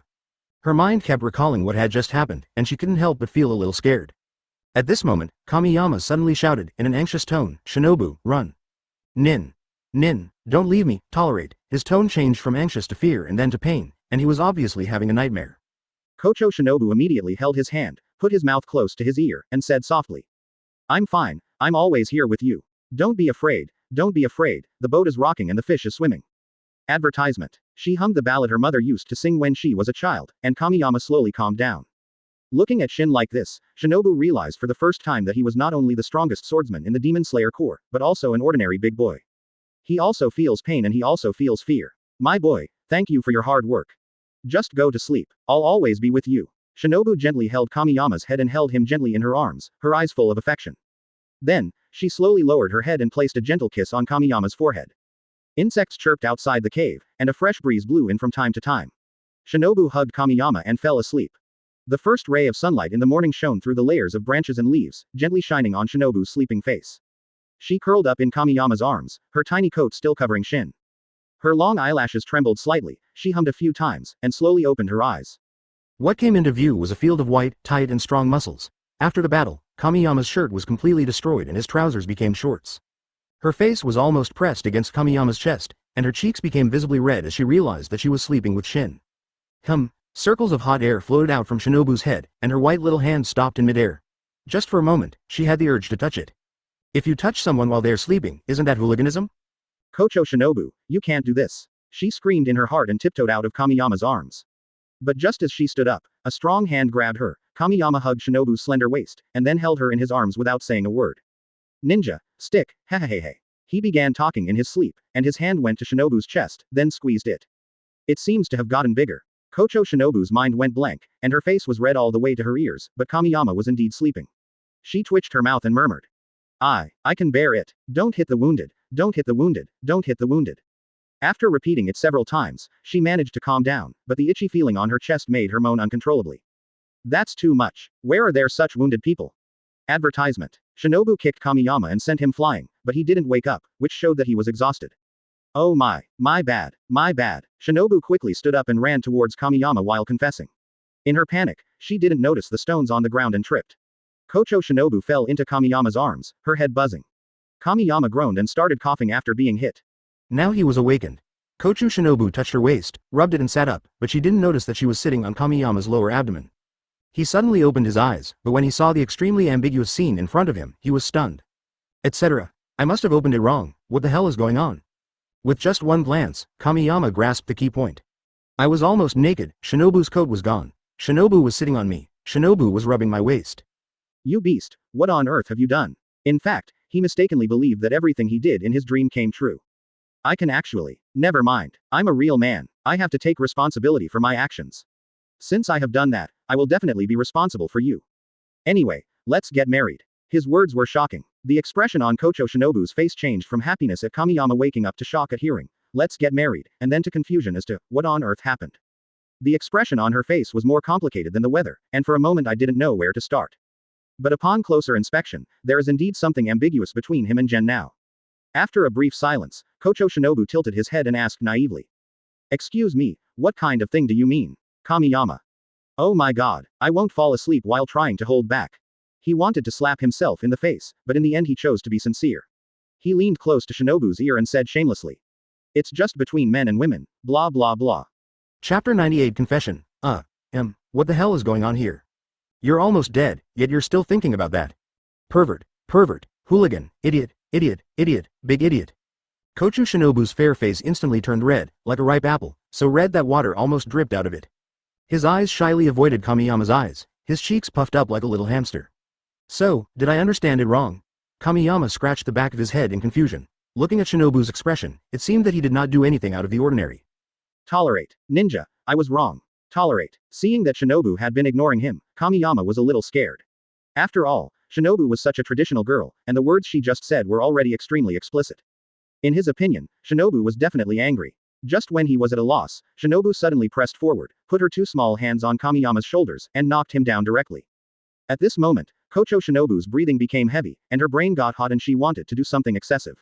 She sat on Kamiyama's belly, leaning forward slightly, the scent of wisteria flowers wafting in her face. She looked serious but asked delicately. You like doing that kind of thing? Huh. Kamiyama waved his hands quickly, trying to explain, it's not what you think. No, I'm not. But Shinobu didn't even give him a chance to explain, she quickly moved closer to Kamiyama's panicked face. The sounds of rapid breathing and pounding heartbeats echoed in the cave, exceptionally clear. Finally, their faces got closer and closer, and finally pressed tightly together, just like two soft clouds gently touching each other. She closed her eyes slightly, feeling Kamiyama's warm breath, then slowly moved her lips closer to Kamiyama's mouth, and finally kissed him softly. The breaths of the two blended together, as if weaving a fine net in the air, binding them tightly together. Something was wriggling in their cheeks, and at that moment, time seemed to freeze, leaving only the hot breath and the irresistible feeling between them. After a full 3 minutes, Kochu Shinobu opened his mouth and pulled out long thin threads of saliva from Kamiyama. Advertisement: Kamiyama is like a lamb to be slaughtered, and Kochu Shinobu is the big bad wolf. After a burst of heavy breathing, a sly smile appeared on Shinobu's pretty face, and she said, Now, you are mine, Kamiyama. No, this position is not reasonable. How can I be at the bottom? So, in order to save his face, he turned over and pressed the other person under him under Shinobu's surprised gaze, and then, ruthlessly, gave her 3 minutes. It's fair this time. Kamiyama laughed triumphantly, while Shinobu rolled his eyes at him with a sigh, and said with a little resentment in his tone. Really, you? He knew what Shinobu was going to ask, so he confessed first, saying, I like you. There are no flowers, no starry sky, and no romance that Kamiyama wants to give to Shinobu, but the atmosphere is just that. If he doesn't take the initiative, he won't be a man. Shinobu's purple eyes sparkled. These were the words she had always wanted to hear, and she answered without hesitation. I like you too, I've always liked you. Why didn't you say anything, you idiot? Kamiyama scratched his head helplessly and explained, Well, don't girls like romance? I just haven't had the chance. I'm actually prepared. No, I don't need romance, I just need you, that's enough. As Shinobu said, she doesn't need any form of romance, she just needs Kamiyama as a person. So the two of us are now. We are just lovers. We can get married like the Lord and Amane. Kochou Shinobu replied, her voice much lower because she had ended it in a rush. Yeah, Kamiyama nodded. It was only then that he noticed that 2 buttons on Shinobu's shirt were undone, revealing a glimpse of spring light that made his blood boil. The two looked at each other, and Shinobu blushed and turned her head away, as if Kamiyama's gaze was burning her cheeks like flames. At this moment, she looked more like a frightened deer, which made people feel pity for her. Her voice was trembling, and her slightly trembling lips looked like petals blown by the wind, looking particularly delicate. She gritted her teeth and said, Do you really want to do that? I know you boys are all perverts. Advertisement: Actually, you don't have to consider me. As long as it's true, I can accept anything. As he spoke, Shinobu reached for the buttons on his shirt. In this situation, Kamiyama took a deep breath, trying his best to calm himself down, then held Shinobu's hand, and spoke in a gentle tone, just like the spring breeze in March. Shinobu, that kind of thing has to wait until after marriage, right? Hearing this, Shinobu was stunned at first, then nodded. After a while, both of them calmed down, and Shinobu was the first to break the silence and said, I'll help you out. This is not a good place to stay for long. Good. Kamiyama nodded, and suddenly, the holy blade flew in with a whoosh. It found a way out of the woods and wanted to inform Kochou Shinobu, but who knew that its master had woken up. Waste master, you're awake. The holy blade's tone was cold, but in fact he was ecstatic and relieved. I say, blade, can you give me some face? Don't talk nonsense, I found a way out. The holy blade interrupted the spell and landed directly on Kamiyama's head. Let's go, it urged, your luggage is outside. Hurry up, okay. Kamiyama nodded, and then cursed, You stinky bird, stop pulling my hair. After walking out of the cave, their bags were lying quietly at the entrance. When it was just dawn, Holy Blade flew to the cliff and retrieved their bags. Now Kamiyama doesn't have to be naked and be thought of as a pervert. Let's walk along the river bank. The Holy Blade led the way in front, while Kochou Shinobu supported Kamiyama from behind. After all, his body had not fully recovered. The two people in the bird walked and stopped along the way. In the evening, the sun gradually set and the sky was dyed orange and red. The rosy glow hung down from the distant sky like gorgeous silk, enveloping the entire world in warm and soft light. 3 silhouettes, 1 small and 2 large, fell beside the river bank, and the gurgling water sounded like a cheerful melody. Hurry up, otherwise, at night, you two will be eaten by the wild beasts in the woods. The saber urged as usual, and the two looked at each other with happy smiles on their faces. Chapter 99. Tashido Aichiro. A bright bonfire was lit in the deep woods. A half-grown wild boar was roasted on the orange-red flames, sizzling with oil.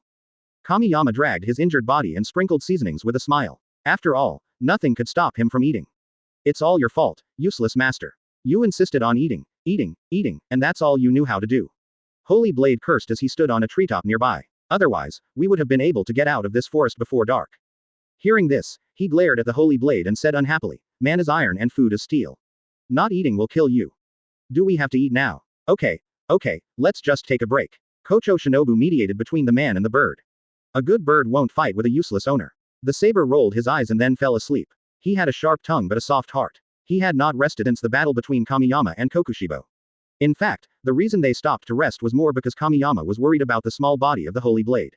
Of course, he had consumed too much physical energy and had to replenish it. After a while, the aroma of meat spread, and this simple roast pig meal was completed. He first cut off a leg for Shinobu, and then started to devour it. After a full meal, he looked at Shinobu and took off his coat. Shinobu's face turned red. She covered her face and said embarrassedly, "Real, it's not a good idea to do that in the wild." Kamiyama. He was afraid that she would be cold, so he covered her with his coat. Could it be that he had brought her astray? No, I am an upright person, how could I possibly lead Shinobu astray?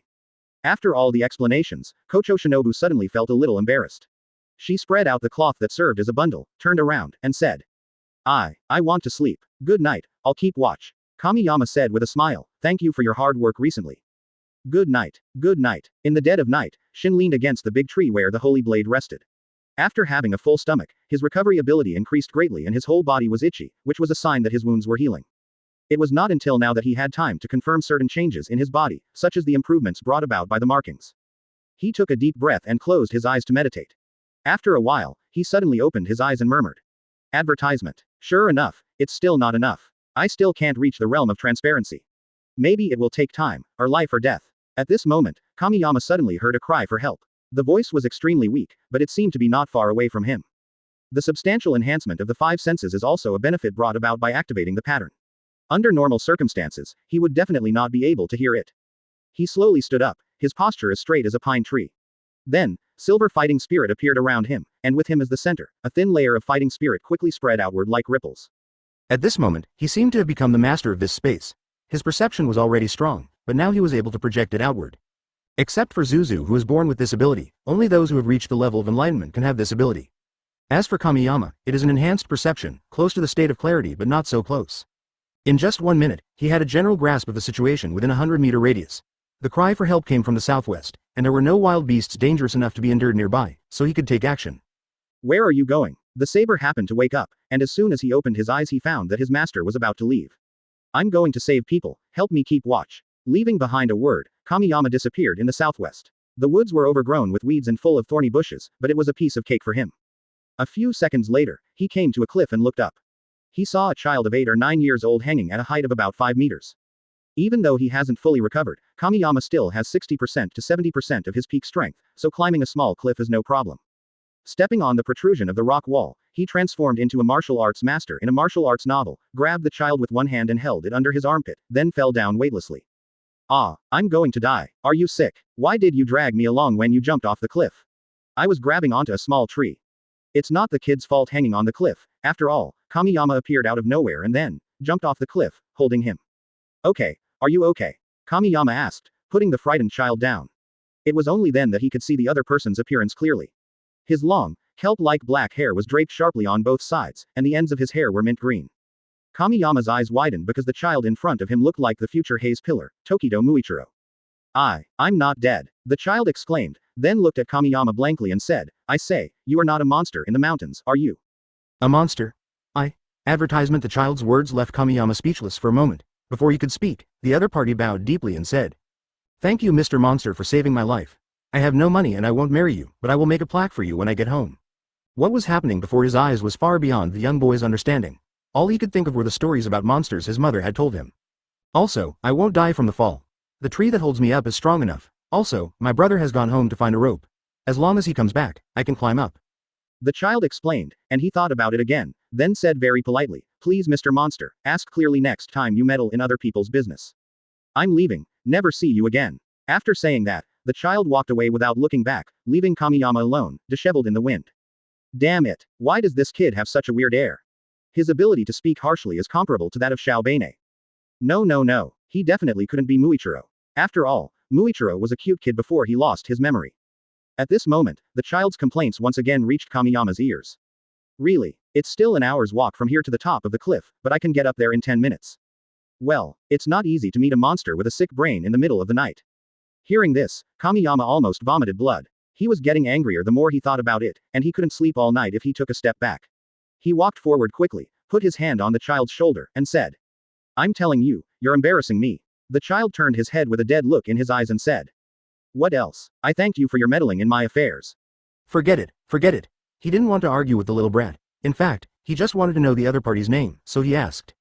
"By the way, what's your name?" Tokito Ichiro turned around and glared at Kamiyama, then said helplessly. "What's it to you? Chapter 100. You and I are destined to be together." After a few simple conversations, Kamiyama was basically sure that the person in front of him was Muichiru's twin brother, Tokito Ichiro. He called up the information about Tokito's lineage in his mind. The Tokito family, descendants of Kokushibo, one of the upper rank, changed their surnames as the times changed. According to the plot, their mother died of pneumonia and their father died from falling off a cliff. Later, Amane's sister-in-law came to invite the two brothers to join the Demon Slayer Corps. Not long after, the two brothers were attacked by demons. Ichiro died to protect his brother, and Muichiro lost his memory. Yu Yilong was too lazy to pay attention to this strange guy, so he turned around and left. "Young man, wait for me." Kamiyama instantly appeared in front of Yu Yilong and started to perform a series of fortune-teller moves. "Little brother, I see that your forehead is black, your eyes are dull, your lips are cracked and your tongue is burnt, and your spirit is scattered. I'm sure something is wrong at home.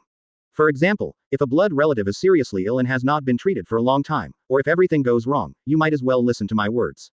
You and I are destined to be together, and perhaps I can help you turn danger into safety." Quote. Yu Yilong was stunned for a moment and cursed. "I think you are sick." But he started to grumble in his heart. After all, the guy in front of him was right about one thing. His mother had indeed been ill for 3 years, and her condition had been getting worse recently. Looking at Yuichiro's hesitant look, Kamiyama raised his lips. Judging from his performance, it seemed that Tokitu's family was still a family of 4. He thought to himself. "Little friend, it's easy to catch you. You don't look like a good person, how can I trust you?" Yu Zhilong said expressionlessly, as if he was looking at a fool. Hearing this, Kamiyama was petrified on the spot. How could he not be a good person? "There is simply no one in the world as kind as me, okay?" After a while, Kamiyama came clean and said, "I can cure your mother's illness." As soon as he finished speaking, Ichiro looked surprised and stared at Kamiyama in disbelief. How did he know that my mother was seriously ill? Could it be that? For a moment, he felt a glimmer of hope, but then he changed his mind and wondered how could such a good thing happen in his own family. "I have no relatives or friends, why are you helping me?" He maintained a skeptical attitude because he didn't believe that there would be anyone in the world who would be nice to someone they just met for no reason. Kamiyama smiled slightly, his eyes sincere, and said, "I told you, it's fate."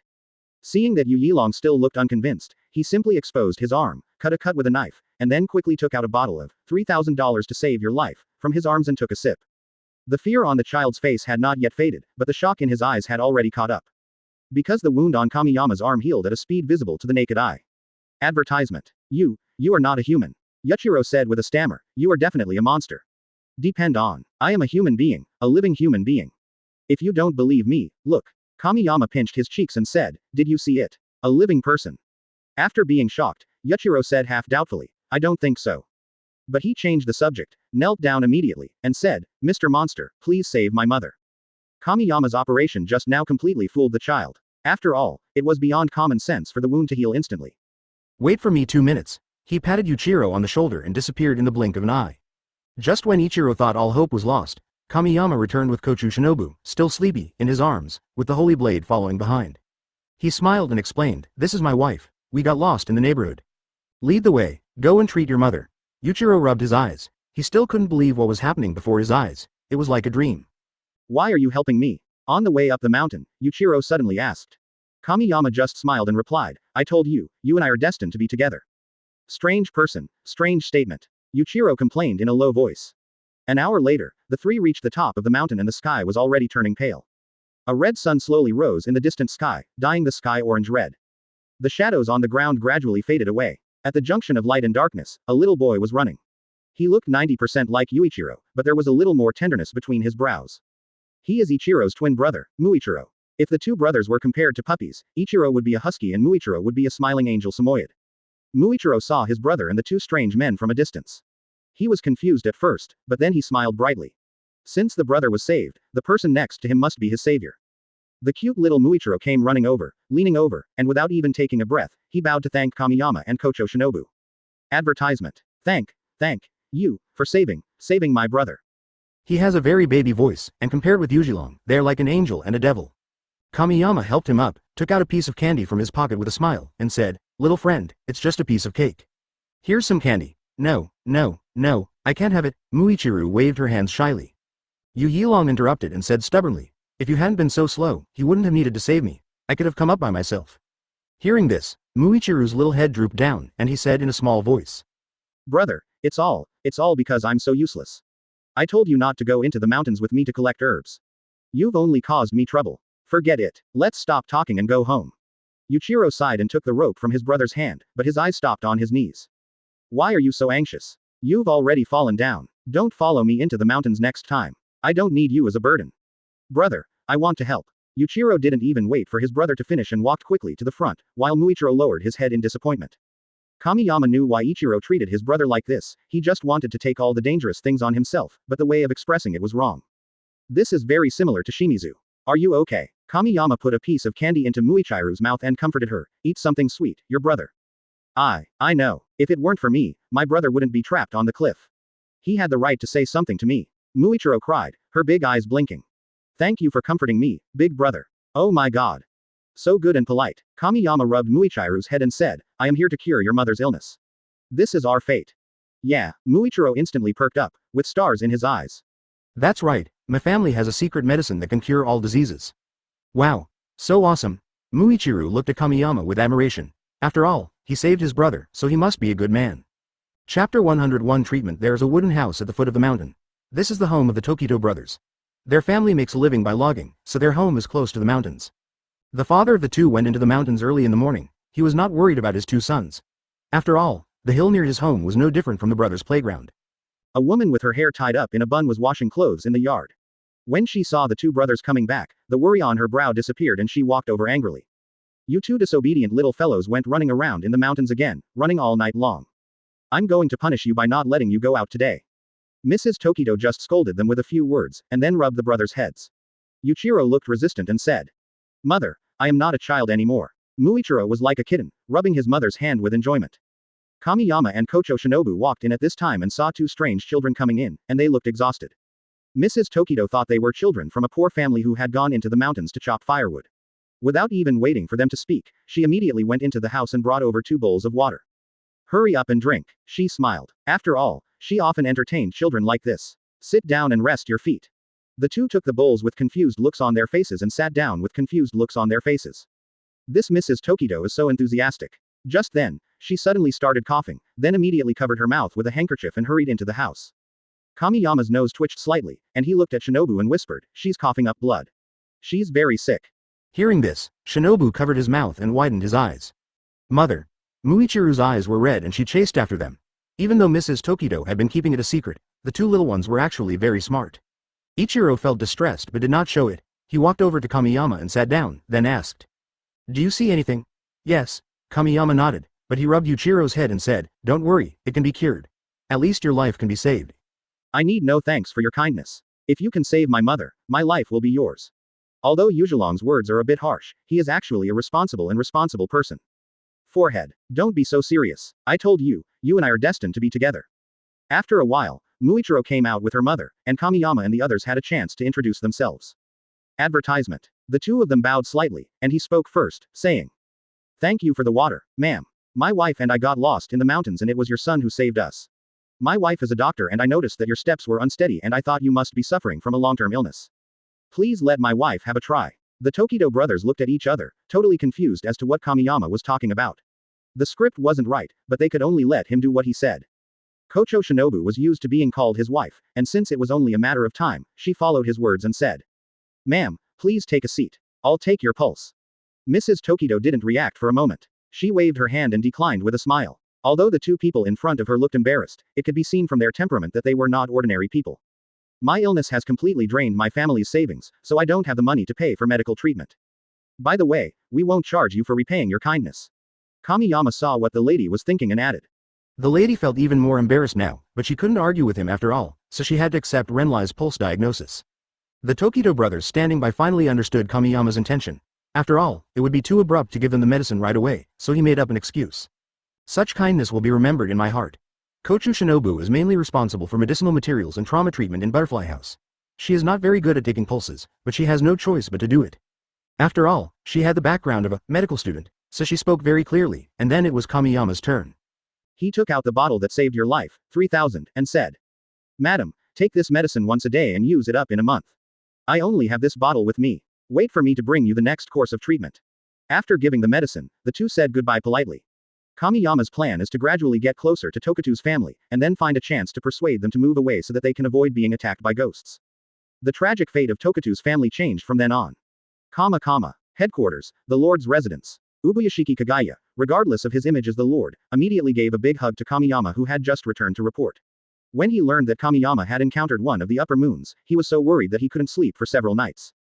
"Thank you for your hard work. Take a few days rest recently. You are not allowed to go on any missions." "That's not the case." Kamiyama patted Kagaya's shoulder and complained. Advertisement. Hearing this, Kagaya let go of him and said seriously, "This is an order, you must not get into trouble." Okay. Kamiyama replied perfunctorily, "But I still have to deliver the medicine." "Deliver medicine?" Kagaya looked confused. "To whom?" So Kamiyama told his lord everything about Tokido's family. "Wait, I'll be right back." After listening, Kagaya left a few words and hurried into the house. A moment later, he came back with a diary. "Look at this." He turned a page of the diary, which recorded the story of the Demon Slayer Corp's original breathing swordsman, among whom was the surname, Tokido. This was something he had been investigating recently, and he had just found some clues. Kamiyama's experience turned out to be a blessing in disguise. According to the journals of our ancestors, the Tokido family are all natural swordsmen with extraordinary talents. They are very necessary for the Demon Slayer Corps. If possible, I hope you can make friends with them. It would be even better if you can strive for it. Yeah, Kamiyama nodded, and then added, "But I respect their choice. The Demon Slayer Corps has always been like this. I respect every swordsman." Kagaya smiled slightly. Kamiyama put down the journal, cleared his throat, and said, "When I came back, I heard that the 3,000 lives saved had spread throughout the Demon Slayer Corps." "That's right." Kagaya nodded and said, "And the response is good. Almost every swordsman knows your name. You are now an idol-level figure of the Demon Slayer Corps. Do you want to sign an autograph for me?" He teased. Kagaya, "You know." Before Kamiyama could finish, he interrupted him and said, "I know. You want to bring Ms. Tamayo to the headquarters to deepen cooperation. After all, the medicine is made by others." Kagaya knew what Kamiyama was thinking, but the decision to bring demons to the Demon Slayer Corps had to be made with great caution. This matter must be decided at the pillar meeting. "I know," Kamiyama said seriously. Now that he has activated the markings, medicine to offset the side effects of the markings must be put on the agenda. It is too troublesome to contact Yushiro through Chachimaru every day. Besides, there is a human transformation drug that can restrain Muzan in the later stage. It can be said that Miss Tamayo is a great contributor to killing Muzan. This is the power of science. Now that saving your life by 3,000 has received unanimous praise, cooperating with ghosts will be more likely to gain support and must be put on the agenda. Chapter 102. Be frank. After a few days, the Demon Slayer Corps finally caught a rare day when all the pillars were present, so a meeting of the pillars was held. This meeting was not held at the Lord's residence. It can be said that since Ubuyashiki Kagaya became the Lord, no meeting has ever been held here, which is enough to show the seriousness of this meeting. Kagaya sat in the main seat in the middle, and there was a separate seat on the left in front of him, which was Kamiyama's seat. The remaining seats were distributed in an orderly manner on both sides. He closed his eyes and waited for the pillars to enter. This concerns demons and the future of the Demon Slayer Corps, but he was so outstanding that he didn't know how to speak. Can people who hate ghosts accept cooperating with them? This question is unpredictable, but it cannot be kept secret forever. After all, the pillars are the backbone of the Demon Slayer Corps. At this moment, the door of the conference room opened with a creak, and the Kamiyama and Kochou sisters walked in. "My lord, are you feeling unwell?" Kanae, a doctor, saw that the lord had his eyes closed and did not move, so she thought something was wrong with him and asked with concern. Kagaya slowly opened her eyes, smiled warmly, and said, "It's okay, please take a seat." "Really, sit here." Oh, Kamiyama, as the only two people who know the inside story, must be prepared to face everyone's blame. Currently, only he and the lord support this matter. The Kochu sisters looked at each other, confused, but said nothing. Not long after those three came in, the Shuihu trio came in. Yes, Mikomo also became a pillar. "Please take a seat, all three of you." Kagaya extended his hand and gestured with a smile. After sitting down, Mikomo poked Kochou Shinobu next to him and asked quietly, "Shinobu, you look so serious, what's wrong?" Shinobu shook her head. She guessed that only Shin and the lord knew the inside story. The pillars all arrived one after another, but today was not as joyous as before. On the left side of the Lord, the first one is Shinobu, followed by Kanae, Kochou Shinobu, Makomo and Sabito. The first on the right side is Shingmei, followed by Kyujiro, Obani, Walije and Giyu. Everyone looked at each other, all with bewildered expressions. I think everyone can see that this meeting is very serious. Kagaya's soft words broke the silence. His voice, as warm as the spring breeze, made the tense people relax. He continued, but you should relax and don't look so serious. Advertisement. Hearing this, the three ladies breathed a sigh of relief, and Kyujiro regained his fiery enthusiasm and complained. My lord, you are really frightening me to death. I thought Muzan called. If that damned guy comes, I will chop him away. Xiao Beinei tightly gripped the scabbard, his eyes instantly filled with murderous intent. Oops, don't be so fierce in the meeting, it's not cool at all. Tengen patted Xiao Beinei's shoulder and complained. Don't touch me, you pervert. Xiao Beinei glared at him. He said that of course because Huali had 3 wives. Shia, who was close to Kamiyama, cast an envious look and asked, Shin, how about the upper rank one? Is he strong? It can be seen that he was eager for that level of battle, and Shimizu felt extremely regretful for not being able to take part in the operation to behead Upper Moon 4. Kamiyama hooked his finger, motioning for Sanea to come closer, and he gossiped quietly. Let's not talk about that for now. How about the guy sitting next to you? Upon hearing this, Shimi immediately changed from a fighting maniac into a shy boy. A blush flashed across his face and he sat back obediently.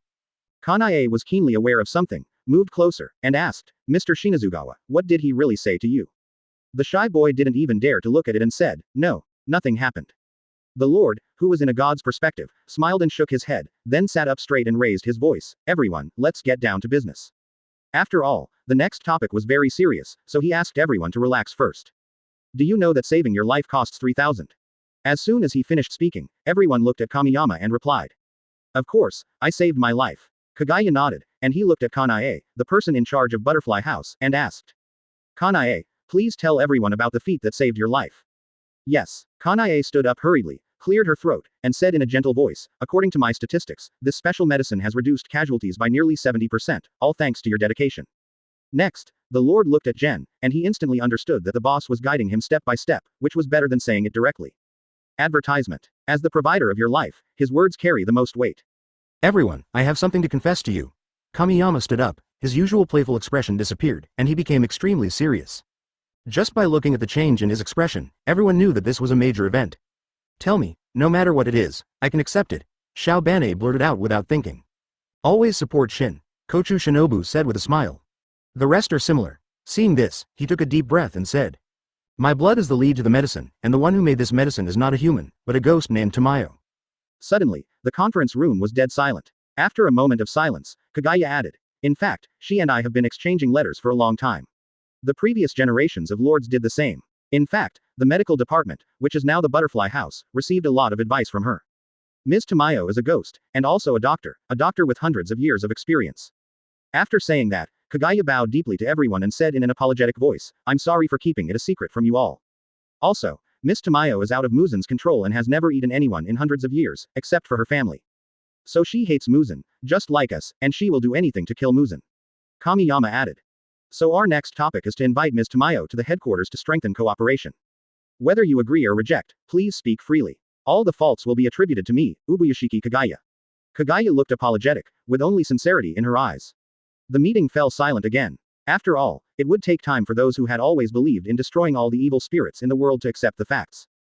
But saving your life 3,000 times was indeed a great help to the entire Demon Slayer Corps, and everyone's life has been saved by it to some extent. After a moment, Kamiyama looked around, took a deep breath, and said seriously. Everyone, I, Tendo Kamiyama, guarantee with my life that Ms. Tamayo and her assistant Mr. Yushiro will never harm humans, otherwise I will commit seppuku. Not only him, Kagaya also made the promise. I, Yubayashiki Kagaya, will also pledge my life as a guarantee. What do you think? Chapter 103. Unanimous Approval, Departure for Asakusa. On one side is Kamiyama, the person most trusted by everyone, and on the other side is the Lord, the person most respected by everyone. In fact, the answer is obvious. Xiao Beinei raised his hand first. He just said calmly, if you need help, remember to call me. Upon hearing this, Kamiyama and Kagaya both found it incredible, because among all the pillars, he was the one who had the deepest hatred for demons, but not only did he not have any doubts, he wanted to help. You're so sharp-tongued. Stop saying those words in anger. Kamiyama looked at Obani. He didn't want to embarrass the other party because of this matter. Xiao Beinei rolled his eyes at him and laughed, but he had no complaints in his heart. You always like to meddle in other people's business, don't you, good for nothing? Yes, I believe in Shin, and I also believe in the Lord. Since it is for the purpose of killing Muzan, we can cooperate. Kyujiro smiled heartily and expressed his agreement. No opinion, I will always believe in you. No objection. I agree to cooperate. Even though it's cooperation with ghosts, the medicine did save my friend's life. Shimi was deeply impressed by the 3,000 life savers. After all, it was it that saved Kwang Jin's life. Since Ms. Tamayo is a doctor, Shinobu and I can ask her for advice. Kanae said. Yeah, Shinobu nodded. Every pillar present expressed their opinions, no one opposed Kamiyama and Kagaya, and they spoke from the heart. Kagaya nodded, and suddenly felt that the foreshadowing at the beginning showed that he did not trust his own people, and he felt ashamed. After all, everyone was united, which was something that previous generations of Demon Slayer Corps could not match. He stood up and said with a smile, "Thank you for your support, but this matter must be kept secret and only the pillars know about it." Kanae, Miss Tamayo's residence is built in the mountains behind the butterfly house. I leave it to you. Good. Well then, Yuma, take 2 people to bring her back, and the rest of you will do your job. This meeting is over. Shortly after the pillar meeting ended, Kamiyama had selected the person. To be more precise, it was Obani and Tsuneya who personally found him. This was somewhat unexpected. Xiao Bane wanted to kill every ghost he saw. After arranging the time, Kamiyama went to Tokuto's house to deliver medicine before leaving. Tokuto's house. The Tokido couple and the 2 brothers knelt in front of Kamiyama, which made him a little overwhelmed. Stop, what are you doing? Advertisement. I can't do this. Brother, your medicine is very effective. My wife doesn't cough anymore. Thank you so much. Mr. Tokuto's eyes were red. Apart from doing this, he didn't know how to thank Kamiyama. Brother Gen, thank you so much. Muichiro was very glad to meet Kamiyama in the woods. He did not lie and he could save his mother. Thank you, little brother. As a patient, Mrs. Tokido knew the value of the medicine better and it must be very expensive. Thank you. Yu Yilong bowed his head without saying anything else. Well, I've told you before, your family and I are destined to be together, that's all. Kamiyama smiled bitterly, and then helped the family members up one by one. Now it was time for him to talk about Tokuto's family's background. He took out the diary and told the family about demons and the Demon Slayer Corps. Your family's bloodline is different from that of ordinary people. Sooner or later, the ghosts will find you. Why don't you come back to the headquarters with me? How about it? The Tokido family naturally trusts Kamiyama, but they are also worried that if they leave here, they will have no way to make a living. For the Demon Slayer Corps, money is never a problem. Pack up quickly, we're leaving tonight. Kamiyama is going on a long trip this time and doesn't want to come back and see that 3 of his family of 4 are missing. The thought of it is scary. As long as Tokido's family lived here, he felt uneasy. With his eloquent speech, Kamiyama finally convinced the family. This way he won't have any worries in his heart. While packing up, Ichiro found Kamiyama. He looked determined and said, I want to learn swordplay from you. I want to help you. Kamiyama rubbed his stubborn little head and replied, okay, but you're too young now, take care of your body. Yu Yilong said stubbornly, I am not a child anymore. I can go into the mountains with my father to chop wood a long time ago. Good, but I'm about to go on a mission, so let's talk about it when I get back. By the way, don't be so mean to Muichiro. I know you're trying to protect your brother, right? Advertisement. Kamiyama said with a smile. Ichiro's little thoughts were seen through, and he turned his head away proudly. It's none of your business, Mr. Monster. 3 days later, he brought Tokuto's family back to the headquarters, where the Lord had already arranged accommodation for them. After the funeral, Kamiyama, Obani and Shimizu rushed to Asakusa to pick up Tamayo. Asakusa. The bustling streets are brightly lit, and countless bright lights illuminate every corner. There are all kinds of shops on both sides of the street. The sounds of hawking and bargaining can be heard in front of the doors, and the shining neon lights are even more eye-catching. Kamiyama and the other 2 were walking on the street. They needed to get to the place where they had agreed to meet Yushiro, where Chachimaru would be waiting. Only after meeting Chachimaru can the 3 know where Yushiro is, and then let it lead the way. Are these 2 ghosts too cautious? Xiao Bane frowned and complained. Why do they have to use a cat as a liaison? It's troublesome. Kamiyama spread his hands and explained, we can't help it. Muzan has been sending his men to hunt them down. Okay. Xiao Bane nodded unhappily. He was willing to take action only for the sake of Gen and his lord. Hurry up and find the cat. He also wanted to see what was going on that made these 2 people use a guarantee. Half an hour later, the 3 of them arrived near the agreed location. Chachimaru had seen Kamiyama many times, so when he appeared, the cat would naturally appear. The 3 of them sat at a roadside stall eating ramen, their eyes fixed on the endless stream of people. A man in a white suit and a white hat flashed through the crowd, and Kamiyama instantly locked onto that figure. Kibutsuji Muzan. Is that it? Is it in Asakusa? Countless questions flooded his mind, but unfortunately the figure disappeared too quickly and he had no chance to chase it. Glutton. Obana waved her hands in front of him with an incredible look on her face. No one could make this guy take his eyes off the food and deal with Kochou Shinobu. Is this a ghost? Don't block my view. Kamiyama pushed away Obani's claws and said calmly, I think I saw Muzan just now. What? Upon hearing this, Shimi crushed the bowl in front of him. This news was too shocking. This joke is not funny. Xiao Beine immediately stared at the crowd. The Ghost King is right next to me. What a joke. Chapter 104. Smooth return. The behavior of the three people scared the ramen stall owner so much that he dared not move. After all, the three people were dressed strangely, and one of them had a snake wrapped around his neck. He didn't look like a good person. Well, if you're not satisfied, you don't have to pay, the boss said with tears in his eyes as he looked at the 30 bowls placed next to Kamiyama. Just then, a cat's meow was heard, and when he looked down, he saw a calico cat rubbing against Kamiyama's legs. Kamiyama left a stack of money, winked at the two of them, and walked away without looking back. Boss, you don't need to give me the change, just consider it as compensation for those 2 bowls. Chachimaru quickly walked through the crowd, followed closely by the other 3. As for the matter of Muzan's figure, that had to be put aside for now. The real mission was to take Tamayo and Yushiro away safely. A moment later, the 3 people and the cat walked into an alley, and after turning a few alleys, a man in a white kimono and black pants. Oh, it's a ghost. Long time no see, you be asterisk asterisk asterisk asterisk asterisk d dozu. Yushiro rolled his eyes at Kamiyama. He still remembered how he was almost chopped when they first met. Of course, this is not the point. The most important thing is that Kamiyama is always communicating with Tamayo, so Yushiro really wants to beat him.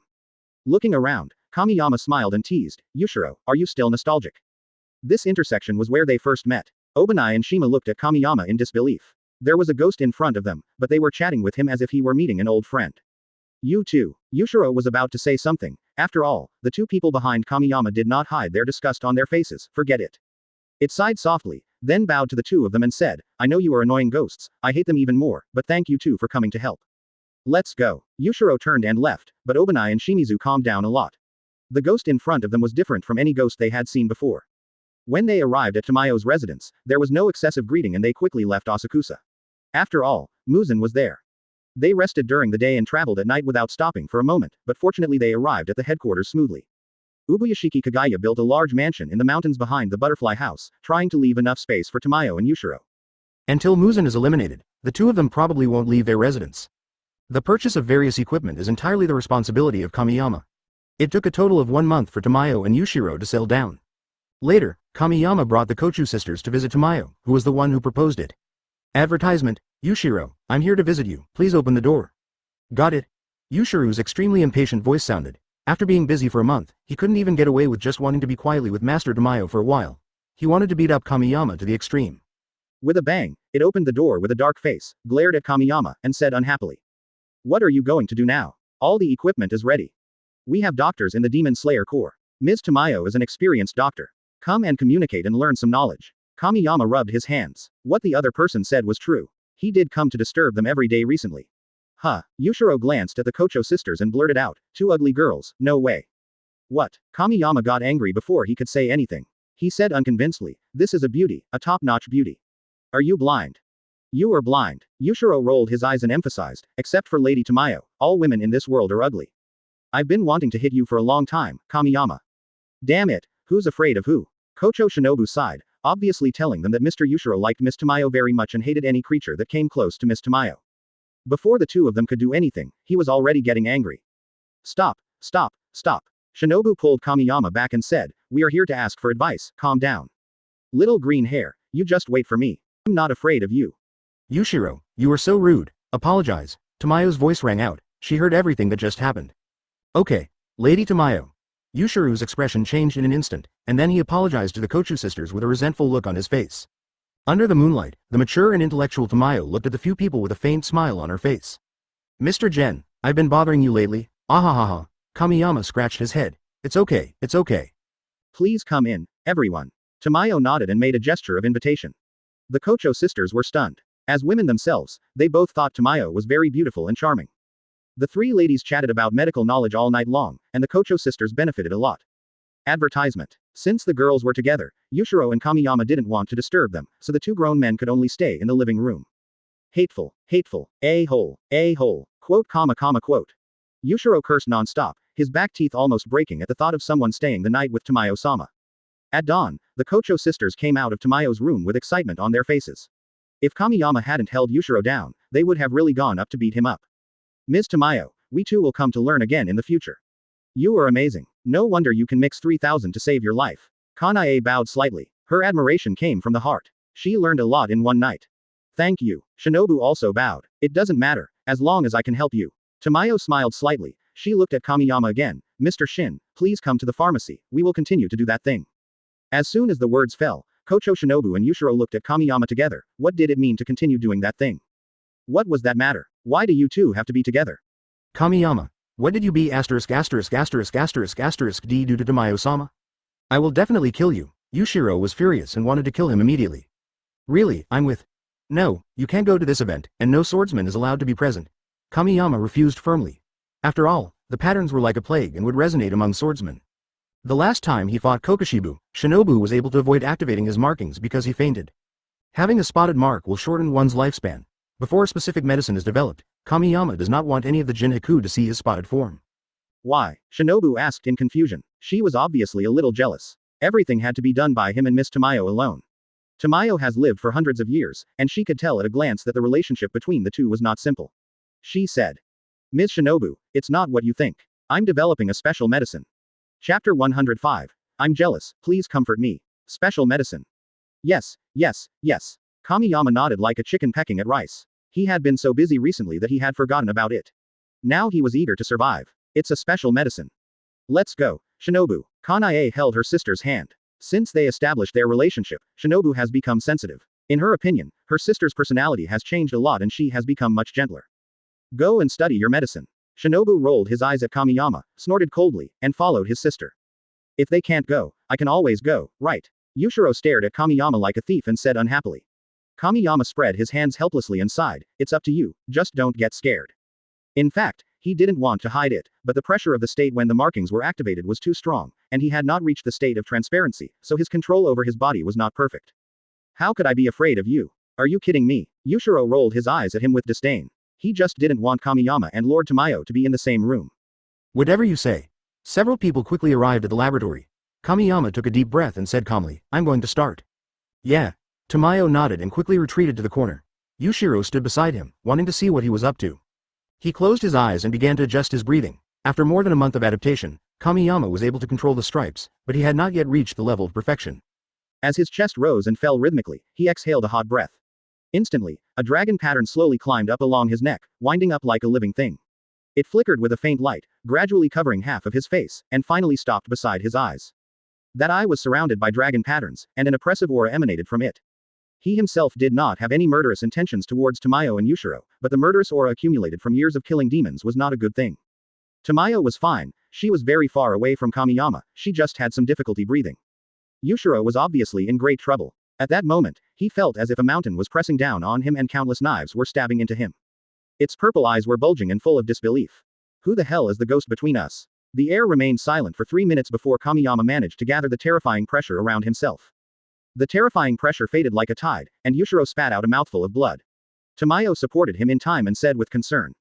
Yushiro, don't be so stubborn next time. Advertisement. The familiar scent rushed into his nose, and feeling the softness of Tamayo-sama's body, Yushiro was attacked by a more powerful force, an attack that was countless times stronger than Kamiyama's pressure, and he fainted with excitement. It is unheard of that a ghost would faint. Tamayo settled Yushiro down and handed a syringe to Kamiyama. In order to develop a special medicine, blood in an active state must be used. He drew a full tube and handed it to Tamayo. The moment she got the blood, she almost dropped it because it was very hot. Leave it to me. I will try my best. Tamayo smiled dimples. She saw the back of her savior in Kamiyama. Whether in appearance or strength, he might really be able to put an end to Muzan. Kamiyama bowed deeply and said solemnly, Ms. Tamayo, thank you very much. My friend's happiness in the next life is in your hands. I'm leaving now. I can't disturb you anymore. After he pushed the door open, Tamayo's symptoms of chest tightness and shortness of breath disappeared instantly. After leaving Tamayo's residence, Kamiyama found a secluded place to calm the markings. When he slowly opened his eyes, a pair of lively purple eyes appeared in front of him. They were like two sparkling gems, staring at him with a little resentment in them. Ninja. Kamiyama was frightened on the spot and shouted, Why did you come to me? It was the first time that Kochou Shinobu saw Kamiyama being so mean to him. He was stunned and his big eyes were instantly filled with tears. I didn't mean that, He was worried and confused. This was the only person who could make him confused. Are you okay? Kamiyama held Shinobu's arms and watched anxiously. Kochou Shinobu. No. It's okay. When you left Miss Tamayo's house, I stood far away, and it took me a long time to dare to come to you. She could feel it, she was really scared, but she didn't know why. Have you developed any strange patterns on your body, like ghost patterns? No, absolutely not. Kochou Shinobu shook his head frantically, totally unable to understand what Jen was saying. Huh.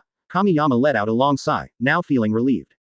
Advertisement. At this moment, Kochou Shinobu suddenly moved close to him, so close that he could feel the warmth of his breath, with a faint scent of flowers. She pouted, like a little hamster hoarding food, with her cheeks slightly puffed up and a resentful light flashing in her eyes. This adorable look made people want to pinch her cheeks. Tiandao Kamiyama. She suddenly called out Kamiyama's full name, which frightened him so much that he tensed up. The pressure was no less than facing Muzan. I'm here, what can I do for you? Who is prettier, me or Ms. Tamayo? Kochou Shinobu asked word by word, and the sound was like a hammer hitting one by one. This was a sure-shot question. Kamiyama didn't even dare to avoid looking at him, and said firmly. You are beautiful, there is no doubt about that. Feeling that wasn't enough, he added, in my eyes, you'll always be the most beautiful. Tell me, when did you meet Miss Tamayo? After hearing the satisfactory answer, Shinobu did not show it, but continued to ask deeper questions. This question made Kamiyama dumbfounded. It had been so long that he couldn't quite remember. He scratched his head awkwardly and said with a chuckle. That, I forgot, but my lord can testify that I met Tamayo purely for the sake of my mission, and I have no selfish motives. Kochou Shinobu said unhappily, so you want to be selfish. A jealous girl's IQ is comparable to Sherlock Holmes and her lethality is comparable to that of a terrorist. No, terrorists can at least negotiate. At this moment, Kamiyama had been pressed against a thick tree trunk. He was obviously a head taller than her, but he was very timid. A perfect example of a henpecked man. Facing Kochou Shinobu's questioning, his brain worked at full speed, on the verge of becoming a driver, and finally, he shouted. I, Tendo Kamiyama, only love Kochou Shinobu. If you break this oath, I will punish you.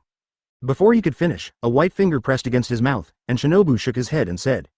I will always believe you, no need to swear, but he quickly changed the subject and said, but I'm jealous, please comfort me. Chapter 106. Wingman Online.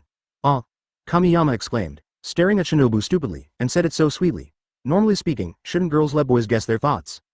Shinobu raised her eyebrows, then reached out and pinched Shin's ears. She said angrily, you don't want to. Kamiyama waved his hands frantically and said with a grin, how could I not be willing to have a girlfriend as considerate as you? You're smart, huh? Shinobu let go of his ear and turned her head away proudly. Wife, I was wrong. Come, give me a hug and a kiss. Kamiyama came close to her in a servile manner, calling her, wife, all the time. If he had a tail, it would have been shaken away long ago. I'm not your wife yet, don't try to get close to me. Shinobu pushed Jen away with a look of disgust, but in fact she was very happy in her heart, she liked to hear it. Just as the young couple were being affectionate with each other, a light cough was heard by both of them. Excuse me, should I come back later? Kanae said awkwardly without looking over here. Ah, Shinobu exclaimed and kicked Kamiyama away, her face blushing. In order to ease the embarrassment, she quickly ran over, hugged her sister's arm and started to act coquettishly. Sister, don't bother me. What's wrong with you? Yes, we are running out of one of the most important herbs. We will go to the nearest town to buy some tomorrow and take a stroll. The Lord has given us a holiday. Kanae's eyes were twinkling, and she was looking forward to this rare vacation. Kamiyama approached the Kochu sisters at some point and said with a smile, take me with you. Are you on vacation too? The two asked suspiciously. I've been busy for a month, my lord will understand me. I'll go talk to him right away. As soon as he finished speaking, Kamiyama rushed out in a hurry. See you at Butterfly House at 7 o'clock tomorrow morning, Kanae reminded loudly. The next day, 6:30. Two young men walked side by side towards the Butterfly House, one in a long black suit and the other in a light-colored suit. They were Kamiyama and Shia. Shia looked absent-minded, with a thin layer of sweat on his forehead, and he seemed very nervous. Hey. Kamiyama called his soul back, pressed his shoulders, and said, show your demon-killing spirit, what are you afraid of? But, isn't it impolite to come here uninvited? Advertisement. Hearing this, Kamiyama held his forehead helplessly. Is this still the same fierce wind pillar as usual? The contrast is a bit too great. You have brothers here, what are you afraid of? Kamiyama put his arm around Shia's shoulders, you like Weiji, otherwise you wouldn't agree to go out with me. Shia's face was distorted with shock when his little thought was exposed. He shook his head frantically and explained, Kanae usually takes good care of me. I help her carry things to thank her. Hearing this, Kamiyama looked very disappointed with his child. This child is useless. The two of them pulled each other and came to the door of the Butterfly House. Kanae was waiting at the door. She didn't notice the two of them but was urging her sister. Hurry up, Shinobu. We can't be late. Okay, wait for me for a moment. Shinobu's voice came faintly. Kamiyama patted his good brother's shoulder and whispered in his ear. I'm going to find Shinobu, and now it's time for the two of you to spend time together. Shin, you. Before Shimoya could finish his sentence, Kamiyama had disappeared and slipped into the Butterfly House with a whoosh. Even Kanae only saw a residual shadow. Is it true? She turned around slowly, and when her eyes met Shia's, the whole world seemed to stop. Today, Kanae wore a pink kimono. The color of the kimono was like the cherry blossoms blooming in spring. The light pink revealed a hint of tenderness and sweetness. Her long hair falls on her shoulders like a waterfall, and the slightly curly hair gently brushes against her fair skin, exuding a luster. A lifelike pink Kocho hairpin is cleverly embedded in her hair. Even without any makeup, she is already a stunning beauty. The tenderness between the eyebrows is like the breeze blowing through the willows, stirring people's hearts. Shimizu was so surprised that he couldn't say a word for a long time. He completely forgot the words that Kamiyama had taught him to praise girls. After a brief silence, it was Kanae who spoke first, asking, Shia, you are wearing casual clothes, are you going with us? No. No, that's not right. Yes, I came here with Shin and he went in. Shimizu was so nervous that he didn't know what to do. In his eyes, Kanae was so beautiful that he felt he was not worthy of her. That'll take a while, yes, ha ha ha. After a while, Shia belatedly remembered what his good brother had taught him, and said abruptly. Kanae, you look so beautiful, this dress suits you very well. Hearing this, Kanae's body trembled slightly, a barely perceptible joy flashed across her eyes, and she replied, thank you for the compliment. Ahahaha. Shia scratched the back of his head and said embarrassedly, this is the truth. Advertisement. In the butterfly house, in a corner where you can just see the door, Kochou Shinobu was grabbing Kamiyama's ears. She said angrily. Okay, you asked the Holy Blade to send me a letter in the middle of the night, telling me to come out late just to help someone pick up my sister. Really, you deserve a beating, ouch, it hurts, don't you agree? Shinobu turned his hand around and asked unhappily, why don't you explain it clearly? Kamiyama curled his lips and muttered quietly, super sister complex, what can I say? You mean I don't want my sister to find a good family? She tightened her grip, but her eyes stayed on the door, with an anti-smile on her lips. How could she not know her own elder sister? Even if she hid deeply, her younger sister could dig her out. Come to think of it, although Fengzu is usually fierce, she has heard about him. He used to help her mother take care of so many younger brothers and sisters, and he is very responsible. Besides, my sister seems to be interested in him. Ninja, can you let go? It hurts. No, I won't let you lie to me. Then I'm going to scream. Kamiyama looked like a dead pig that was not afraid of boiling water. Shinobu directly grabbed him to his face, and the moment he turned his head, he kissed him. Then, her face turned red and she said shyly, what are you doing? It's so embarrassing if someone sees us. For a traditional girl like Shinobu, kissing in front of so many people would mean social death. She gave Kamiyama a light kick and asked, how are you going to bring them together? Hearing this, Feiyu Love Master Gen came online. He adjusted his non-existent glasses, cleared his throat, and said. Give them more time alone, okay. Kochou Shinobu twitched his lips, gave him a slap, and said angrily. Do you think everyone is as shameless as you? You'll be right if you listen to me. Let's just. Oh, I see. Wingman 1 and Wingman 2 are now online. Chapter 107. The Old-Fashioned Way and the Heroine Holding the Script. Shinobu. Kanae leaned over and called softly. With Shinazugawa Tsunemi beside her, she was a little embarrassed to shout loudly. Here it comes. With the answer, Kochu Shinobu and Kamiyama walked towards the door side by side. Now the two people standing outside the door had a clear idea in their minds. Anyu Town is the town closest to the Demon Slayer Corps headquarters. An ordinary person cannot walk there in a day, but for well-trained swordsmen, especially the pillars, one day is enough to make a round trip. After entering the town, the four people's first stop was the drugstore. The Kocho sisters were negotiating with the owner, while Kamiyama and the other two were waiting outside the store board. Shia, how do you feel? Shin suddenly asked. Shia looked puzzled and asked, what's going on? Hearing this, Kamiyama sighed imperceptibly. Shinobu was right. Shinobu was a steely straight man and very difficult to lead. It's okay. He suddenly covered his stomach in pain, pressed down on Shia's shoulders, and said, my stomach hurts, you protect them both, see you later. Without giving Shimizu a chance to speak, Kamiyama ran away quickly, leaving Shimizu alone in the wind. Sania. Circled dot operator, hollow diamond. Can you run so fast when you have a stomachache? The Kocho sisters are both pillars and are very powerful. Do they still need protection? A moment later, in a small alley far away from the pharmacy, three thugs stood behind Kamiyama. Each of them had a bruised face and nose, and it was obvious that they had just had a friendly exchange. The leader of the group handed over a string of three-colored dumplings with a flattering look on his face, and asked in confusion, brother, isn't it a bit redundant for you to pay us to play the villains? Kamiyama took the dumpling and slapped it with a chestnut, saying, just do it, stop talking nonsense. Yes. The gangster boss nodded like a chicken pecking at rice. At first, they were just violently collecting debts, but who knew that this big brother would suddenly appear and beat them up without saying anything, then throw a bunch of money in their faces and say something. Asking them to play the bad guys and rob people is simply an insult to their dignity. It's a pity that they were paid too much and there was nothing they could do. Kamiyama ate the dumpling in one breath, frowned at the door of the drugstore, and thought this routine was old-fashioned. Wasn't it the hero saving the damsel in distress? However, when Kamiyama saw Shimo's silly look, he immediately thought this plan was great. Advertisement. Soon, The three of them walked out of the pharmacy empty-handed, and the Kochou sisters agreed with the boss to pick up the goods in the evening. Mr. Shinobu, is it true? Kochou Shinobu looked around and asked knowingly. He has a stomachache, so he should still be in the bathroom. Shinobu spoke softly, completely unlike his usual irritable self. After all, Shinobu is Kanae's sister, so he loves her and is naturally gentle. This glutton always fails at critical moments. Shinobu pouted and ran to Kanae's side and hugged her arm. So, Shia and Kanae walked side by side naturally. As they were walking, Shinobu suddenly screamed, "Ah, damn stone, I tripped," and she fell into her sister's arms, while Kanae fell to the side. Insect breathing is specifically designed to train the legs and foot strength. Logically, it is unlikely that she would be tripped by a stone. Coupled with Shinobu's poor acting skills, the meticulous Kanae actually noticed something. Besides, she is a beautiful lady, how could she let her sister bump into her? But the result was that Kanae relaxed her body and let herself fall, until Shia hurriedly hugged her waist and a barely perceptible smile emerged on his face. After straightening Kanae, Shia quickly withdrew his hand and apologized hastily. "I'm sorry, the situation is urgent, we are innocent, don't worry." Shimi always remembers what his mother taught him. Don't touch a girl's body casually, as that is disrespectful. It's okay, it's an emergency. Kanae smiled softly. Thank you, Shia, otherwise I would have fallen down. Kochou Shinobu standing by raised his lips with a smug look on his face. With our strength, it would be easy to bring the two closer together.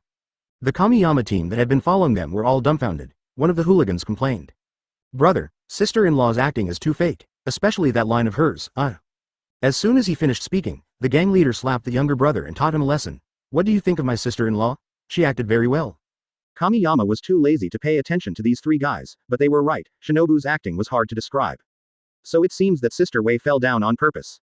Damn it. In a play, the wingman is an actor and the heroine is also an actor. He finally reacted, and the rest of the show became easier. Advertisement. The three of them continued to stroll around the street. Soon, Kochou Shinobu led them to the entrance of a remote alley. She said without blushing or beating her heart. Truly, there's a nice restaurant across this alley. Let's go. It was not until now that Shimi realized that Shin had not come back yet. How could he not bring some delicious food with him? As a foodie, he immediately suggested. Shall we wait for Jen to come back? Kanae smiled slightly and said, I will come back, let's go first. This is not good. I've had diarrhea for so long. Is anything going to happen? Kanae immediately explained. The 3,000 pills we took to save your life were made with his blood as a sample, he will definitely be fine. I'm a little tired. Let's go to the restaurant and wait. Okay, Mr. Shia.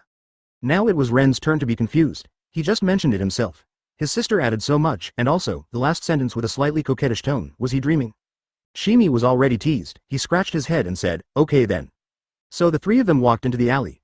The restaurant Kochu Shinobu mentioned was real, but they didn't know the way. She took the two of them for wandering like this, and in the end she herself was a little confused, and she always felt like she had forgotten something. Unexpectedly, Kanae tapped her sister's head and whispered in her ear. Shinobu, are you going to get lost next? After her sister reminded her, her mind instantly became clear. She rubbed her sister's hand like a kitten, nodded obediently, and said, yes. But as he walked, Shinobu felt something was not right. Shinobu came to his senses. There's something wrong with the script. How did the heroine get the script? Even the way she looked at her sister was not right. Shimi became alert. He was born in a slum, and in his mind, such places were high-risk areas. The location is remote, the terrain is complex, and there are no people coming and going. It is an ideal place to kill and silence people. After walking for a while, Shinobu got lost and then successfully met up with Kamiyama.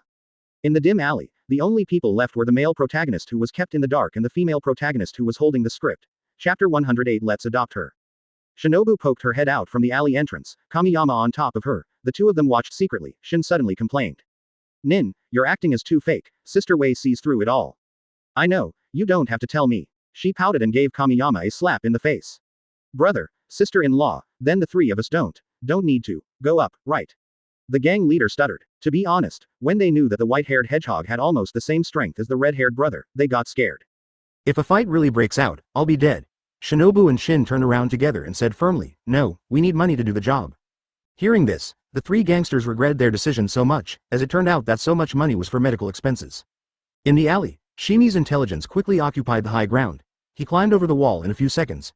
His vision instantly became wider and he quickly found the route. If Kamiyama and his companions had not hid quickly, they would have been exposed. He turned his head to look at Shanae, and their eyes met. His calmness just now disappeared in an instant. He turned back embarrassedly and said, well, I know how to get out. Good. As they walked, Kanae suddenly covered her chest, looking drowsy.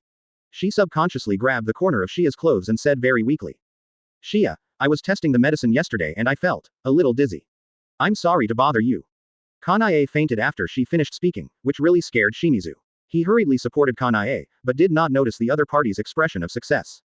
Kanae stuck out her tongue playfully, then leaned closer into Shia's arms. When did she start to like this fierce boy? It dates back to when the Shinazugawa family had just moved in. One day, she passed by his door and happened to be Mi, who was distributing snacks and new clothes to her younger brothers and sisters. Everyone, don't take Brother Genya's share, do you hear me? 5 little kids were chattering around Shimi, and he gave them gentle instructions with a smile on his face, revealing a tenderness that he himself didn't even notice. Brother, where did you go this time? Shinazugawa Sadako pulled her brother's clothes and asked in a baby voice. Shia thought for a moment and replied, I don't know either. It seems to be a small town called Dandelion Town. What does a dandelion look like? Shinazugawa stared at his elder brother with curiosity. Advertisement. It's the little yellow flowers. Shia rubbed his brother's head. When they mature, they will turn into little white fluffs that fly all over the sky when blown. Brother, hug. Hug. Shinazugawa, Shimi, the youngest sister of Shimi, opened her arms and could not speak clearly. Okay. He picked up his sister with a smile, with endless tenderness in his eyes. His younger brothers and sisters always have endless questions to ask, some of which sound childish to adults, but Shimi will answer the children's strange questions seriously. He is not at all cruel to his family and has endless patience. Kanae leaned against the door and took in the whole scene. At first, she also thought that Shia was a fierce person who always spoke with sarcasm. However, today's scene might be the real him. After all, Jen said that Shimi was born in a slum and Shongbaba was his protector. At this moment, Kanae suddenly felt a little sympathy for the big boy's situation, so whenever he was injured later, she would always take special care of him. Pulling his thoughts back to the present, Shimizu was walking out of the alley with Kanae in his arms. As he walked, he heard sounds of beating and scolding coming from the front. Only after turning a few alleys did he see clearly what was happening. A strong man was kicking a little girl continuously. He was holding a hemp rope in his hand, and the other end of the rope was tied to the girl's hands. A-hole. Blood was oozing from the corner of the little girl's mouth, and Shimi cursed loudly, exposing his figure at the same time. Who? The human trafficker turned his head and immediately took out a knife from his pocket. Since they were discovered, Shimizu simply walked over with Kanae in his arms. Yo, it's a little brat with a little girl. The trafficker licked his lips and was immediately attracted by Shanae's beauty. He spoke rudely, the girl looks good. Put her down and you can get out. I will pamper her well, he. Shimi's anger instantly skyrocketed, and before he could take any action, 2 people suddenly flew out from the side. Kamiyama kicked the sturdy man away and then put a sack over his head. He waved behind him and the 3 thugs moved their arms and legs and walked over.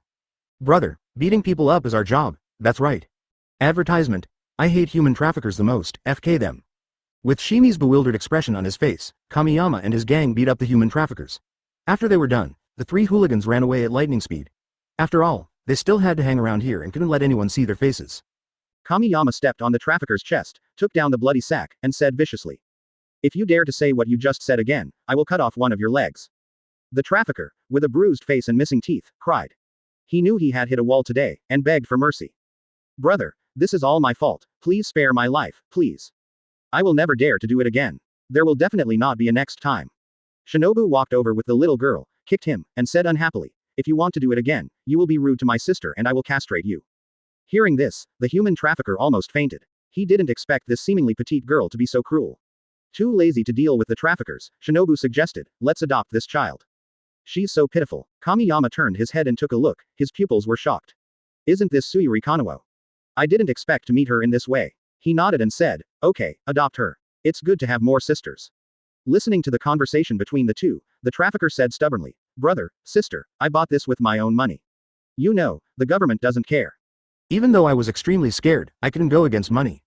Kamiyama threw a wad of money in his face and said unhappily, we'll buy it, so don't bother her family. Understand? The trafficker was so frightened that he dared not move and nodded tremblingly. Let's go. Kamiyama picked up the little girl with numb eyes and called for the 3 to follow. Kanae leaned her head on Shinobu's shoulder and secretly opened her eyes. A pair of big purple eyes came into view. It was Kochou Shinobu. She quickly winked at her sister, signaling her to keep quiet. Sister, come on, Shinobu said without making any sound, but spoke with his lips. Then she skipped over to Kamiyama, and Shimo followed behind them with an awkward look on his face, hugging Kanae tightly. Chapter 109. The Fall of the Chest Flowers Canal. As night falls, the stars twinkle, the moonlight shines on the earth, and the summer night breeze rises quietly.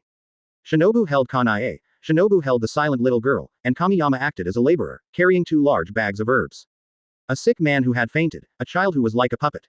It was already the second night when the four of them arrived at the headquarters. They stayed in the town last night. After a while, they said goodbye at the door of the butterfly house. Shia hesitated for a long time, and finally mustered up the courage to tell Shinobu, "You must tell me when Kanae wakes up, please." After saying this, he bowed deeply. I couldn't help but glance inside and saw my sister peeking at me from inside the house. It turned out that beautiful women can lie. She is a bad sister. Shia, don't worry, sister is fine. Shia was confused, they fainted. Kamiyama, who was standing by, hugged his friend's shoulders and said, "He's a doctor, you should listen to him, don't worry about it." Oh well, I'll come back tomorrow, to see her. Back in the house, she teased her sister with a smile, saying, "Sister, you are so cunning." Hearing this, Kanae smiled slightly, tapped her sister's forehead gently, and emphasized, "I'm not like you. I have to fight for my own happiness." Okay, let's talk about this little guy. She took the little girl who was still silent, her eyes full of heartache. After a while, all the people in the butterfly house gathered in this room, including the three little ones with big eyes, Teruchi Kiyoshi, Nakahara Sumiko, Takada Naho, and the strictest nurse Miraculous Aoi in the eyes of the swordsman. 6 girls surrounded the beggar-like girl, and each one looked at her more tenderly than the other. "Little sister, what's your name? Little sister, are you hungry? I'll make you some rice balls." Beautiful Kocho hairpin, exclusive to Butterfly House. The 3 little boys tried their best, but the little girl turned a deaf ear and ignored them completely. "Would you like some candy?" The magical Aoi, who was always known for her strictness, showed her gentlest side and smiled as she handed over the candy that all children loved. The little girl didn't even bother to look at it, and there was still no light in her eyes. Advertisement. Kochou Shinobu covered his head with a look of despair and said to the 4 people, "No, this child is the kind who won't take the initiative to eat even if he starves to death." As she said that, she took the candy and put it into the little girl's mouth, and then she swallowed it whole. Such an action scared Shinchikui, thinking that she would choke if she ate like this. Even though the 6 people coaxed her for the whole night, the little girl still had no interest in anything and looked extremely sad. The next morning, Kamiyama pushed the door open and was shocked by the 3 little ones who were walking towards him. The 3 men had panda eyes and looked as if their energy had been sucked away by a female ghost. "Ah, Zhao King, Xiao Cheng, Xiao Sui, you guys are staying up late. You're such a grown-up, that girl can't be coaxed." Yeah, she totally ignored us, wow, what a failure. It was obvious that the 3 little ones were feeling very frustrated. Kamiyama was very sympathetic, after all, Kanao had lost hope in the whole world at the beginning. After comforting the 3 little ones in the butterfly house, he walked into the room. Miraculous Aoi fell asleep against the wall, while Shinobu and Kanae fell asleep holding Kanao. The 3 of them didn't get much sleep either. At this moment, Kanao suddenly opened her eyes. For the first time, she showed an expression, which was just fear and horror.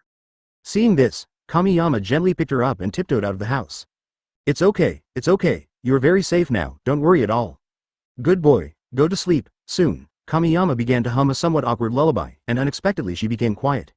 For the next month, Kanao, as the youngest sister in Butterfly House, was taken care of by her 6 older sisters. Kamiyama and Shimizu often visit her, and the swordsmen and pillars who have heard of her life story will bring 1 or 2 snacks or toys when they come to the Butterfly House. It turns out that being loved can give people a new lease of life.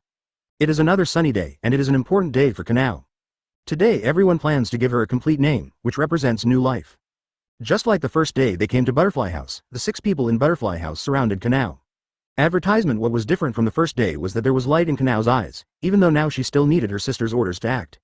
"Kanao, come on, take a ball of paper and open it." Shinobu dumped 2 dozen paper balls on the ground. Inside were the last names of everyone who had ever cared for her, even the last name, Yoriichi. Of course, the surname, Li Waluo, is still in it. Originally, this surname was no longer there. The original plan was to mix everyone's surnames together, and Kanao would catch whichever one. But what no one knew was that Kamiyama secretly added the surname that was related to Kanao. Following Shinobu's order, Kanao picked up a ball of paper and opened it under the expectant gazes of the 6 people. "Kanao, what is it? You can read it out," Kanae said with a smile. She has been teaching this little sister to recognize words these days, and her memory is very strong. Li Waluo, Kanao. She used almost all her strength to respond to her sister's expectations, and her little face turned red. Hearing this, several people looked at each other in bewilderment. There was no one with the surname, Li Waluo, around them. Just then, Kamiyama came in with a cart, followed by Shia, Kyojuru, and Giyu who were taking a day off. There was a big cake on the cart, and he said with a smile, "Happy birthday, little sister Tsuyuri Kanawa." The 6 people reacted and glared at Kamiyama. They pouted and complained. "Really? How dare you smuggle contraband?" Kamiyama smiled foolishly and replied, "A new last name means a new life, right?" Of course, there was no need for them to refute what he said, so they just let him do it. In fact, the most surprising one was Kamiyama. There were nearly 30 surnames, but Kanao still caught the one that belonged to her. This is fate,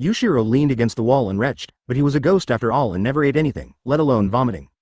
I'll go first. It's not the living room, it's the pharmacy. Don't even think about having tea in my house. You be asterisk asterisk asterisk asterisk asterisk D. Kamiyama knocked on the door and asked politely, Ms. Tamayo, can I come in? Come in. Pushing the door open, Tamayo was seen wearing a white coat and a mask, holding a test tube in each hand, with purple mist rising from the mouth of the test tube. Cough cough cough. Wait me a moment. After coughing violently a few times, Tamayo plugged the mouth of the test tube. Kamiyama was very familiar with this smell. It was the smell of wisteria. Ms. Tamayo, forget about your research on wisteria flowers. It's too dangerous for you. It's okay, as long as you don't ingest it, you'll be fine. This is the wisteria flower poison that Shinobu and I developed together, and it's targeted at the upper ranks. Oh, by the way, the blood of upper string 4 that you gave me is almost used up. If you have the chance in the future, please take some blood of upper string 4. Hantengu's blood was left intentionally by Kamiyama during the siege at Ming's residence. Okay, I'll try my best.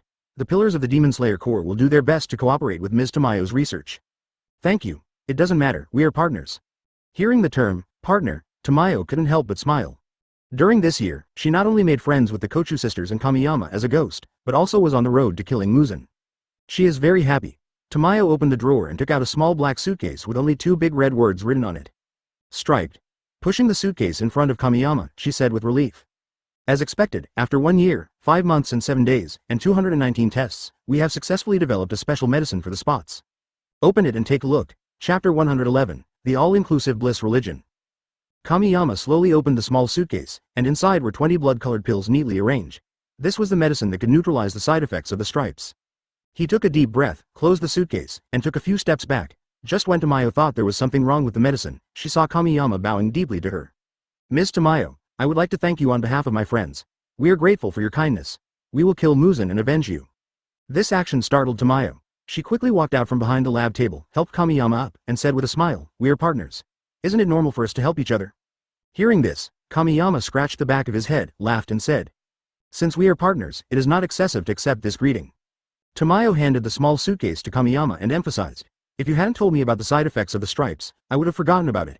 This medicine must be taken within 1 hour of opening the stripes. Of course, the sooner the better. After giving the instructions, Kamiyama left with his small suitcase. Just as he walked out the door, Tamayo said a few more words. My benefactor also had stripes, but he lived to a ripe old age. He is special, and you are special too. May you be able to complete your benefactor's unfinished wish. The benefactor she mentioned was naturally Yoriichi Tsugumi. During this era, she regarded Kamiyama as a person similar to her benefactor. Kamiyama paused, turned around, clasped his fists, and said solemnly, I will definitely live up to your trust. Until his figure disappeared in the moonlight, Tamayo murmured. Equally special people must have the same mission, but different destinies. She looked up at the bright moon in the sky and asked, Mr. Yuani, do you see it? That's not your fault. Muzan will definitely be killed by someone in the future. After getting the special medicine, Kamiyama went straight to find his lord and told him everything about the stripes. Currently, all the pillars at the headquarters will receive them uniformly. As for the pillars who are on missions outside, Yubayashiki Kagaya will personally deliver them to them when they return to the headquarters. After all, this little pill concerns the second half of the lives of the pillars. The next morning, Kamiyama went to the butterfly house with the 2 bracelets. After a night of rush work, the 20 pills were made into a bracelet, which can be worn on the wrist and eaten immediately when the pattern is activated. Before he even entered the door, he saw Chana Wei coming towards him, so he greeted her, Sister Wei, are you on a mission? Yes, a suspected 12 Kazuki appeared. The Wind Pillar and I received a mission. Let's go now. Advertisement. As soon as he finished speaking, Kamiyama had a bad feeling in his heart. After all, as a doctor, Sister Wei seldom went on missions. He immediately asked, where is the mission location? It's a place in Yun Town, about 5 days away. Kamiyama took note of it silently, then handed her a bracelet with a serious face and explained its use meticulously throughout. Kanae had never seen Kamiyama like this before, and subconsciously put this matter on the most important thing in her mind. She nodded and repeated. Your body temperature is rising, your heart rate is over 200 beats per minute, and ghostly patterns are appearing on your body. Take the medicine within the hour. I remember that. Good luck to you then. Kamiyama returned to his usual self. By the way, where's Shinobu? She's out on a mission. When he heard that he couldn't endure it, he became visibly disappointed. He handed the other bracelet to Sister Wei and said, give it to her for me. I have to go out on a mission too. Bye. Good. Be careful and be safe. Not long after Kamiyama left, Shia, who was ready to go, came to meet him. He also had a bracelet on his left wrist. Kanae, you also received the special medicine given by Jen. Well, let's go. Kanae smiled brightly and said jokingly, now there are only 2 of us. As she spoke, she took the other person's hand and interlocked their fingers. In this situation, Shimi's face turned red and he turned his head away shyly. Over the past year, the two have successfully established a relationship. After all, it's easy for a girl to win over a boy. When it comes to feelings, Shimi is super slow and now even feels shy when holding hands. Cloud Town. Kanae and Minami quickened their pace and arrived at the mission location on the 5th day. The sky was turning pale and there were already many stalls selling breakfast. The two were exhausted from the journey, so they decided to have breakfast. A few rice balls, 2 bowls of porridge and pickles, a simple breakfast. The vendors face the street, so it is easier to get information when there are many people around. Shia took a bite of the rice ball and found that it was stuffed, so he smiled and shared it with Kanae. This one has stuffing, it's red beans. Advertisement, really? Kanae leaned over and took another bite where Shia had taken his bite, then nodded with satisfaction, it's delicious. Seeing a small mark on the rice ball, Shimi couldn't help but blush, he clearly had bitten it. But Kanae's teasing tricks did not stop. She held a rice ball in one hand and porridge in the other, staring at Shia pitifully and said coquettishly. Shia, I have no hands free, help me pick up some pickles. Oh. Still stuck in the rice ball problem, Shia subconsciously picked up the pickles and handed them over, and he fed Kanae a bite. When he reacted, his face turned redder and white mist kept floating from the hedgehog's head. Immediately afterwards, Kanae put down the porridge and picked up the pickles herself. I was cheated again. Again. Kanae gave a sly smile and stared at the big piece of wood, Shimi, with curved eyebrows. A little teasing every day, endless fun.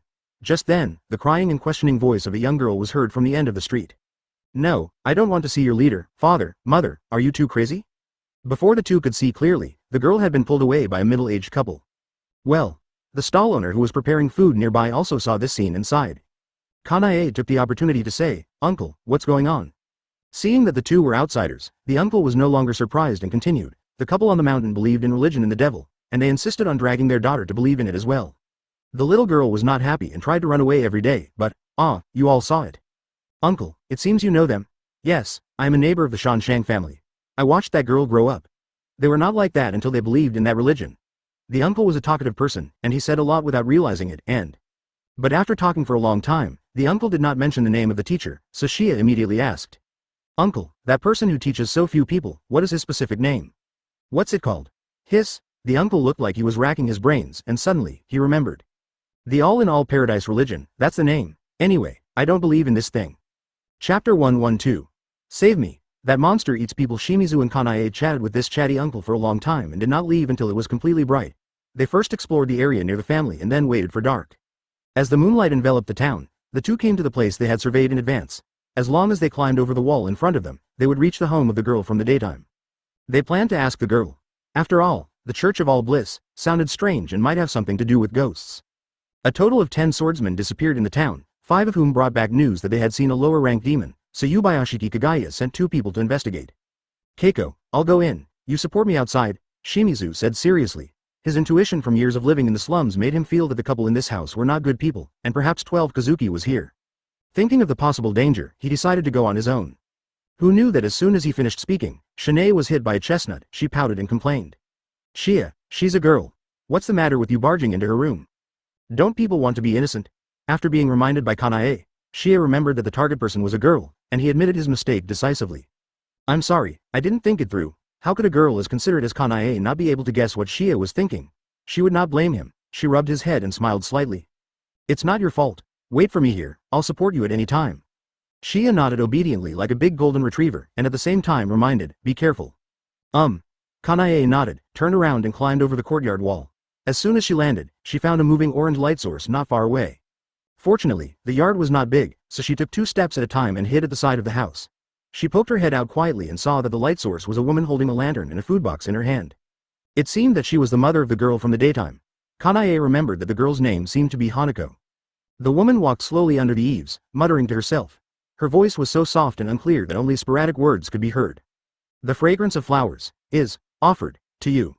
Soon, the woman stopped in front of the room closest to Shanae. She knocked on the door gently, raised the corners of her mouth, revealed a strange smile, and said, Wa Shang, it's time to eat. I made your favorite food. Before the woman could finish her words, an extremely angry girl's curse was heard in the room. Get lost, you're not my mother, you lunatic. Advertisement. That shitty cult is clearly a cover for monsters to eat people. You actually want to sacrifice me to that man-eating monster, are you crazy? Let me out. The girl scolded until she was out of breath, but her mad mother murmured. She should be shut up too. How can she insult the master? After the woman finished speaking, she pushed the door open and walked in, After a while, she came out. From the conversation just now, it is not difficult to guess that the paradise cult is definitely related to ghosts. What puzzled her most was how parents could give their children to be eaten by ghosts. After thinking about it, evil ghosts have blood magic, some of which include methods of captivating the mind. This couple must have been controlled by the ghost. The first thing to do now is to rescue the girl. After a long time, after making sure that the couple had gone to bed, Kanae tiptoed to the outside of the girl's room. She lowered her voice and said, "Hua Shang, don't make any noise. I can get you out. If you scream, I won't be able to save you. I know your name from your neighbor uncle." Kanae felt that such an explanation should not be enough to make people shout it out. After all, she was a stranger. There was no shout, not even any answer, just a small hum. Realizing that something was wrong, Kanae immediately pushed open the door, and then she covered her mouth in surprise at the bright moonlight. Hua Shang's parents tied her up tightly with ropes, just like treating her as a criminal. There were purple marks on her hands and feet, and a piece of white cloth was stuffed in her mouth. Seeing the fragrance of a stranger's flowers was like seeing a savior, and I struggled madly.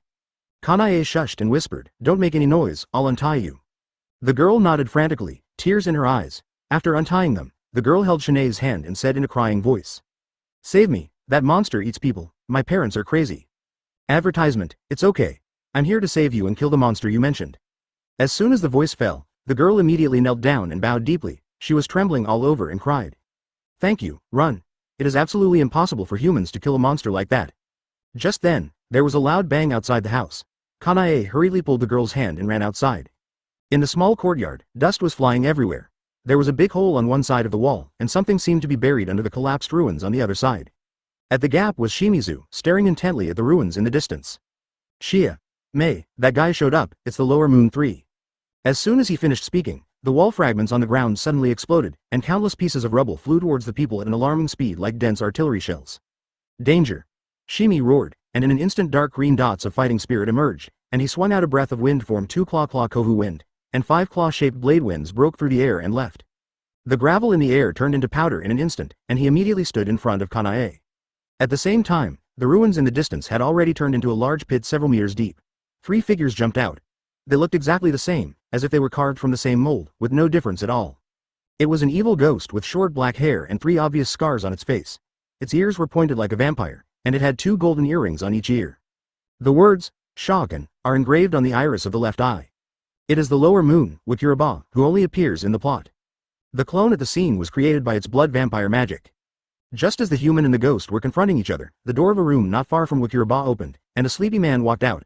He looked at the crowd of people in the yard, and his anger rose. He opened his mouth and cursed. "Who are you? Damn it, you be asterisk asterisk asterisk asterisk asterisk D. Why did you make my house look like this? Pay me money, pay me money." "Shut up." Wikiraba rolled his eyes at the man and said impatiently. It moved in front of the man in an instant, like lightning, at a speed that was difficult for the naked eye to catch. Then, its body emitted a strong white light that hurt the eyes, as if it was a bomb that could explode at any time. Blood Demon Art. Incandescent Bomb is activated. Chapter 113 Doma. Wikiraba's Blood Demon Art is extremely powerful at the cost of self-destructing his clone. He is not stupid. After a brief confrontation, he knew that the man was definitely a pillar, and he estimated that the woman was also a pillar. When facing 2 pillars at the same time, the correct answer is to run away. Sure enough, its other clone quickly rushed towards Kanae. In the crisis, the 2 understood each other's thoughts with just a glance, and Shimizu rushed over to rescue the man. At the same time, a layer of pink fighting spirit ignited on Kanae's Nichiren blades, and flower-breathing type 3 Mycogeum was activated. The moment the breathing method was activated, she swung out arc-shaped blade winds in all directions at a speed beyond ordinary people's imagination. These blade winds danced in the air like plum petals. Looking down from the sky, the scene looked like a plum tree blooming in the cold wind, with millions of plum blossoms fluttering in the wind, which was beautiful beyond words. Instantly, the extreme white light briefly dispelled the darkness and illuminated the entire courtyard. Then, 2 loud noises, one after the other, resounded through the sky like thunder, deafening. As the smoke cleared, the house in the courtyard was razed to the ground, and Wikiraba escaped, leaving only charred ruins. Kanae looked across and saw only the man with a dull look in his eyes. He didn't notice Shimi. At this moment, her heart skipped a beat. At this moment, Shimi poked his head out from the ruins nearby. He carried the woman of the family out, but his face was black and covered with carbon ash. In fact, at the moment of the explosion, Sanea could have beheaded Wikiraba, but he caught a glimpse of the woman in the room out of the corner of his eye. Between saving people and slaying demons, he chose the former without hesitation. It's not his style to stand by and watch someone in need. He handed the frightened woman to the man, turned and walked towards Kanae, smiling with his big white teeth shining. Luckily no one was hurt. Kanae smiled and immediately breathed a sigh of relief. Afterwards, she checked the couple and found that they only suffered minor injuries. What surprised her most was that neither of them seemed to be controlled by ghosts. Moreover, the lower three just now didn't seem to have any blood demon arts such as spirituality. After numbly accepting the examination, the couple knelt stupidly in front of the ruins. Nothing at all. Oh, that's not what the master said, it's impossible. The two cried heartbreakingly, their eyes full of despair, while Hanaka hid behind Kanae trembling. In fact, the headquarters will deal with the damage caused by ghosts and properly resettle those who are displaced by ghosts, so this family does not need to worry about any difficulties in life. Advertisement. Even though Kanae explained it patiently, the couple still kept talking about their leader. They have been brainwashed by the paradise cult, so stupid. Shimi looked at the couple and scolded them mercilessly. He became even angrier when he learned that they were going to sacrifice their own daughter for an illusory religion. A guy who doesn't value his family doesn't deserve sympathy. After a while, Yin, who was on standby nearby, came to deal with the scene. Big sister, I want to leave here with you. I don't want to die or be eaten. My parents are crazy. Washong grabbed Kanae's hand and begged. Okay, you go with the group of brothers and sisters in black clothes later. We still have to hunt down that monster. She rubbed Washang's head and comforted her softly. It was a poor child to have such parents. I just don't know where the lower three went. Shimi sighed helplessly. As soon as he finished speaking, Washong tugged at the corner of his clothes, but she was responded with a fierce look. The child was so scared that he quickly hid behind Shanae and said weakly. Brother, I've seen people dressed similarly to you. They all went to the abandoned village west of town. Abandoned village. Shia touched his chin, squatted down and rubbed Washang's little head and said softly. Thank you, I'll go kill the monster. He guessed that the abandoned village the little girl mentioned was the hiding place of Sha-san. Just as Shimi was about to leave, a member of the hidden team ran over and said helplessly. Master Fengju, Master Waju, that couple refuses to leave no matter what. What should we do? We'll take care of it. Please take her away. Kanae entrusted the fragrance of flowers to Yin, and walked up to the couple with Shimizu. Uncle, aunt, this house is gone. We will build one for you. Don't worry about your living problems. Unexpectedly, the couple suddenly turned their heads, their faces pale, their eyes red, staring at the two of them, and said in unison. We won't leave. The leader promised to bless us, we won't go anywhere. Get out of here, that's right, we're just kneeling here, what does it have to do with you? Roll. The couple started scolding each other like mad dogs. Advertisement facing the two brainwashed guys, Kanae and Shia sighed. Now they could only let them do whatever they wanted. Maybe they would leave when they got tired. After a few words of instruction, the two of them set off for the abandoned village mentioned by Washong. It was late at night, dark clouds were pressing down, and the moonlight was all locked in the sky. Among the broken walls, the charred ruins turned into an empty flat land. This was the efficiency of hiding. But the stubborn couple still knelt there, like crazy. Suddenly, faint footsteps were heard outside the yard, and then the door was pushed open with a creaking sound. Coincidentally, at this moment a beam of cold moonlight broke through the dark clouds and shone on the door. In the beam of light, a young man with a pale face stood there. He wore a black prismatic hat, a black cloak, and a faint smile hung at the corner of his mouth. He wore a blood-red shirt with a black collar, and his white oak hair glowed faintly under the moonlight. The most amazing thing is that the irises of the young man's eyes are as colorful as a rainbow, with words engraved in his eyes. The left one is Shang Xian, and the right one is This is the leader of the all-in-all bliss cult, the second most traitor under Muzan, the one who has no feelings. Doma, the upper moon too. It seems like something bad has happened to your family. How pitiful. Doma tried to make his tone sympathetic and his eyes full of pity, even though he didn't know what pity was. Upon hearing this, the couple hurriedly stood up and ran towards the leader, but they had been kneeling for too long and their thighs could not bear the weight, so they fell down immediately. Even though they were coughing so hard that their heads were bleeding, the two of them still crawled towards Doma with tears streaming down their faces. Oh, you are so pitiful, how did you end up like this? It walked slowly towards the two of them with false sympathy, and the tears in the corners of its eyes were no less than crocodile tears. Faced with such a hypocritical demon, the couple knelt down with tears of gratitude. Long live the master, long live the master. False sympathy and foolish cheers were intertwined, and at this moment, the moonlight dimmed. Chapter 114. Killing the lower three. The couple kept kowtowing and then began to cry about what happened today. They may not know what happened, but Doma knew. To sum up, there was a battle between two ghost hunters and ghosts, but Doma's focus was not here. It didn't care what happened to the believer's home, nor did it care whether they lived or died. It only captured one key point. That was the woman among the two ghost hunters. She subconsciously looked towards the northwest of the courtyard, where there seemed to be a faint fragrance lingering. The taste made Doma unable to stop drooling. It squatted down, stretched out its hands to lift the chins of the two, and asked with a kind and compassionate smile. Please tell me where those two humans went. God wants to know. The couple stared at Doma blankly, their faces slightly red, like the emperor's favorite concubines, and they rushed to answer. They went out of town. Yes, it's the abandoned village outside of town. The village is just behind the village, go straight on a small road 4 miles away. Master, how? How did I perform? The woman asked with a crazy look on her face, full of expectation, and the man did the same. What the two did not notice was that blood invisible to the naked eye kept oozing out from the pores of Doma's hands. The ghost blood instantly turned into small blue ice crystals and then floated into the mouths of the two. You two did a great job and deserve redemption. It spoke in a gentle tone, as if it were a real god, and in the eyes of the couple, a light seemed to appear behind it. However, the eyes of both of them dimmed, just like the moonlight covered by dark clouds. Countless icicles pierced through the couple's chest and back. Doma was still holding up their heads with a warm smile on his face. It gently laid the two bodies flat, slowly stood up, then took out a handkerchief from its bosom and wiped its palms gracefully. Congratulations to you two on your redemption. It still pretends to be happy for the couple, but in fact it thinks from the bottom of its heart that humans are a regrettable existence, so it looks down on them. Doma turned and walked towards the open door, throwing the white handkerchief behind him casually, and it fluttered to the ground. The moment it touched the ground, two sounds like broken glass were heard, and only two spots of sparkling powder were left under the moonlight. Advertisement. It walked leisurely towards the north of the town, with the dim moonlight following behind it. The bright silver moonlight spread over the path ahead. Shimizu and Kanae walked one after the other, quickly passing through the moonlight, and the surrounding scenery turned into afterimages. Broken swords and bloodstains can be seen along the way. The information given by Washong is correct. The swordsman of the Demon Slayer Corps did disappear in this direction. Sha Sanji is most likely in the abandoned village. Looking from afar, there are many black and gray protrusions under the hazy moonlight, which are connected together like mountains. Only when we got closer could we see the true appearance of the mountains. There were houses covered with moss. The village was overgrown with weeds, like a barren wilderness. There were no doors or windows, only hollow walls. Some of the houses had even tilted and collapsed. There are many large cracks on the ground, some are only a few centimeters wide, and some are several centimeters wide. The earthquake is the reason for the abandonment of this place. The two looked at each other, then stepped into the village together, looking around vigilantly.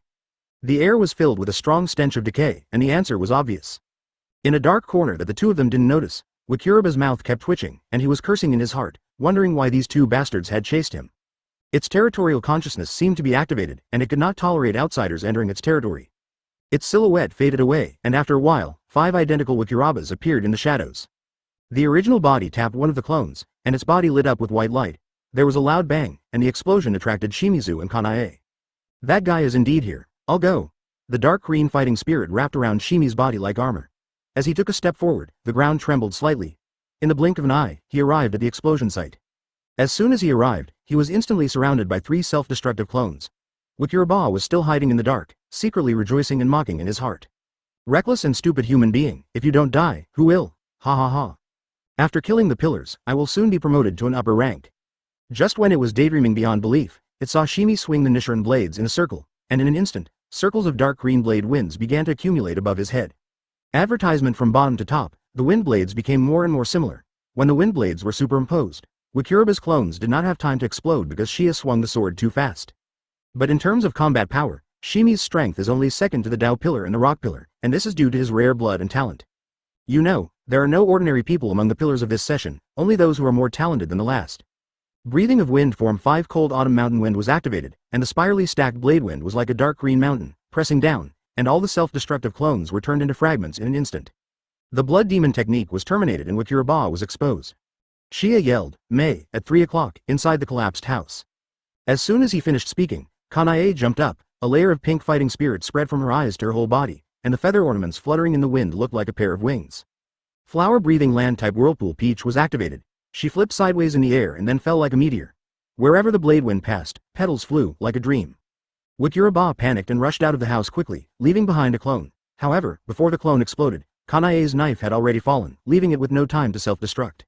This is the drawback of Wakuraba's blood demon art, it cannot achieve instant explosion, and fighting against pillars like Sania and Kanae, if it was not for protecting people at the time, it would have no chance at all. This is the situation now.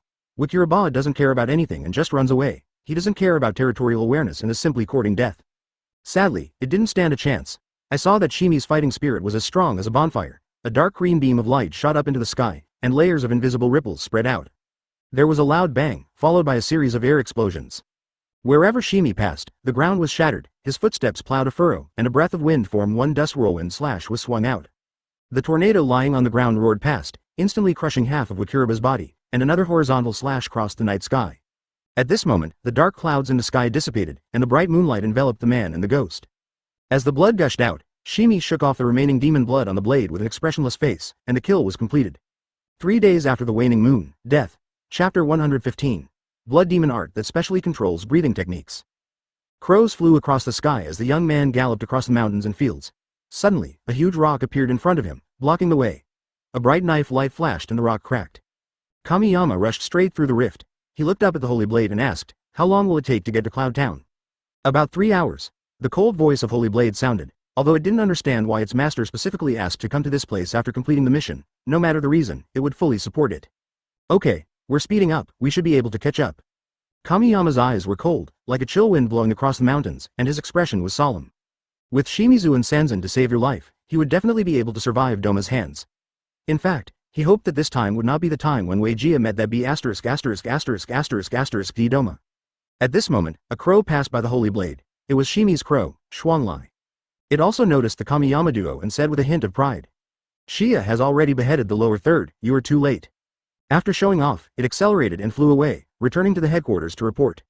Holy Blade rolled his eyes in displeasure and did not argue with him. Waning 3. Hearing this, Kamiyama heaved a sigh of relief. It was indeed 12 Kazuki, but it was just a little punk. Shimizu and Weijia were safe. But since I'm here, I must meet him. Shimizu put away his knife and walked towards Kanae, and the two smiled at each other. She ran over, hugged Shimi, wrapped her jade rings around his neck, and whispered in his ear, "Shimi, you are so great, I admire you so much." Shia shyly turned his head away, too nervous to speak a word. After the teasing was over, Kanae took out the small water bottle she carried with her to replenish her water, while Shimizu leaned against the broken wall nearby to rest. Just as she turned around excitedly with the kettle in her hand, she saw a red figure emerging on the distant horizon. "It's Doma." Advertisement. His brain automatically ignored Shia and focused on Kanae without reservation, still with that hypocritical smile on his face. At this moment, a suffocating pressure was approaching rapidly like a mountain crushing an egg. Even the air around her became extremely sticky. Kanae felt as if her throat was tightly gripped by an invisible big hand, and breathing became difficult. She keenly saw the words engraved in the other's eyes. Upper Moon 2. These 4 words echoed in my mind like drumbeats. Although I had heard Gen describe the oppressive feeling of the top 3 upper moons, they were existences that could only be killed by at least 3 to 5 pillars. When you encounter Beimu in the top 3 seats, don't hesitate, run. This is Kamiyama's advice to all pillars. I saw that Shimi's facial muscles were tense, his chest was heaving violently, and his veins were bulging, like a volcano about to erupt. And the iconic hedgehog hairstyle stood up higher and straighter, like an enraged cat, with all the hair on its body exploding, exuding a cold murderous intent. "Hello, I'm Doma, Upper Moon 2. It had come closer, bowed like a gentleman at the entrance of the abandoned village, and accepted itself politely. "Shia, this guy is crazy, idiot." In just one breath, he mobilized his body to the best condition. In an instant, a dot of dark green appeared first, and then the Nichiren blades in Shimi's hand bloomed into a red flower, and the red blade rose up. With his grip strength, it was easy for him to open the red blade. He just didn't know how to activate the pattern that Kamiyama mentioned, otherwise he would have activated it all at once. Breathing of Wind 8th form First Fierce Wind Slash was activated, and Shimizu turned into a gust of strong wind and instantly came in front of Doma and swung out a giant blade wind. Before the other party could react, he went around behind him again and swung his knife. 2 5-meter-long wind blades clamped Doma's head like sharp knives. With a crisp sound of ding, it calmly blocked 2 attacks. A pair of golden folding fans appeared in its hands, and it chopped down. The wind blades turned into light spots all over the sky. Brushing off the dust on his shoulders, Doma turned his head and smiled at Shia, saying, "Weakling, please don't rush to die. I am not interested in you." As soon as he finished speaking, the blood demon art, Lotus Leaf Ice was activated. Doma's arms twisted behind his back as if they had no joints, and he waved the fans in his hands. 2 ice crystal lotus flowers floated out carrying a large piece of small ice crystals. By the time Shimizu reacted, its arms had been restored. In desperation, he could only swing his sword to block. After a bang, the ice lotus exploded into snow all over the sky. Advertisement. Shia immediately noticed something was wrong, his breathing slowed down.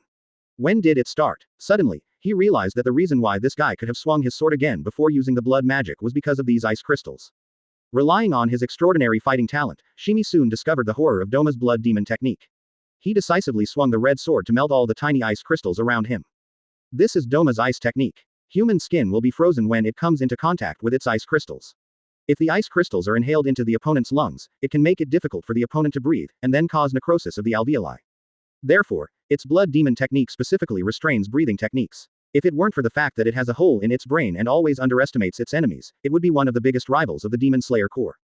In short, Doma, who is not crazy, has the greatest impact on the breathing swordsman. Cough cough cough. Shimi covered his chest with a look of pain. He had been infected without knowing it. Many of his alveoli had shrunk and were not far from necrosis. That guy's blood demon art will damage the lungs. It can restrain breathing techniques, Be careful. He endured the severe pain and uttered a complete sentence to warn Kanae who was attacking, and then suddenly spat out a mouthful of blood. The blood solidified into red ice crystals the moment it hit the ground. Shimi hurriedly injected half of the drug, save your life, into his chest. He was gasping for breath, his face turning pale purple, as if he was about to suffocate to death in the next moment. At this moment, Doma waved the fan in his direction again, and the next second, more than a dozen sharp ice cones condensed and fell like raindrops. Blood vampire magic.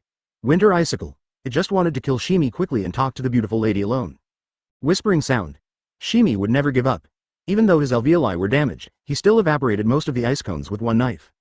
At the same time, Kanae finally recovered. After all, the moment Upper Moon 2 appeared, he exerted all his pressure on her, making her unable to move at all. The moment she came to her senses, she immediately rushed towards Doma with a knife. Kanae, who was always gentle and considerate, was so angry for the first time. She roared. You be asterisk asterisk asterisk asterisk asterisk D. Don't hurt Shia. Oh. As the leader of the all-in-all paradise cult, Doma had seen too many humans over the past few hundred years. What was it called when a gentle girl got angry because a boy was hurt? For a moment, it actually kind of forgot about it.